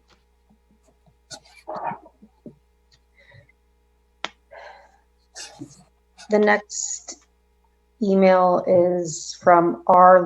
Lucius. I would like to formally oppose any building projects on any of the Sparks, Spanish Springs mountains, hilltops, or ridges. There is not sufficient infrastructure in place or available to support this project or the homes already there. Flooding and erosion are of great concern in this area, and additional disruption of these areas will only make matters worse. Additionally, heavy traffic routes cannot support the increase in population for this area. We are already dealing with extremely heavy and dangerous traffic and road conditions due to overpopulation. Please oppose any projects in this area. This next email is from Vernie McCrohan. I am writing in regards to the above mentioned case. I am a resident living at 309 Shelby Drive, Sparks, Nevada. Please, please do not approve this project. Our beautiful valley has already been invaded with new homes. It is unconscionable to consider taking any part of a mountain down to build homes. This would cause possible flooding and erosion. I must also mention the added traffic off of Pyramid Highway. This highway has become a nightmare for commuting and gets worse every day. Please consider the current residents of this valley and deny this development. I may be reached at, and she leaves her phone number, but I will not be reading that into the record. Thank you. The next email is from Mike Marbury. I'm against building the homes on the side of the mountain. Marilee, would you like me to read the next one too? It's okay, Casey. Okay. You got a freebie. This next email is from Douglas Marsh. To whom it may concern, I am writing to express my opposition to the above referenced request for a variance to allow a self-storage facility in an area zoned for retail. There is simply no justification for approval that the owner has been unable to secure. You know what? I apologize for this. I believe this email belonged with the Pioneer Meadows item. I can continue to read it into the record for the record if you would like, Chair Pritzos. If they had requested that it be read into the record for the other item, then if we skipped over it, I think for the sake of fairness, we should probably read it now. Okay. So I would like to apologize for that. My sincere apologies to Douglas Marsh, and I will read his email now. To whom it may concern, I am writing to express my opposition to the above referenced request for a variance to allow a self-storage facility in an area zoned for retail. There is simply no justification for the approval. Number one, that the owner has been unable to secure retail tenants as per the master plan is hardly sufficient reason to allow a currently non-permitted use. Approval of one variance in the large undeveloped area is an precedent slippery slope that will set the stage for subsequent such variance requests. Close proximity / convenience to self-storage is not a compelling or sufficient reason to approve the variance. The proposed use creates minimal jobs and sales tax revenue. Self-storage facilities will fill a needed and useful role in today's world, but should not be located in retail zoning. There is no need to read my comments into the Planning Commission's minutes, but please ensure that my email is otherwise included in the official meeting record. Thank you for your time and attention.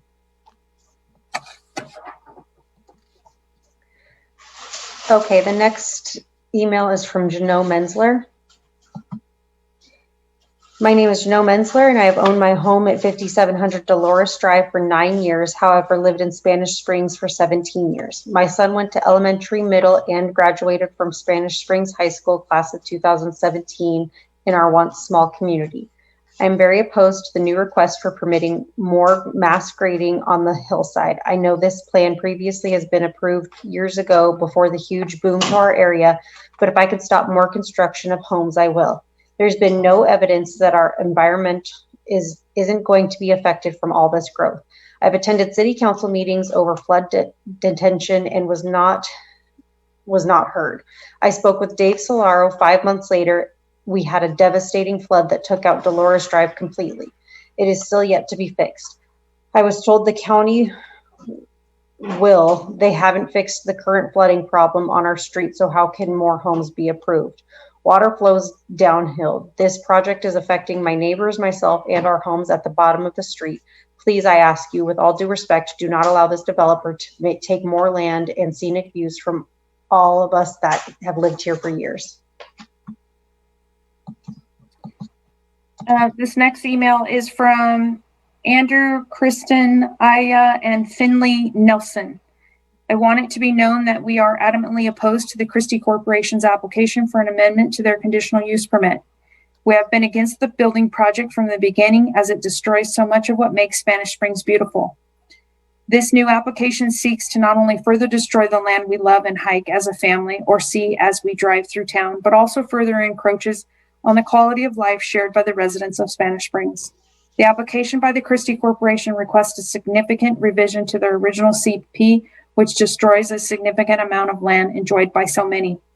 This is in direct violation of the Washoe County Master Plan, which states the following, in quotes, through cooperation with the Washoe County Board of County Commissioners and the Washoe County Planning Commission, the Spanish Springs community will maintain and apply objective standards and criteria that serve to manage growth and development in Spanish Springs in a manner that respects the rural heritage of the area by encouraging a rustic appearance and preserving scenic quality, respects private property rights, provides a range of low-density housing opportunities, provides open space and recreational opportunities, provides local services and employment opportunities, and ensures that growth is kept in balance with resources and infrastructure, close quotes. This is so clearly a violation of these words and of so many people's lives. We are well aware of the anticipated population boom in the area. However, violating the above words and disrupting the natural beauty of the area is not the answer to the anticipated increase in population. One of the attractive attributes to Nevada broadly and the Reno Spark specifically is the open land. People come here to enjoy big skies and find ways to avoid the ungainly sight of stucco. The proposed plan will only make the area less attractive to current and future residents. We want it known that we are against this plan for our own interests in the area, as well as on behalf of the family and residents who live in the Spanish Springs area or frequent its currently beautiful landscape. Sincerely. The next email is from Helga Olson. Stop the City of Sparks from approving an addendum to add additional land use and homes to the Five Ridges project above our homes and property in Spanish Springs, the quarry. The addendum would allow the builder to build homes and roads down the north side of our mountains. They also intend to shear off up to 90 feet of the ridge tops and removal of our rock outcrops.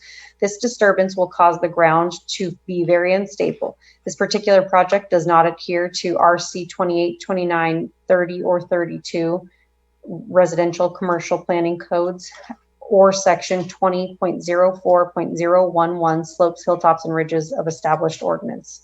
There is no easement to allow for proper drainage and no infrastructure to keep our homes and or backyards from flooding with water, mud, or slit.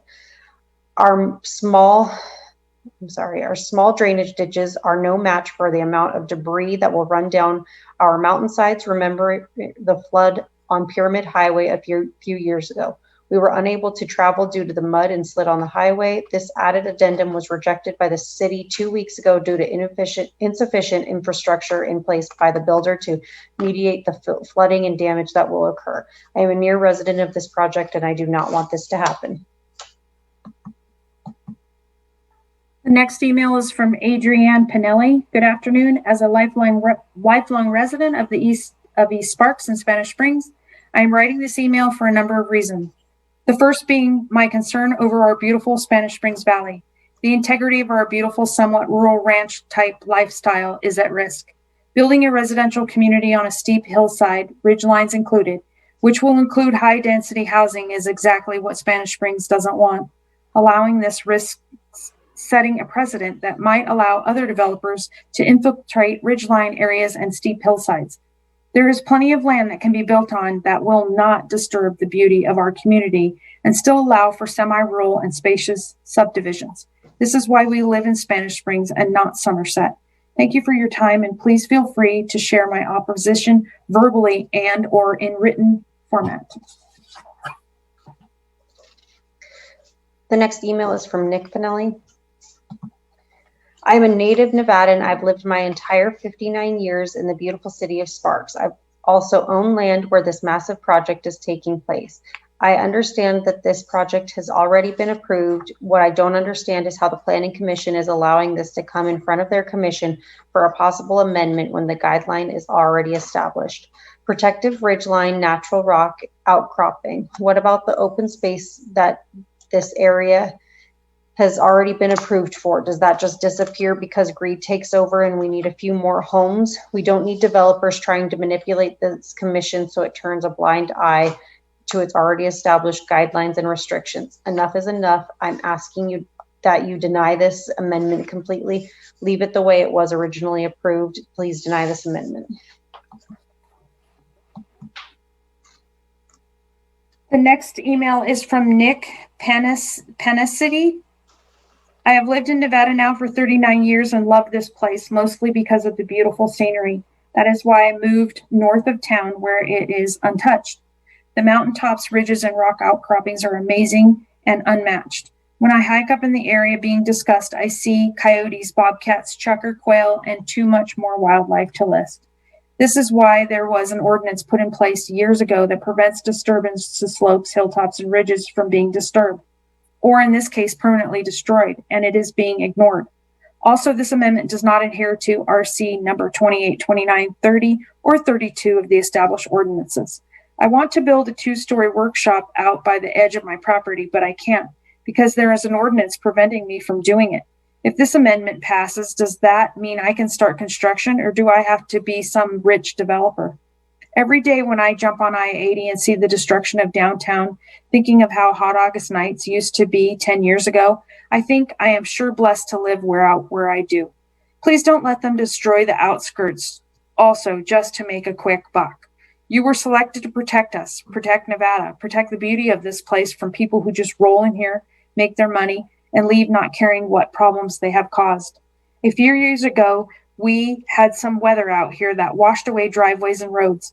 The homeowners had to foot the bill for all the repairs to get back to normal. With this construction, the problem is just going to be exacerbated with a less serious weather event. Who's going to pay for the repairs then? The city?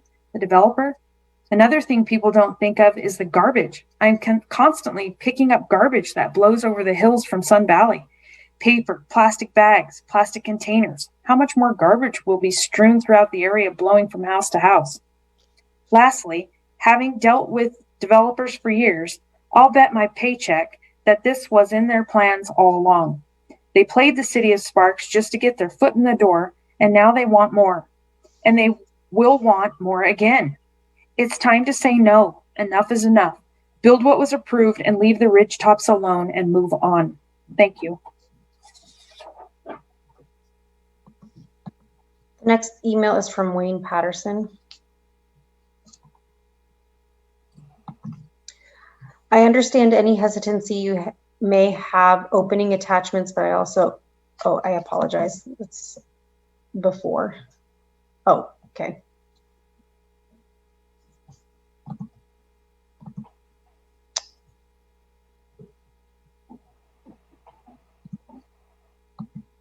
Okay. My name is Wayne Patterson. For 24 years, I've lived at 7325 Petrina Way, Sparks, Nevada. I am writing to you in opposition to case PCN 19-0040. Contrary to Blake Smith's condescending remark to News 4 that residents should have shared their concerns earlier in the process, I'm certain I have voiced my opposition to the Five Ridges project at every opportunity. I am still angry about the violations of your own policies, RC 28 through RC 32, to approve the original version of this project, and must say I'm livid that Mr. Smith has returned for a second bite of the apple. My sincere hope is that you adhere to your policies and deny this request. I want to focus on policy RC 30, which states require new development to preserve and protect significant natural amenities, unique features, and other natural features. The view from my front door is the ridgeline and hillside covered with slope stabilizing trees and brush that Mr. Smith wants to mine for profit. I use the word mine specifically because to destroy the rock outcroppings for home sites, he must employ the mining techniques that may include blasting. I've worked at mine sites across the state and appreciate the dangers associated with work on steep slopes such as those I view from my front door. Construction hazards aside, what are we left with when the mining operation is finished? Well, like the mine sites, there will be barren soil, rock facing my front door in Spanish Springs Valley. In mining, they employ robust efforts to reseed and irrigate the barren slopes, but still they are visible for miles. My personal experience with the result of disturbing the soil within view of my front door is minuscule and on a minor slope when compared to this proposal. That experience, that 25 years later, I could see the trench line for the electric service to my neighbor's home. Nature tries and tries, but rock is an unforgiving medium to nurture vegetation, and the scars are long lasting. As for the proposed access road, if approved, it will be a gash across the face of the slope visible from across the valley and a filthy scar in the center of my view. Forgetting the visual assault for a moment, where's the water off that road going? It's not rocket science. It's coming downhill in the quantities we've never experienced before and will flow unfiltered by the vegetation because the water will channelize and will be left with deepening gullies to offend the eye, and that much more siltation will have to be cleared to reopen Pyramid Highway at Dolores Drive. When there's another flood, those of us in this drainage will have culverts washed out again, and heaven help those below if the first boat is across Petrina Way. It's blocked with debris from Mr. Smith's mining operation.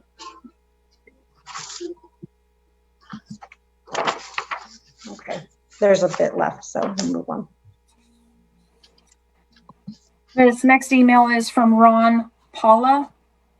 I am emailing you to voice my concern for amendment to special use permit. Moving to Sparks a few years ago from the east as a photographer, it was the hilltops and ridges that helps us make the decision to relocate here. From what I understand, this project does not adhere to RC 28, 29, 30, or 32, or section 20.04.011 of the established ordinances.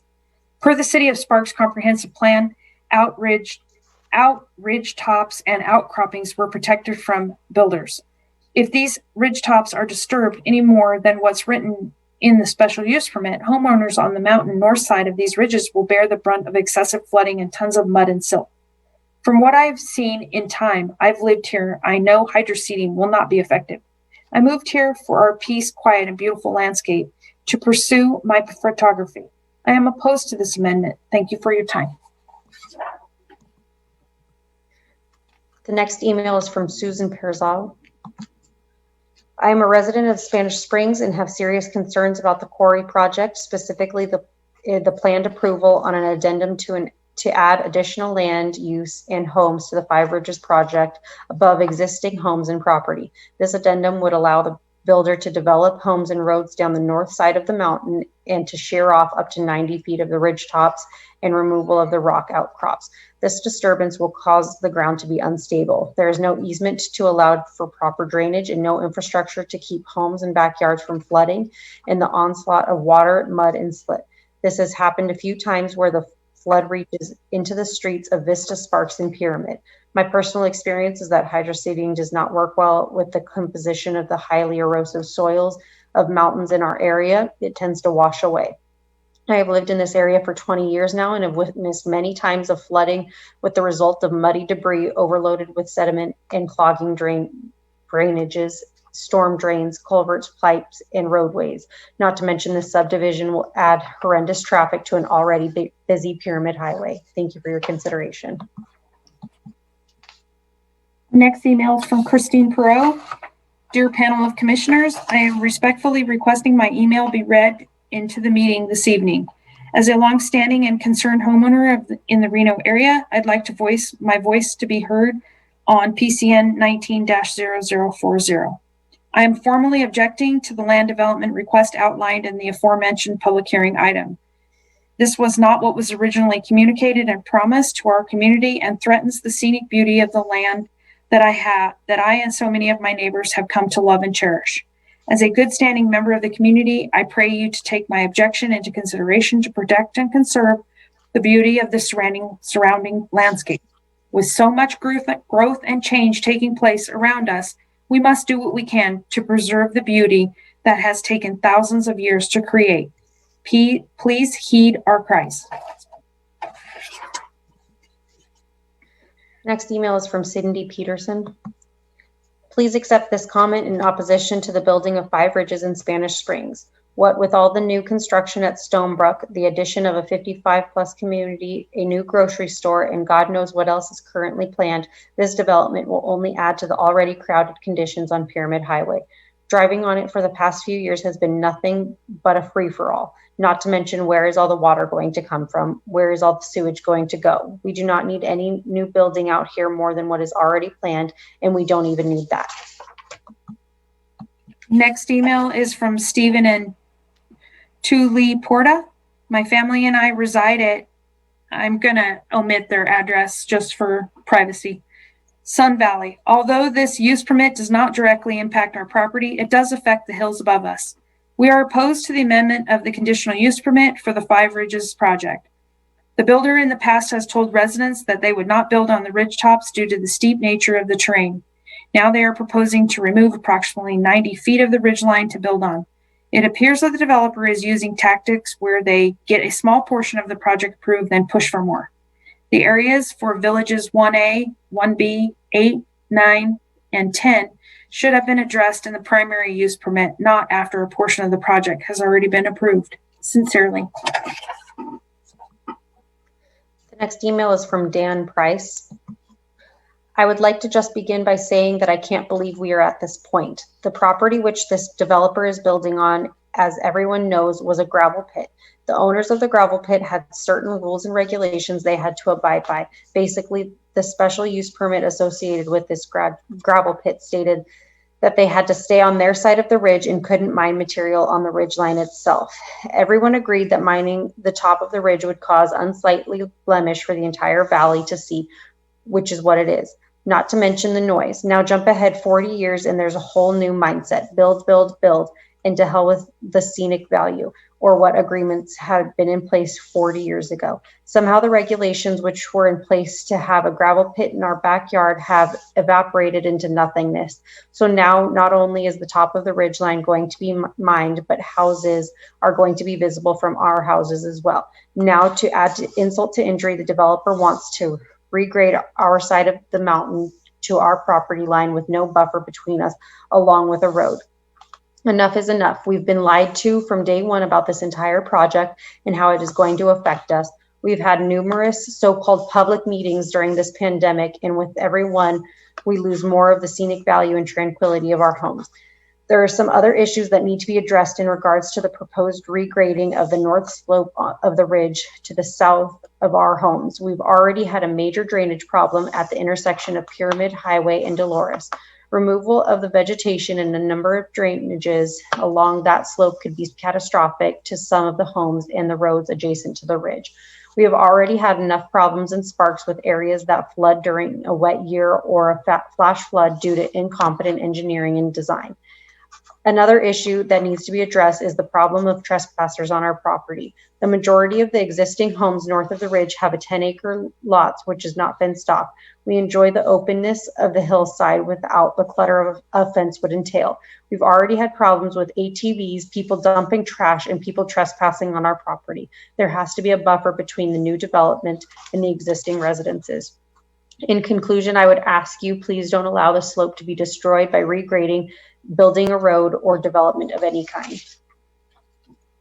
The next email is from Lori Price. I'm writing to you in regards to the ridgeline behind our home.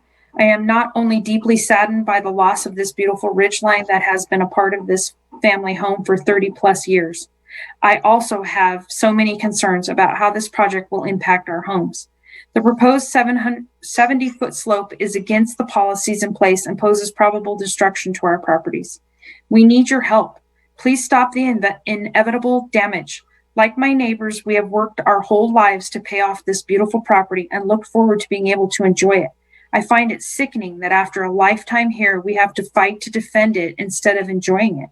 I have written emails, attended Zoom meetings, and tried to voice my concerns, which have all failed. I feel so defeated. Please help us. The next email is from Martin Reyes. I saw the article Channel 4 released and felt the need to share my take. Being born and raised in Sparks, Nevada, why is the city of Sparks allowing land, nature to be destroyed? All my life, that ridge line has been an amazing place to catch the northern Nevada sunsets with my pets and family, a place my kids enjoy hiking, a place where I've ran into people that have gone up and released their loved ones and pets' ashes due to the beauty, peace, and quiet up there. It is unreal that the city is allowing the hillsides to be destroyed to accommodate homes, 2-story homes on a 2-to-1 slope. You have the authority to preserve beauty. Do the right thing, Sparks. This next email is from Bill Richards. I'm writing to voice my strong opposition to the proposed amendment by S3 Development. I purchased, built, and have lived in my home here at, and I'll omit the address, since 1982. In the ensuing years, I have seen a lot of growth in this valley and my neighborhood. I built my home here to live in a rural area. I have always enjoyed living here as it has allowed me to have horses, sheep, goats, and chickens. I used to get on my horse every morning and ride out for hours. Those days are long gone as I am nearly 87 years old. I am a retired captain who served the City of Sparks Fire Department and community for 37 years proudly.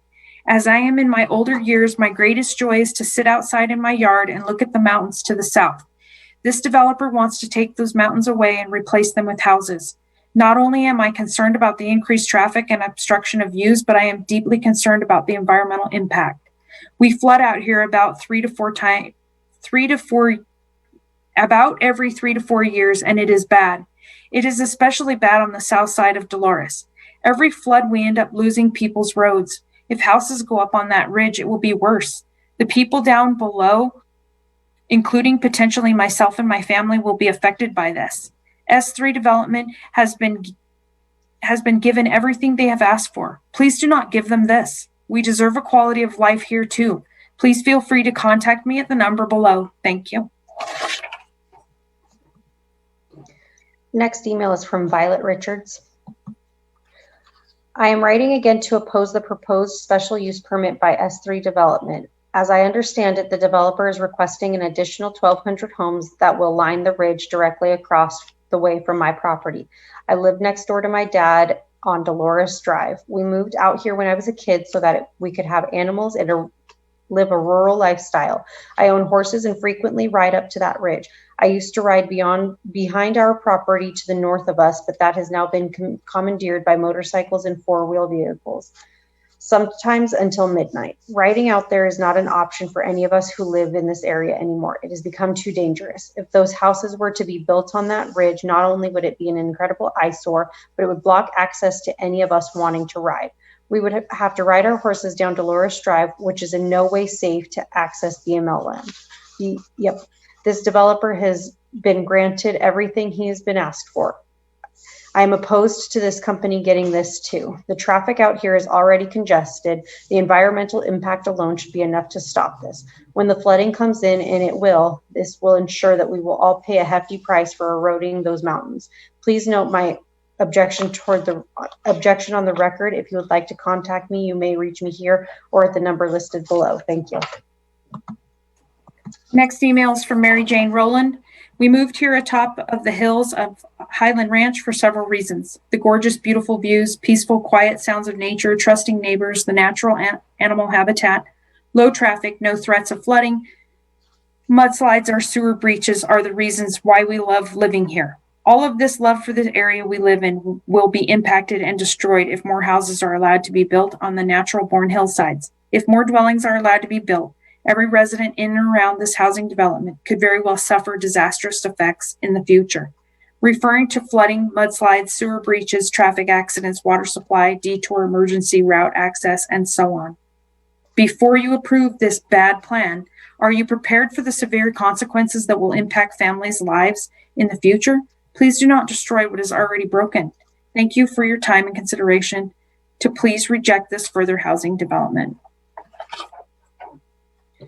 The next email is from Janelle Salisbury. Sorry. My family and I strongly completely oppose this building plan of the Five Ridges project. This area needs more traffic lanes for an already heavily congested area in all directions of this plan. Traffic into Sun Valley as well as Pyramid needs to be fixed before any of this should even be considered.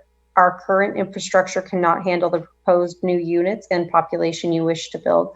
There would not be sufficient drainage for potential flooding, causing damage to the main man-made hills you wish to create by destroying the natural rock outcrops and ridges. The drainage ditches previously created still flood neighboring houses. This will be disastrous. We request this be communicated at your next meeting on May 6th. Please oppose any projects in this area. Next email is from Terry Sharosh. It is with a great deal of concern that I share with you my opposition to the development proposal that is presently before you. I'm acutely aware of the need for quality projects in our region as our housing crisis is significant. However, trying to fill a need should not come on the back of improper planning and approvals. Hillside development ordinances are in place for a reason. The visual blight aside, there is real concern that the topography of this development site could very well result in major erosion and flooding issues for the nearby homes, even reaching Pyramid Highway. In the past, at various locations, the road has completely washed away. Construction of this project could exacerbate this problem. I know that other concerned citizens are voicing their opposition as well. And so I won't repeat a list of reasons why we, your constituents, are asking that you adhere to the development ordinances already in place that rightfully prohibit this construction proposal. Please send this project back to the drawing board until the developers can properly mitigate our concerns that are shared by many in this area. Next email is from Louisa Scoville. I am writing to ask that in the matter of PCN 19-0040, the Spark City Council and Planning Commission honor the stated objectives in the Washoe County Master Plan.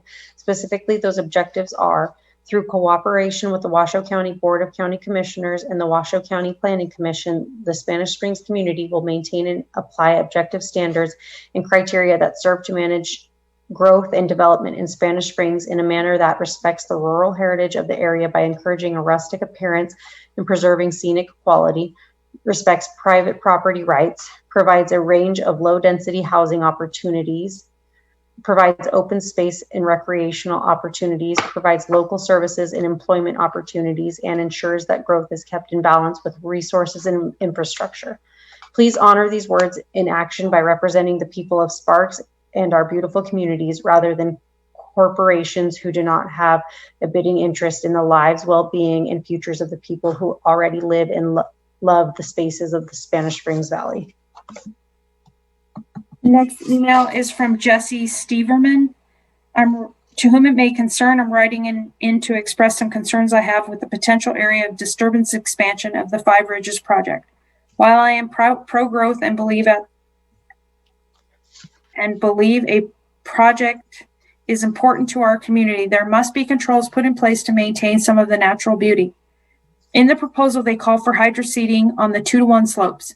In my experience, the hydroseed on steep slopes never grows as planned. It works in gentle slopes, as shown in an exhibit provided by the developer, with proper installation and irrigation. On the steep slopes, it is inevitable that a Nevada afternoon thunderstorm will come through and wash out the seed, create ruts down the slope, and never be repaired properly.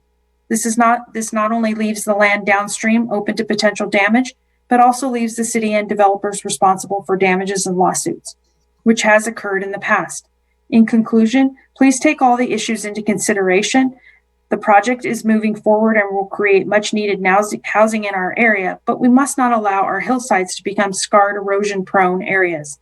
We only have one chance to maintain some natural beauty for future generations. Thank you. Next email is from Melinda Stillwell.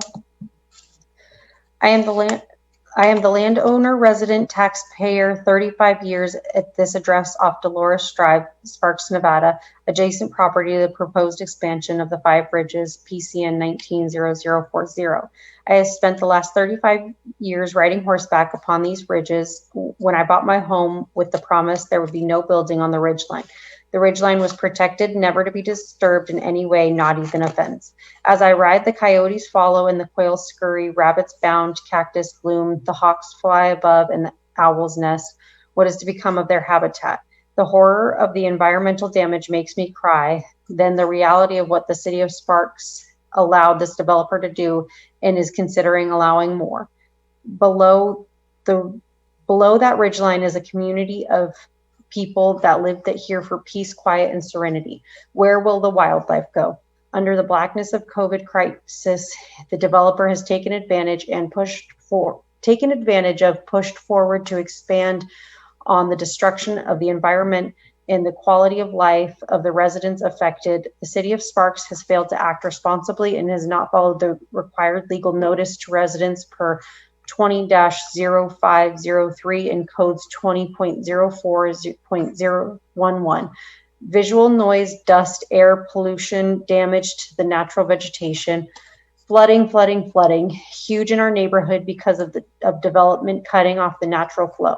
The human element, traffic, crime, trespassing, all come with this development, and expansion increases all of it. After 35 years of hard work, my property value declines. Everything I've worked for coming home to, peace and quiet, gone. The litigation to follow from resulting disruption of property, all property owners below the ridgeline, is the developer capable of paying for, or the city of Sparks, respectfully. Next email is from Trish Swain. Commissioners, I urgently ask you not to amend conditional use permit CU 20-005. There is more than enough disturbance and rapid growth and construction in our neighborhood as it is. This entire plan, much less the alteration of the slope, is horrendous in my view. Subdivision after subdivision and project after project leaves us who live here with big city traffic on Pyramid, which used to be more of a rural boulevard.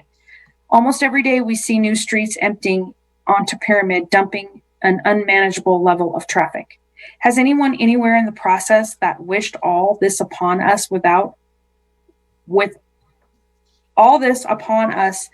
thought about our quality of life? We need public transportation if our population density is going to be raised to this extreme. We need park and ride centers up and down Pyramid with regular bus service to the parking centers in downtown. Why does downtown get all the bus service and we are here choking on overpopulation, get none? Widening Pyramid will not help. It will be a nightmare. There will be more irresponsible, dangerous drivers. Give some thought to public transportation. I've heard the false argument that people won't use it. That is wrong. We need it and we'll use it. How come other cities can make it happen? And for crying out loud, don't approve any more construction.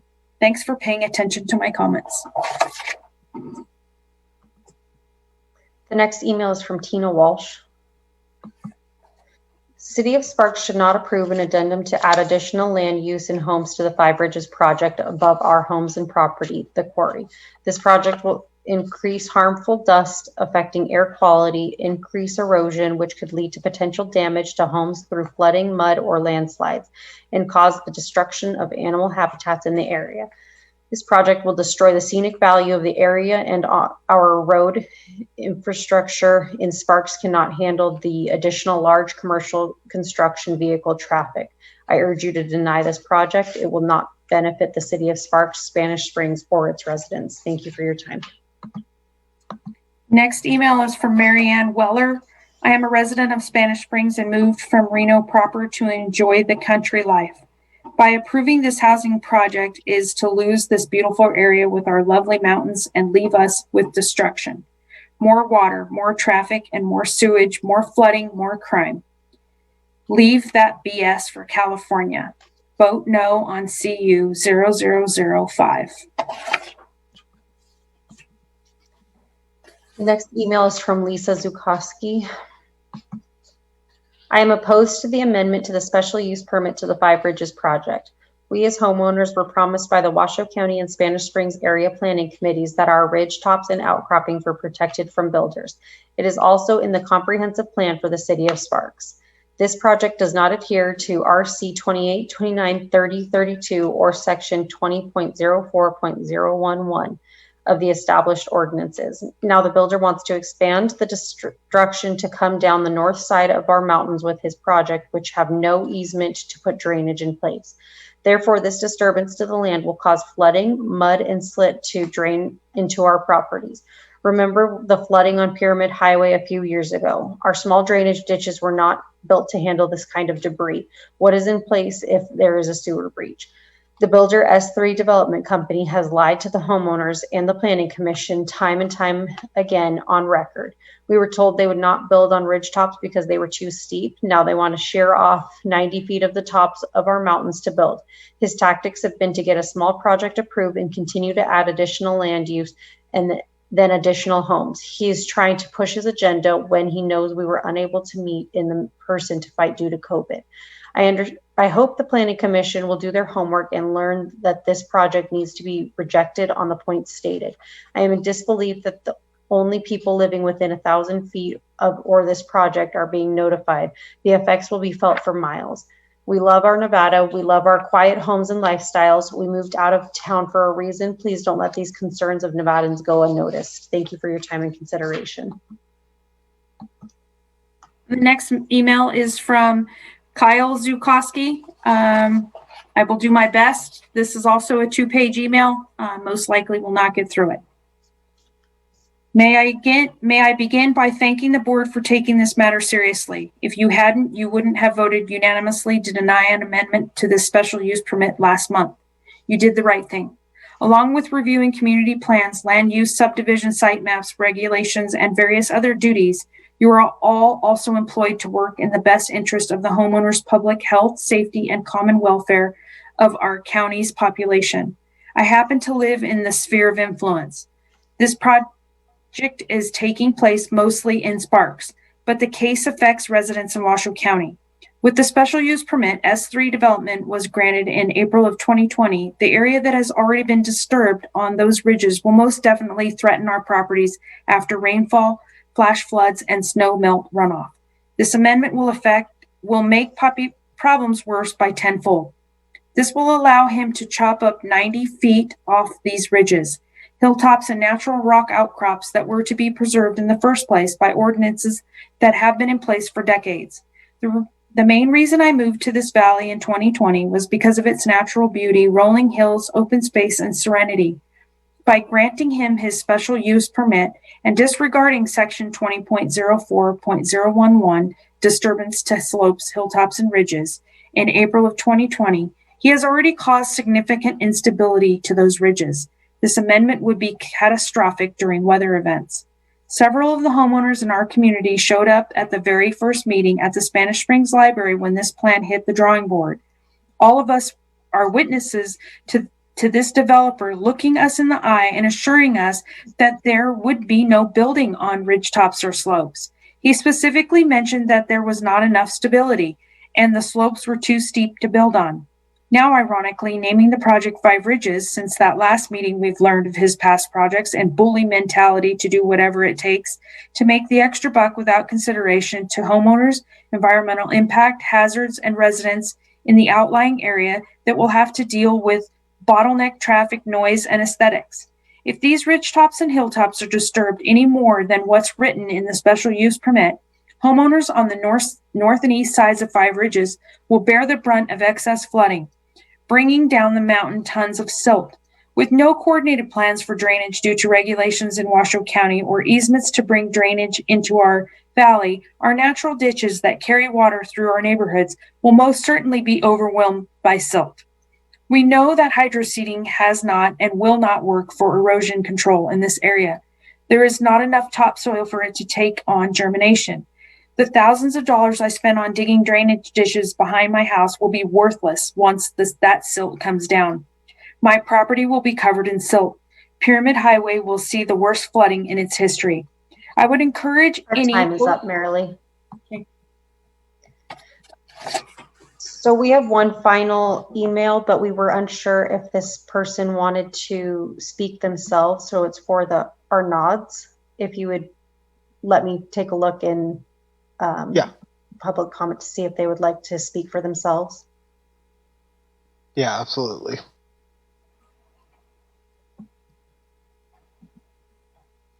At this time, I don't see any of their names in our attendees list, so I will go ahead and read it. Okay, go ahead. Actually, we had a phone number just pop up. I'm not sure if this is them. Yeah, let's check, make sure. Okay. It's a phone number ending in 0786. All right, please state your name for the record. Caller, you're muted.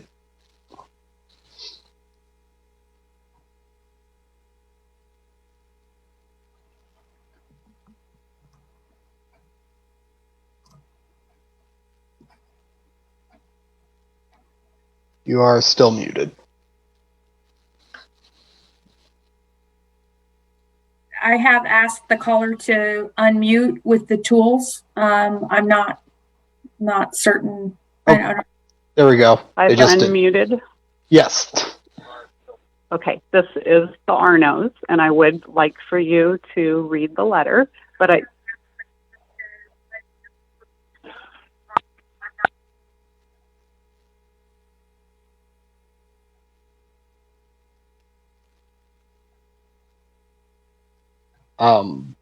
Would you like me to move forward with reading the email? Yeah, let's go ahead and read the email.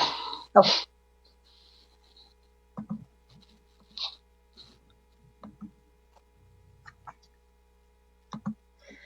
This letter is in opposition to the consideration to amend the conditional use permit and requested increase to the disturbance area in order to allow development. Please see the attached picture as a visual of our hillside and the potential impacts this disturbance and development site would be to existing topography. To the north of this development are numerous rural zoned parcels of Washoe County, not Sparks. The requested disturbance area, which I understand to be the leveling off of up to 25% of the hillside, directly abuts the approximately 15 property owners. Each of us chose to purchase these rural parcels with one benefit of being an enjoyment of privacy. If what currently is a steep rocky hill gets basically chopped down for homes to be built, current residences will have their land and views and privacy encroached upon. We consider this an intrusive loss of enjoyment of our property and rural lifestyle, and also a disingenuous maneuver of the developer. We have stood on this proposed area to look down upon our property in order to know the impact. We would experience significant loss of privacy in our backyard, pool, deck, and side balcony areas by homes above. A factor in us purchasing this location was the steep terrain above us and knowing that nothing would be built there. When this project first came to our attention for rezoning and change of use, it was explained in detail by the city planner that this development was strictly in the old rock quarry. When the concern was raised regarding the project's name of Five Ridges and that there would be potential building on the hilltop ridges, assurance was given that the developer master plan was strictly within the bowl and would not be done on the ridge tops. Just this week, there was a news interview with Blake Smith stating this project has been in the works for the last 5 to 7 years and has always had the intention of development on the ridge tops. That clearly had not been addressed in the prior planning commission notices nor conversations requesting information on notice of public hearing updates. We now question the good faith and intention of the developer in naming the project Five Ridges with the plan from the inception to build on the ridge tops, yet at this late date asking for consideration to disturb that very area. Why had that not been done at the beginning and through their previous planning commission requests? Is it the developer, the city planner, or this commission that has failed to be transparent with the scope of this development? We are unaware of the purpose of the black fencing that has been erected in the last week as shown within the pictures. Is this for erosion mitigation, or is it the developer's outline of the portion of the hillside they wish to disturb? As you can see, it is quite significant, especially for the homes that currently reside directly underneath. In addition to the drastic visual impact it would have on their rural parcels and valley residents to the north. In the pictures provided, you can see the black fencing that has just been put up on our hills in the last week. Is that for demonstration purposes to show the neighborhood? The timer has run out and I have about a paragraph remaining. All right. So thank you very much, Casey and Marilee, for reading all of those for us. Do we have anyone who wishes to speak at this time on this item? We do have Larry Gruby requesting to speak. All right. Ms. Martinez, Yep. give me, he has images as well, but I don't have them open yet, so I don't necessarily want him to have to wait while I open his images. So if you could just give me a minute. Understood.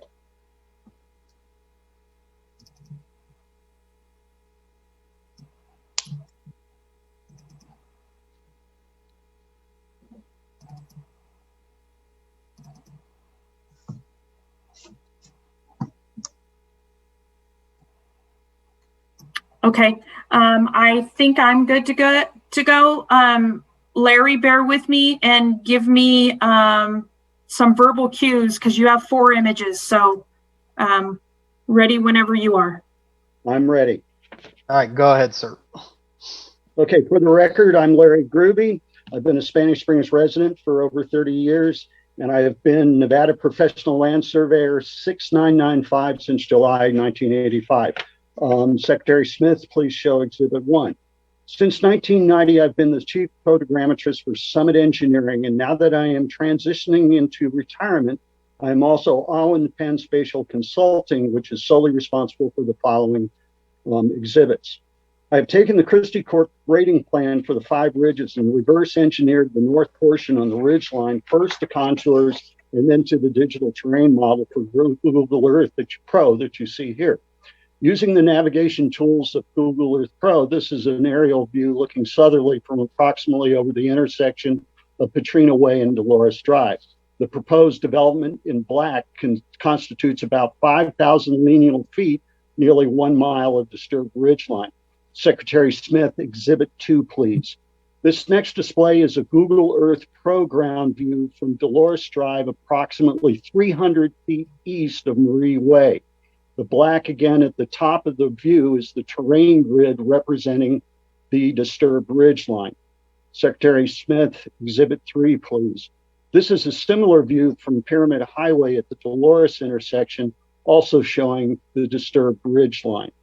I want to say while we're waiting for that to come up that the tan area that planner Sienna Reed addressed is actually 33.6 acres, not 19. By Village 9, it is over 20 acres. I'm primarily concerned that this is from Pyramid Highway at Dolores. I'm primarily concerned that these visual representations show that the project expansion, along with the existing CUP on the ridgeline, does not meet Sparks City Code 20.04.011 ridgeline stuff. When I had to create visual displays in support of projects I worked on in the past, most notably DeAndrea, I was told by Sparks planners that houses were not to be silhouetted against the sky. This will be almost the entire case for the houses at the north edge of this development. Secretary Smith, Exhibit 4, please. This is an overlay of Global Mapper software showing primary ridge lines in black, which includes one line in the Five Ridges project. This area was the original designated ridge lines in red were the ones designated by the city prior to the annexation of the Five Ridges project. Commissioners and Mr. Chair, thank you for your time. All right, thank you. And then Casey, do we have anyone else who wishes to make additional public comment at this time? I do not see any additional requests to speak at this time. All right, then with that, I will close public comment and I'll bring this back to the commission. Are there any questions or discussion at this point? Commissioner Carey. Thank you, Mr. Chairman. I had a question for Sienna. I was just kind of curious if you might be able to remind us that, about the development agreement. What is it's my understanding it's a spread of total units that are permitted. It's like 1,200 is the minimum, and then I think it went up to like 1,400 or 1,500. If I could, Chair Pritzos, to your question, Commissioner Carey, the minimum is 1,200 residential units and the maximum is 1,800. Okay. Thank you for that. I had Mr. Chairman, if I may, thank you. I had a question for Janelle Thomas, if she's still awake. Janelle, thank you. Thank you very much. Janelle, we've heard a lot of public comment tonight about silk and flows and how that could impact adjacent property owners. I'm very familiar with, there's a lot of flooding issues that happen along Dolores Drive that go along Pyramid Highway, and then they end up going all the way up to La Posada, and it floods that whole intersection when we have a major flood event. I was just kind of curious if you might be able to address some of those silk concerns, and if you're familiar with the issue along Pyramid Highway that's kind of been brought forth from the lack of treatment of stormwater in the unincorporated areas. I was just kind of curious if this development would impact adjacent property owners and would impact that situation along Pyramid Highway. Thank you, Commissioner Carey. Janelle Thomas, Senior Civil Engineer for the record. So your question is relative to the existing flooding that is currently occurring along Dolores and Pyramid and up to La Posada. That is a separate drainage area that does not necessarily include this development area. The development as it's planned and the study that we have reviewed indicates that the drainage that is actually going to continue to flow off of the north bank of that slope is going to decrease. Mr. House's last exhibit that here, I'm going to share my screen real quick. Can you see the display for his last exhibit that he had in his explanation? Yeah. Okay, so this really details what the hydrology report indicates as far as how the proposed drainage is going to be handled for future conditions. As you can see right here on the western edge, the amount of flow that exists today is the 72.3 CFS. And the once the grading occurs on the property, that actually decreases. And that's due to either the elimination of a portion of the slope, different grading so that the drainage actually is diverted further south into the development and then is addressed with various detention and sedimentation basins within the development. And as you can see, as you move further east along this northern edge, these are the beginning flows down to the proposed flows that are going to be coming off. So I don't have any real concerns about increased stormwater runoff occurring along that northern slope, just because of the way that the proposed grading is going to be pursued. Does that help answer your question? That certainly does, and that's an excellent answer for 11:19 p.m. Thank you, Janelle. Yeah, you bet. Thank you, Mr. Chairman. All right, thank you, Janelle. Thank you, Commissioner Carey. Any Commissioner, other? If you wouldn't, or Chair, if you wouldn't mind, I'd like to add to Janelle's comment there. We are currently working with the Washoe County and the state of Nevada to address the issue at down there at Dolores with regards to a regional flood facility that has been in place in IFSA, or Impact Fee Service Area number 1, and so it's basically it's a flood facility that we refer to as Reach 9. And so we're working with the state of Nevada and Washoe County to alleviate the flooding that occurs there at Dolores. All right, thank you for that, John. Are there any other questions or discussion at this time? Yes, Commissioner Reed. I just had a general question. I did not know the answer to this, but for Sienna, has the city of Sparks approved other projects where the ridge was cut like this? I can't recall any.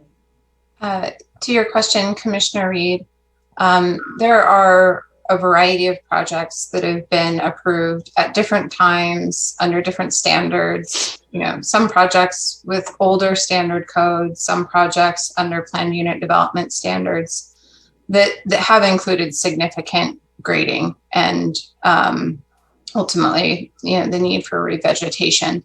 So, you know, hillside projects are not uncommon for the city of Sparks. And it's a little hard to compare kind of apples to apples when you have, you know, a project that was constructed 10 or 20 years ago compared to what's being proposed today. So ultimately, you know, as we go forward tonight in terms of evaluating the request, it's under the standards and codes that we have today that we need to consider the request before the Planning Commission. Thank you. All right, thank you, Commissioner Reed. Any other questions or discussion? All right, seeing none, I will entertain a motion. Don't all jump at once.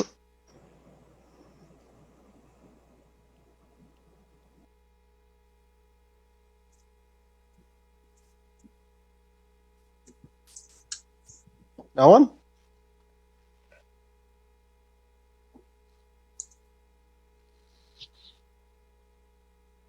Commissioner Carey. You're muted. Thank you. I'll jump in. I'll maybe lead off discussion, and we'll see where this goes. You know, a couple thoughts and points I'd like to make for the record. You know, there's been a lot of public comment tonight saying that our commission and our staff don't really care about folks living in Washoe County and that we're beholden to the developers. I really disagree with these comments, and I'd like to acknowledge the hard work of our staff and and this commission. I think we've done a good job of listening to the concerns of neighbors on this. I would just state, I would hope that our partners in the region at Washoe County and the Washoe County Planning Commission, if there was a similar project, that they would listen to the concerns from citizens of the city of Sparks and listen to them like we have during this process. I'd like to also thank the staff and the applicant for providing the additional visual materials. I think this information is really helpful for our review and better understanding of the project. I think, with the major grading request, Hillside's proposals, it's really important that we have a public process and we have good information and 3D renderings to look at this and base our decisions on. As I said a year ago, I think we really need to take a look at protected hillsides and ridgelines that are in the code. That section of code is really, it's really outdated and hasn't been touched. And I think it would be good to take a look at that ordinance, because as the city's looking to continue to grow, we really need to take a look at that. I supported the original conditional use permit last year, and I believe that original conditional use permit met the requirements of the zoning code, and it met the intent of the natural resource policies that are in our comprehensive plan. And I supported it. That I felt that I supported the original CUP because I thought that it would help support the development on the site and help meet the objectives of the density requirements that are in that development agreement. But I'm just kind of really struggling with trying to make some of the findings on with this amendment to the conditional use permit. And I'm happy to go into detail on those, but I just thought I'd throw that out to break the silence, so to speak. All right, Commissioner Reed. Yeah, I'm finding it difficult also to meet some of the findings. I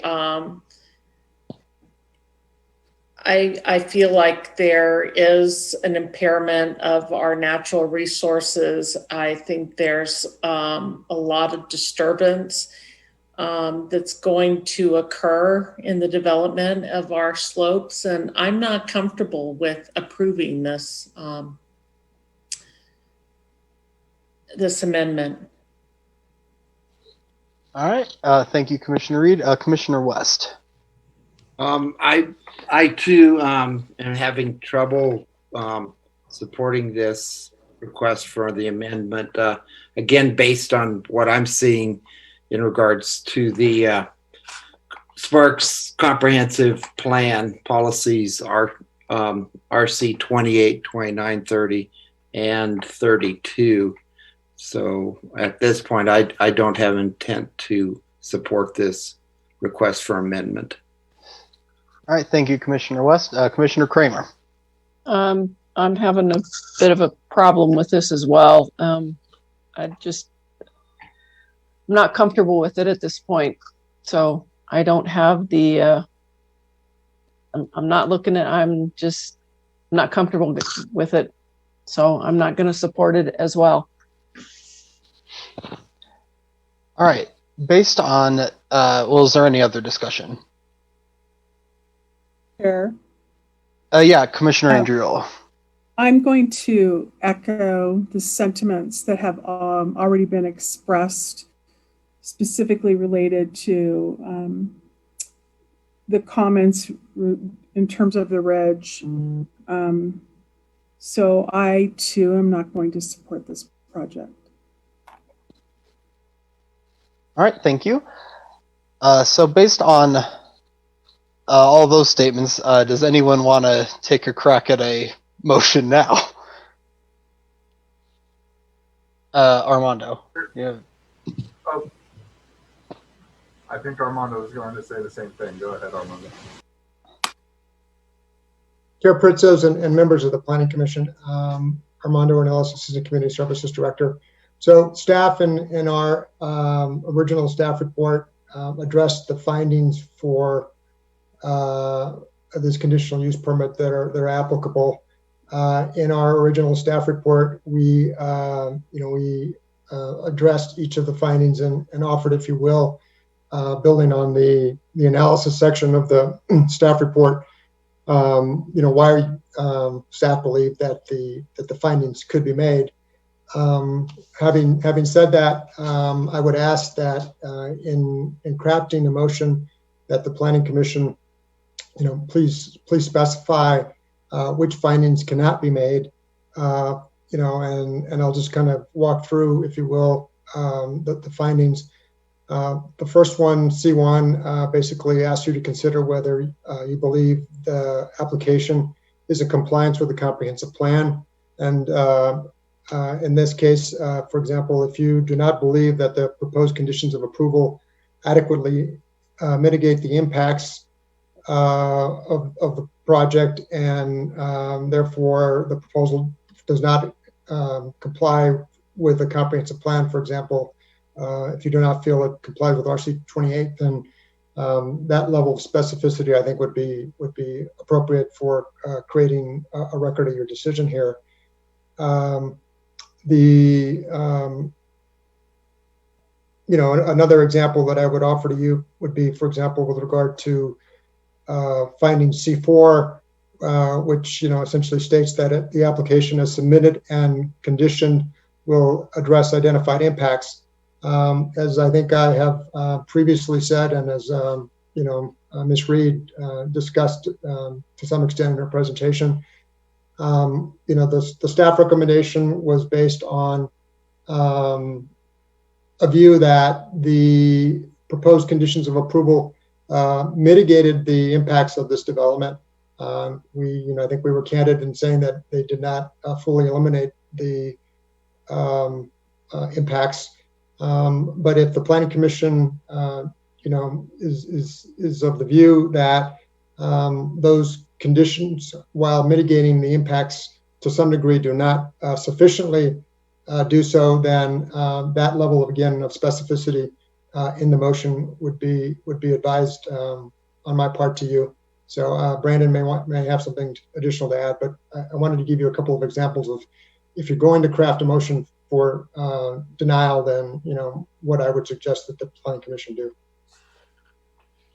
All right, thank you, Armando. Brandon, did you want to add anything? No, nothing to add. I was going to echo the same thing, just to put specific findings within any motion to specify what findings cannot be made.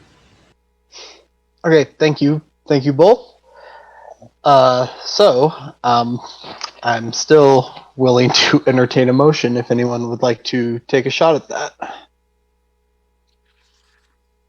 Mr. Chair, or Commissioner Reed has. Commissioner Reed. I don't know. Commissioner Carey may have more findings, but I'll start.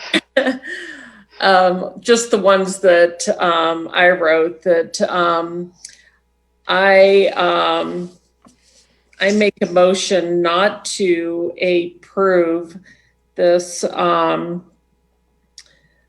conditional use permit based on finding C1 that is not in compliance with the comprehensive plan, based on policy RC 28, which limits the amount of land area that may be disturbed for development on natural slopes, and finding C3, an impairment of natural resources.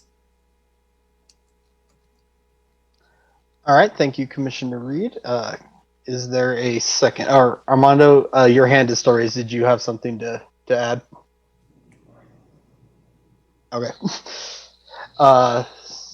So we have a motion by Commissioner Reed. Do we have a second?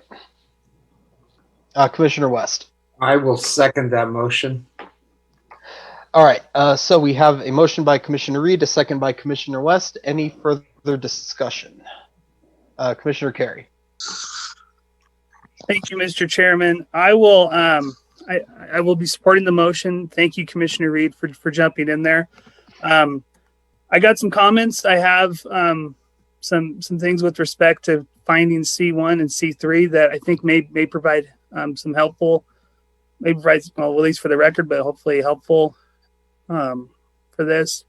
I don't believe that I can make finding C1 from a comprehensive plan perspective. I don't think that the proposed development and its impacts to natural hillsides and ridgelines in this area of the city will support or do anything to further policy RC 28 of the comprehensive plan. I disagree with staff's analysis that allowing further hillside development of more single-family residences will support or provide a diversity of housing types or do anything to advance policy H2. I don't think that allowing more single-family residences within the proposed disturb areas will provide a mix of housing diversity and help advance the city's housing goals and policies.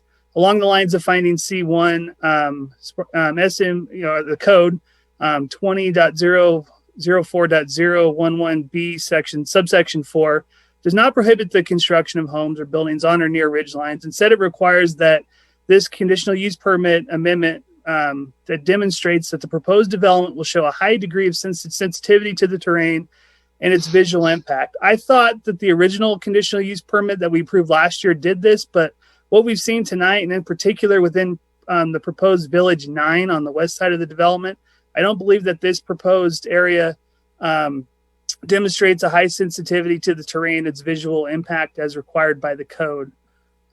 Commissioner Reed's motion didn't include it, but I would just like to throw out there, I don't believe that I can make finding C4. I disagree with condition number 6. I don't think that increasing the rear yard setbacks by 10 feet and limiting accessory structures by 15 feet is going to do enough to show sensitivity to the terrain and mitigate the visual impacts from the proposed future development. I certainly understand that this is not a protected hillside or a ridgeline per code, and that building on a hillside is allowed in this location, but I don't think that these conditions go far enough in order to mitigate the impacts from the proposed conditional use permit amendment. And I would like to see further mitigation with the future homes and more sensitivity with, in particular in Village 9. With respect to condition or finding C3, I think that this proposed amendment is going to have an impact on natural resources, and it goes against the goals and policies of the city's comprehensive plan with respect to protecting natural resources. I understand it's a judgment call, but I believe that this proposed amendment to the conditional use permit will have a potential impairment of natural resources and does not support goal RC1, policy RC28, policy RC30, or policy RC31. In general, I disagree with how this finding is presented. If finding C3 is only the availability of natural resources and their impairment to future development, there's literally no situation where this finding cannot be made, because we have a regional water plan, we have sewer plans, we have other infrastructure plans that on paper do not impair and provide resources and provide for sufficient resources. I think we should take a serious look at this in the future. I would add on this, if this project were to move forward or come back, I would specifically like to see if the disturbance area around Village 9 could be reduced, maybe by half, maybe by more. I just think what they proposed tonight is too much, and that the secondary access road could be further mitigated from its visual impacts, maybe some additional treatment features. I would also like to see maybe additional conditions of approval that would maybe limit homes on this ridgeline to be 1 story only. And I would also maybe would like to see a condition of approval that no accessory structures would be built in the rear yard along the hillside development. Thank you, Mr. Chairman. No, thank you. Any further discussion?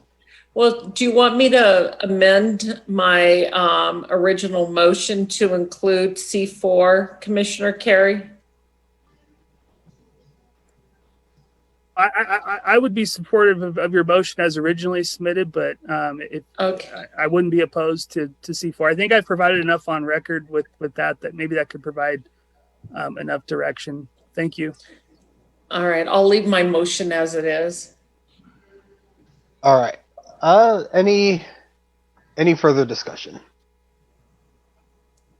All right, seeing none, we have a motion by Commissioner Reed and a second by, I think it was Commissioner West. Correct me if I'm wrong. All right. Madam Secretary, may we please have the roll? Commissioner Pritzer? Aye. Commissioner West? Aye.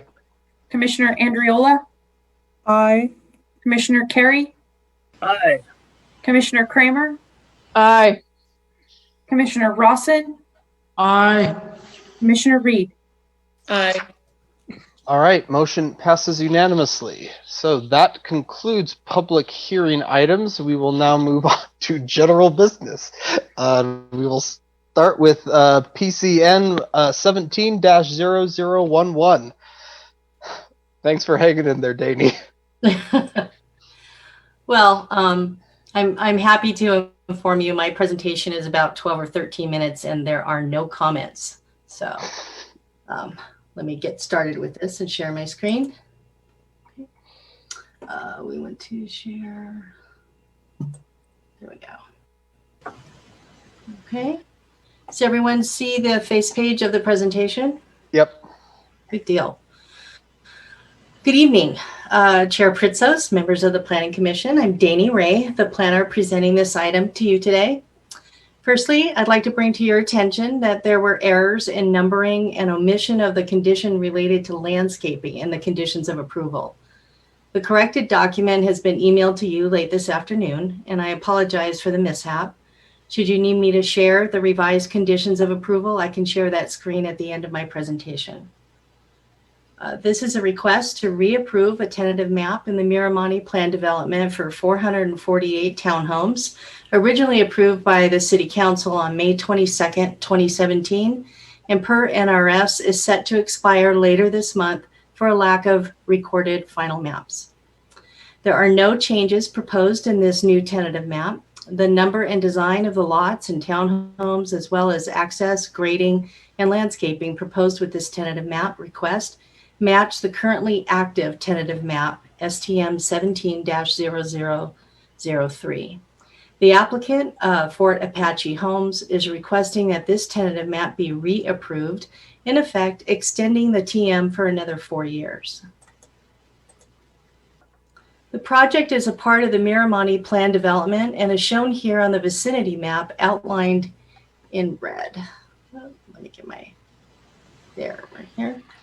The tentative map area is located east of Belmar Drive and northeast of Los Altos Parkway, approximately 2,000 feet from the intersection of those two roadways. The townhome project is located in the solid red area right here. For your orientation, various nearby plan developments are shown in relation to the tentative map area. As of the date of this staff report, final maps have been recorded for 685 units in the Miramonte Plan Development. The handbook allows for a maximum dwelling unit total yield of 1,434 residential units in Miramonte. Approval of a final map for this project will bring the total to 1,133 residential units. Approximately 32 acres have a land use designation of multifamily, MF14, in the comprehensive land use map, and LMDR 14 designation in the handbook. Both require a gross density of 14 dwelling units per acre, which this project meets. This slide shows the primary roadway accessing Belmar Drive and secondary roadway accessing Iridium. And this Belmar Drive right here. And right here, you can see the basic layout of the townhomes. These grading plans illustrate the project in its entirety, illustrating the townhome project and the access roads. I have PCs together to show the continuity of the road here to Belmar, that's the primary road, and then the secondary road through here to Iridium. Approximately 35 acres of the 165.5 acre tentative map area is proposed to be disturbed and is in a location where slopes are a maximum of 15%. The Miramonte Handbook analyzed this disturbance to slopes and incorporated that analysis into the handbook at the time of its adoption in 2005. And the project continues to meet the standards set forth in the current Sparks Municipal Code for slopes, hilltops, and ridges. There will be substantial grading to provide access and buildable area for the subdivision. Where the access roads cross a ravine, right in this location, earth and fill of up to 50% in height with culverts to convey stormwater will be required, making this a dam under state regulations. This is a representative sample of the proposed elevations for the townhomes. As proposed, the lots are approximately 19.5 feet wide and 48 feet long, and a total 918 square feet in size. Both 2 and 3 bedrooms range in size from 1,640 square feet to 1,742 square feet and are provided with 2-car garages. The lots are arranged to enable a series of 4, 6, and 8 unit townhome buildings. So far, I've discussed the request for reapproval of the existing tentative map, and now I'll spend a little bit of time going over the required findings. Most of the findings are in numerical order, but there are a few that I have grouped by topic. There's 12 findings required to be considered with a tentative map. Finding T1 looks at conformance with the comprehensive plan. As proposed, the subdivision is for 448 townhome lots, and townhomes are identified as missing middle housing that offers homeownership opportunities at lower price points, providing an alternative to apartments and traditional detached single-family housing, supporting Goal H2, Policy H2, and Policy H3. The compact nature of the proposed townhome subdivision will lower per capita infrastructure costs in support of Goal MG6 and Policy MG11.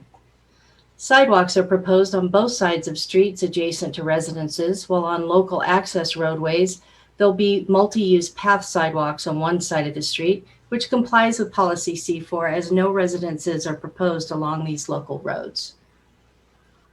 The land use designation for the project site has been in place since 2005 and has been included in build-out calculations since that time. City services, with the possible exception of meeting the Sparks Fire Department's 4-minute travel time standard, which is addressed in finding T10, can be provided to this site at acceptable service levels, as was anticipated with the prior handbook and original tentative map approvals and in compliance with policy CF1. Meeting policy EV10, the provided fiscal impact analysis shows a net positive to the city of Sparks over $5 million to the general fund and $745,000 to the road fund over a 20-year period. Given the increase in housing prices since the current TM was approved, the analysis maintains property tax revenues are forecasted to generate more than $7.9 million over the 20-year time horizon of the analysis. In addition, the roadways are private and will be maintained by the HOA, saving the city an estimated annual cost of $73,200. Findings T2 and T7 each relate to streets. The street network in this tentative map remains unchanged from the existing tentative map and is consistent with road design parameters in the handbook, such as road capacity and other dimensional standards, which was contemplated in the handbook at its adoption. The project also is in conformance with the city street master plan, and access roadways connect to Belmar Drive and Iridium Way, making finding T2. Finding T7 focuses on impacts to public streets. The applicant provided an updated traffic study that shows trip generation for this proposed subdivision estimated at 2,371 average daily trips with 171 AM peak hour and 206 PM peak hour trips. With the extension of left turn lanes at the intersection of Los Altos Parkway and Vista Boulevard, this study finds the existing and currently under construction public roadway network is sufficient to accommodate the traffic generated by this subdivision. City staff has reviewed the traffic impact study and concurs with the analysis provided, as does the RTC in their comment letter. Per finding T3, this application was distributed to the agencies that provide these basic services and administrate environmental and health laws, and no written comments were provided to staff. The final stormwater and drainage plan for the development must be reviewed and approved by the city engineer prior to the recordation of a final map for the project. Condition 5. Making finding T4, the developer has estimated the domestic water requirement for the development at the 73.8 acre feet per year. Municipal water service will be provided by the Truckee Meadows Water Authority, and water rights must be in place or dedicated prior to recordation of final maps as provided for in Condition 9. Finding T5 is concerned with availability of utilities to serve the site.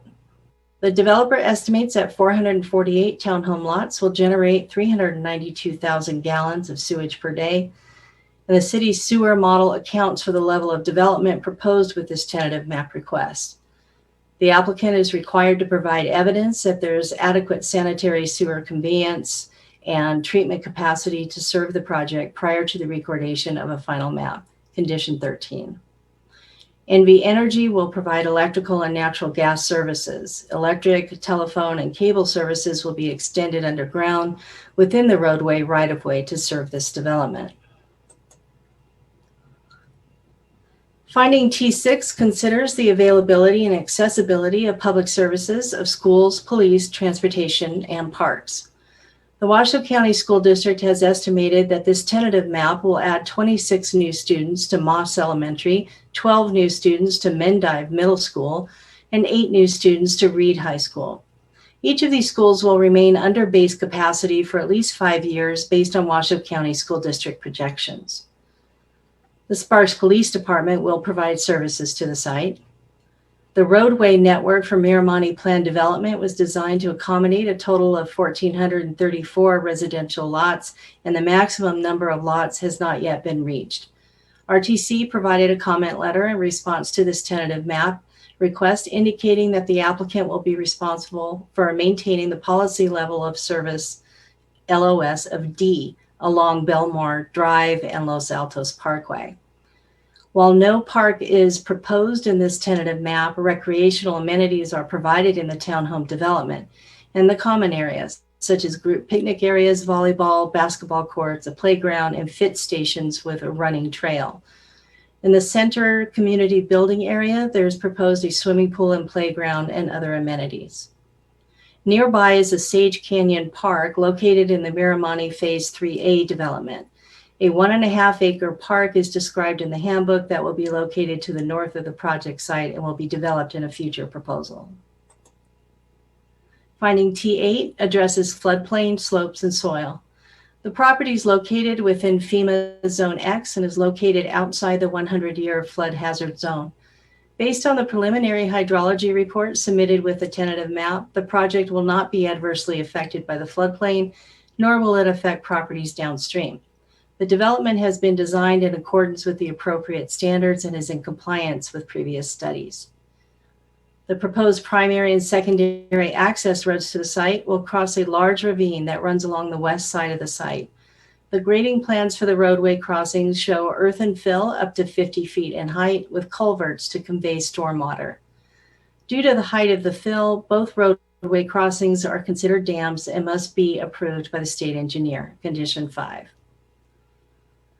The proposed townhouse development will disturb approximately 35 acres of the 165.5 acre site.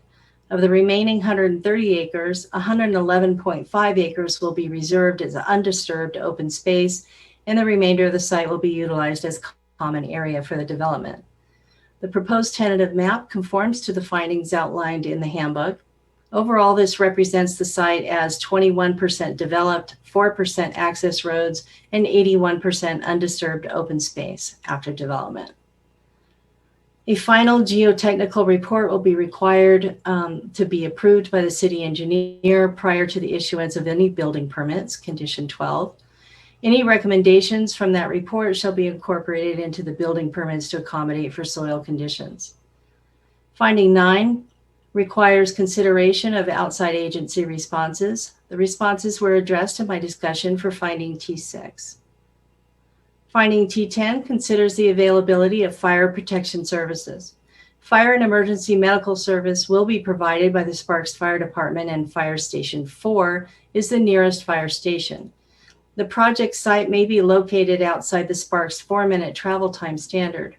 Further analysis to determine if this project meets the 4-minute travel time standard must be submitted prior to approval of a final map.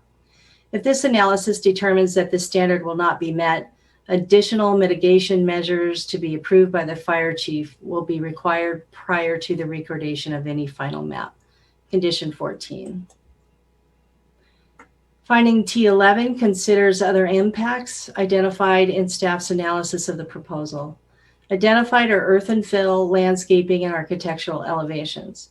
Condition 4 requires that a landscaping and irrigation plan be approved by city staff prior to recordation of a final map. And condition 11 requires architectural elevations that comply with the handbook must be approved by city staff prior to the recordation of a final map. For finding T12, the posting of the agenda and this meeting serve as public notice. This is not a public hearing and no public comment is required.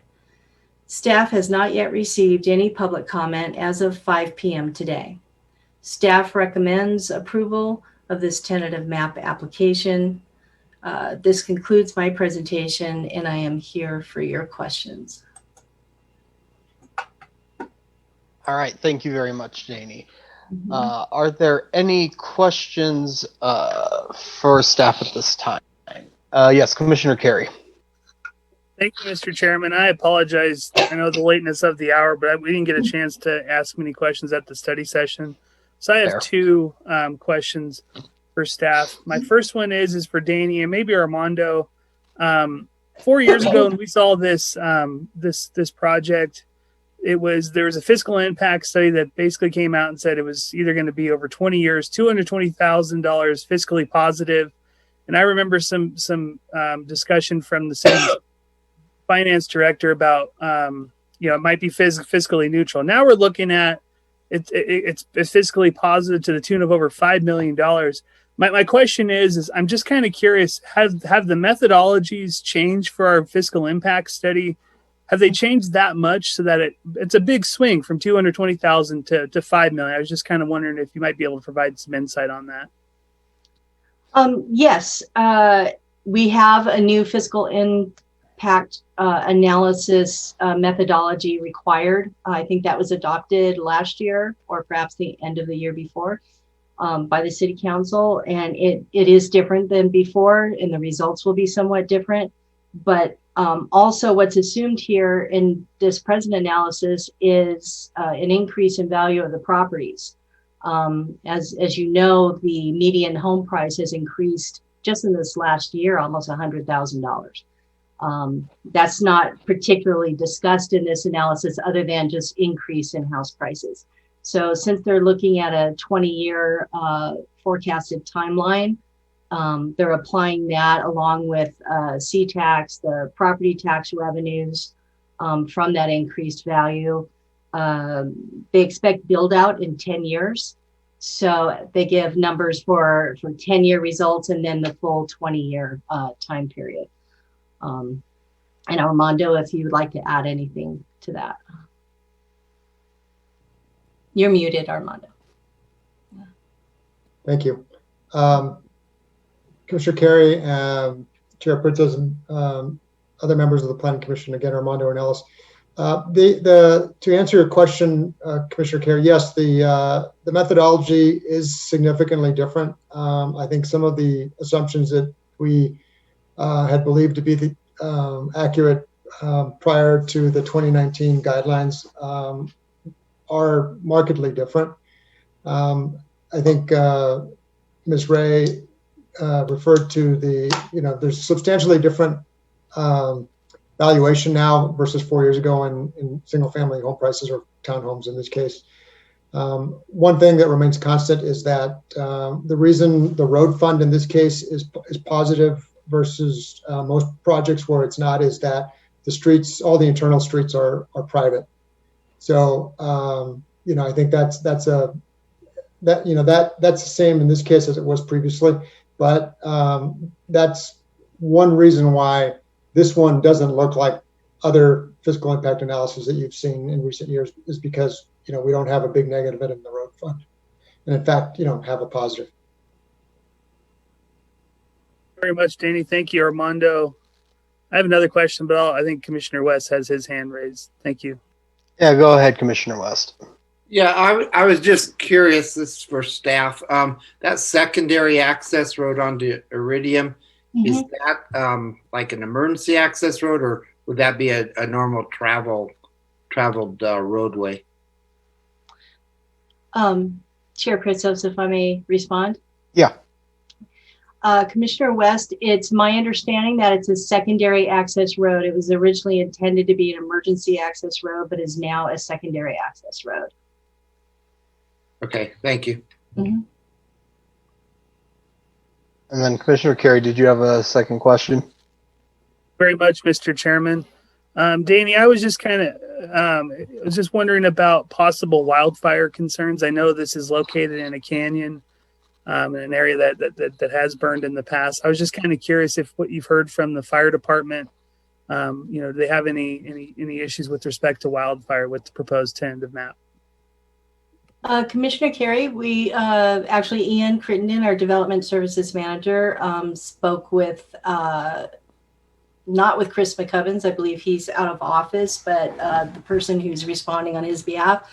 And he's very familiar with the area. And he said the reason why they didn't require any specific conditions of approval related to wildland urban interface is because of the actual type of plant life that is there. It's sparse grass at that point. This is at the higher elevation. It doesn't have a lot of the sagebrush and so forth you see at the lower elevations. So the likelihood of a wildfire there is very, very low, so that they don't have any concerns. Thank you very much. Thank you, Mr. Chairman. All right, thank you. Any other questions for staff at this time?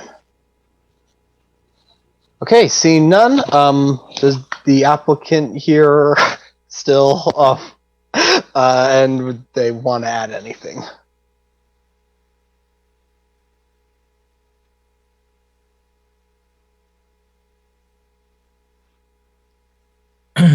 Hopefully I unmuted myself. Can everybody hear me? Yep, you're good. Mr. Chairman, members of the commission, for the record, Randy Walter with Places Consulting Services. I'm here representing Apache Homes on their request to reapprove their existing tentative map.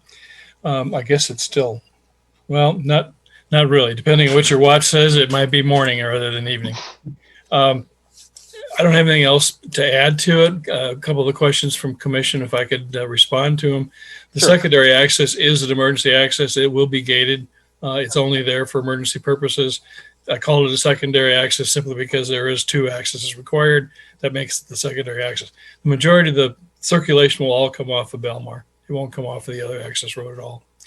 As far as the fire consideration is, a couple of things in addition to what the fire department said. The 4-minute response time, and I don't know how familiar you are with the Miramani project itself, but typically that whole area up in there has had the same 4-minute response time compliance issue. All those single family homes that there are served with residential fire sprinklers. It's assumed that this project will also have residential fire sprinklers as part of the mitigation. It's just something from a building permit standpoint that's probably going to be a requirement. It's something the developer understands and is committed to. So that'll be one of the mitigations. The other thing you should be aware of is this particular site. I don't know how well you can really see it from your vantage points on Belmar, but there's really just a tiny little ridge. It's kind of in the middle of 2 relatively large mountain sides on both sides. That's really being used as cut and fill to create the fill for the roadways coming in, as well as the cut for the project itself. So it kind of sits isolated from a lot of the other points of it, and I'll always have at least a cut or fill on either of the edges that front the wildland interface. So those edges will be able to be maintained by the HOA and protect create some defensible space for the whole project. As that'll kind of give you an answer of how this project relates to those 2 issues that were brought up by Planning Commission. All right, thank you. Any questions for the applicant? All right, seeing none, any discussion? Okay, also seeing none, I'll entertain a motion.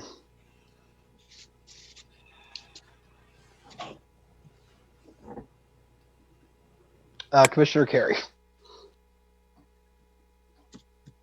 And good morning, Mr. Chairman. I will find I move to forward to the city council a recommendation of approval of the tentative map associated with PCN 17-0011 STM21-0001 for a 448 lot townhome subdivision on a site approximately 165.5 acres in size, located in the NUD New Urban District Miramonte Plan Development Zoning District, adopting findings T1 through T12 and the facts supporting these findings as set forth in the staff report, and subject to conditions of approval 1 through 18. And I will note for the record, this motion would include the revised conditions of approval that the commission received this afternoon from staff. All right, thank you, Commissioner Carey. Commissioner Kramer. Mr. Chair, I second that motion. All right, thank you. So we have a motion by Commissioner Carey, a second by Commissioner Kramer. Any further discussion? Danny, are you raising your hand? Yes, I am. Due to the change in numbering on the conditions of approval, it's 1 through 17. That's all. All right, thank you. Thank you for that.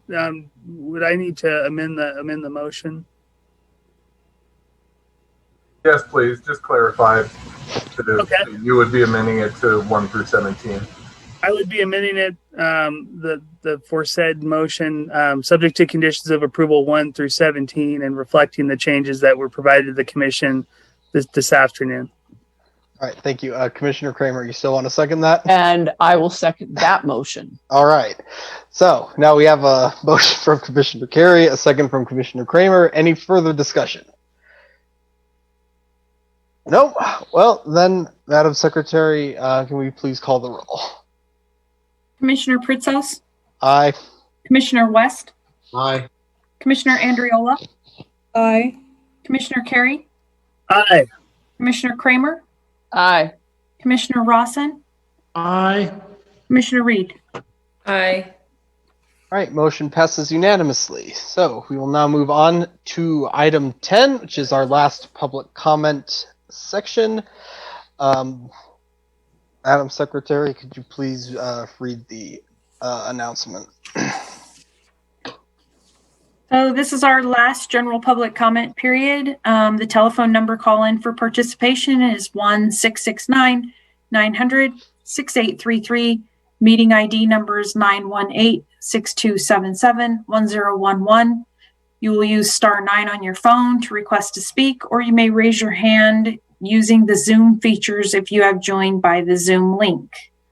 Ms. Martinez, I don't see any public comment. Do you see any? Nope, I do not. All right, then with that, we will close public comment and move on to item 11, announcement from staff and commissioners. We'll start with staff. Are there any announcements at this time? Chair Pritzos and members of the Planning Commission, Armando Ornelas. Just looking ahead, one announcement regarding an upcoming City Council agenda item that we anticipate being heard on May 24th. They may be considering and providing direction to the city manager to start on a set of amendments to Title 20 to the zoning code. This would be sort of the 6-year update, if you will, to address oversights. As you're aware, we have some missing pieces in terms of appropriate zoning districts for missing metal type housing. Or the bottom or the top end of our single family districts is not quite dense enough, and the bottom end of the multifamily districts is not quite low enough for some of the product that is being proposed. So that type of thing. At any rate, if we're provided that direction, then you would be seeing this, at some point in the future, probably several months out. Second announcement would be that we may very well be conducting the June meeting of the Planning Commission in person in the Legislative Building, but stay tuned and we will keep you apprised of if that is to occur and the particulars around that. But with the governor's directives regarding the conduct of virtual public meetings, we anticipate lapsing, then we will be moving to live meetings. And then third, this is less of an announcement, but I just want to acknowledge Marilee Smith and Casey Martinez. They worked harder than anyone tonight, and they did a terrific job. And not only did they do that tonight, but it took actually a tremendous amount of work and effort on their part to compile the comments and make sure that your public hearings with so many interested members of the public wanting to be heard, that was done as efficiently as possible. It still took a long time, but every person who wanted to speak was afforded the opportunity, in either in their own words, live or through Marilee and Casey. So again, I want to thank them for that. Yeah, thank you, Armando. I also just want to thank all staff and for all the hard work. I know that we had some pretty big items this meeting, and I really appreciate all of the work that all of you have done to help us kind of be prepared for these meetings and just sort of help guide us through all these complex issues. Is there any other announcements from members of the commission? Commissioner Reed. Yeah, I don't have an announcement, but in light of the number of public comments read into the record tonight, could we discuss, and I guess it would depend on how the future meetings go, but under certain circumstances, can we discuss just reading the names and of people that to email, because we're all reading them, they're posted on the website, and then just state if they're in favor or opposed. And I mean, I would just like it maybe to be talked about, to be considered for a future agenda item. I know that some of the other entities are doing this, and I initially was not a big fan of it, but I can see the value in certain circumstances of doing that.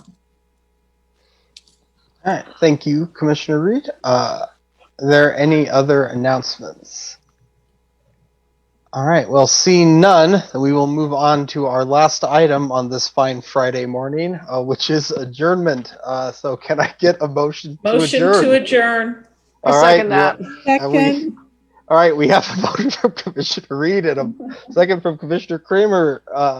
Madam Secretary, can we please call the roll? Commissioner Pritzos? Aye. Commissioner West? Aye. Commissioner Andriola? Aye. Commissioner Carey? Aye. Commissioner Kramer? Aye. Commissioner Rawson? Aye.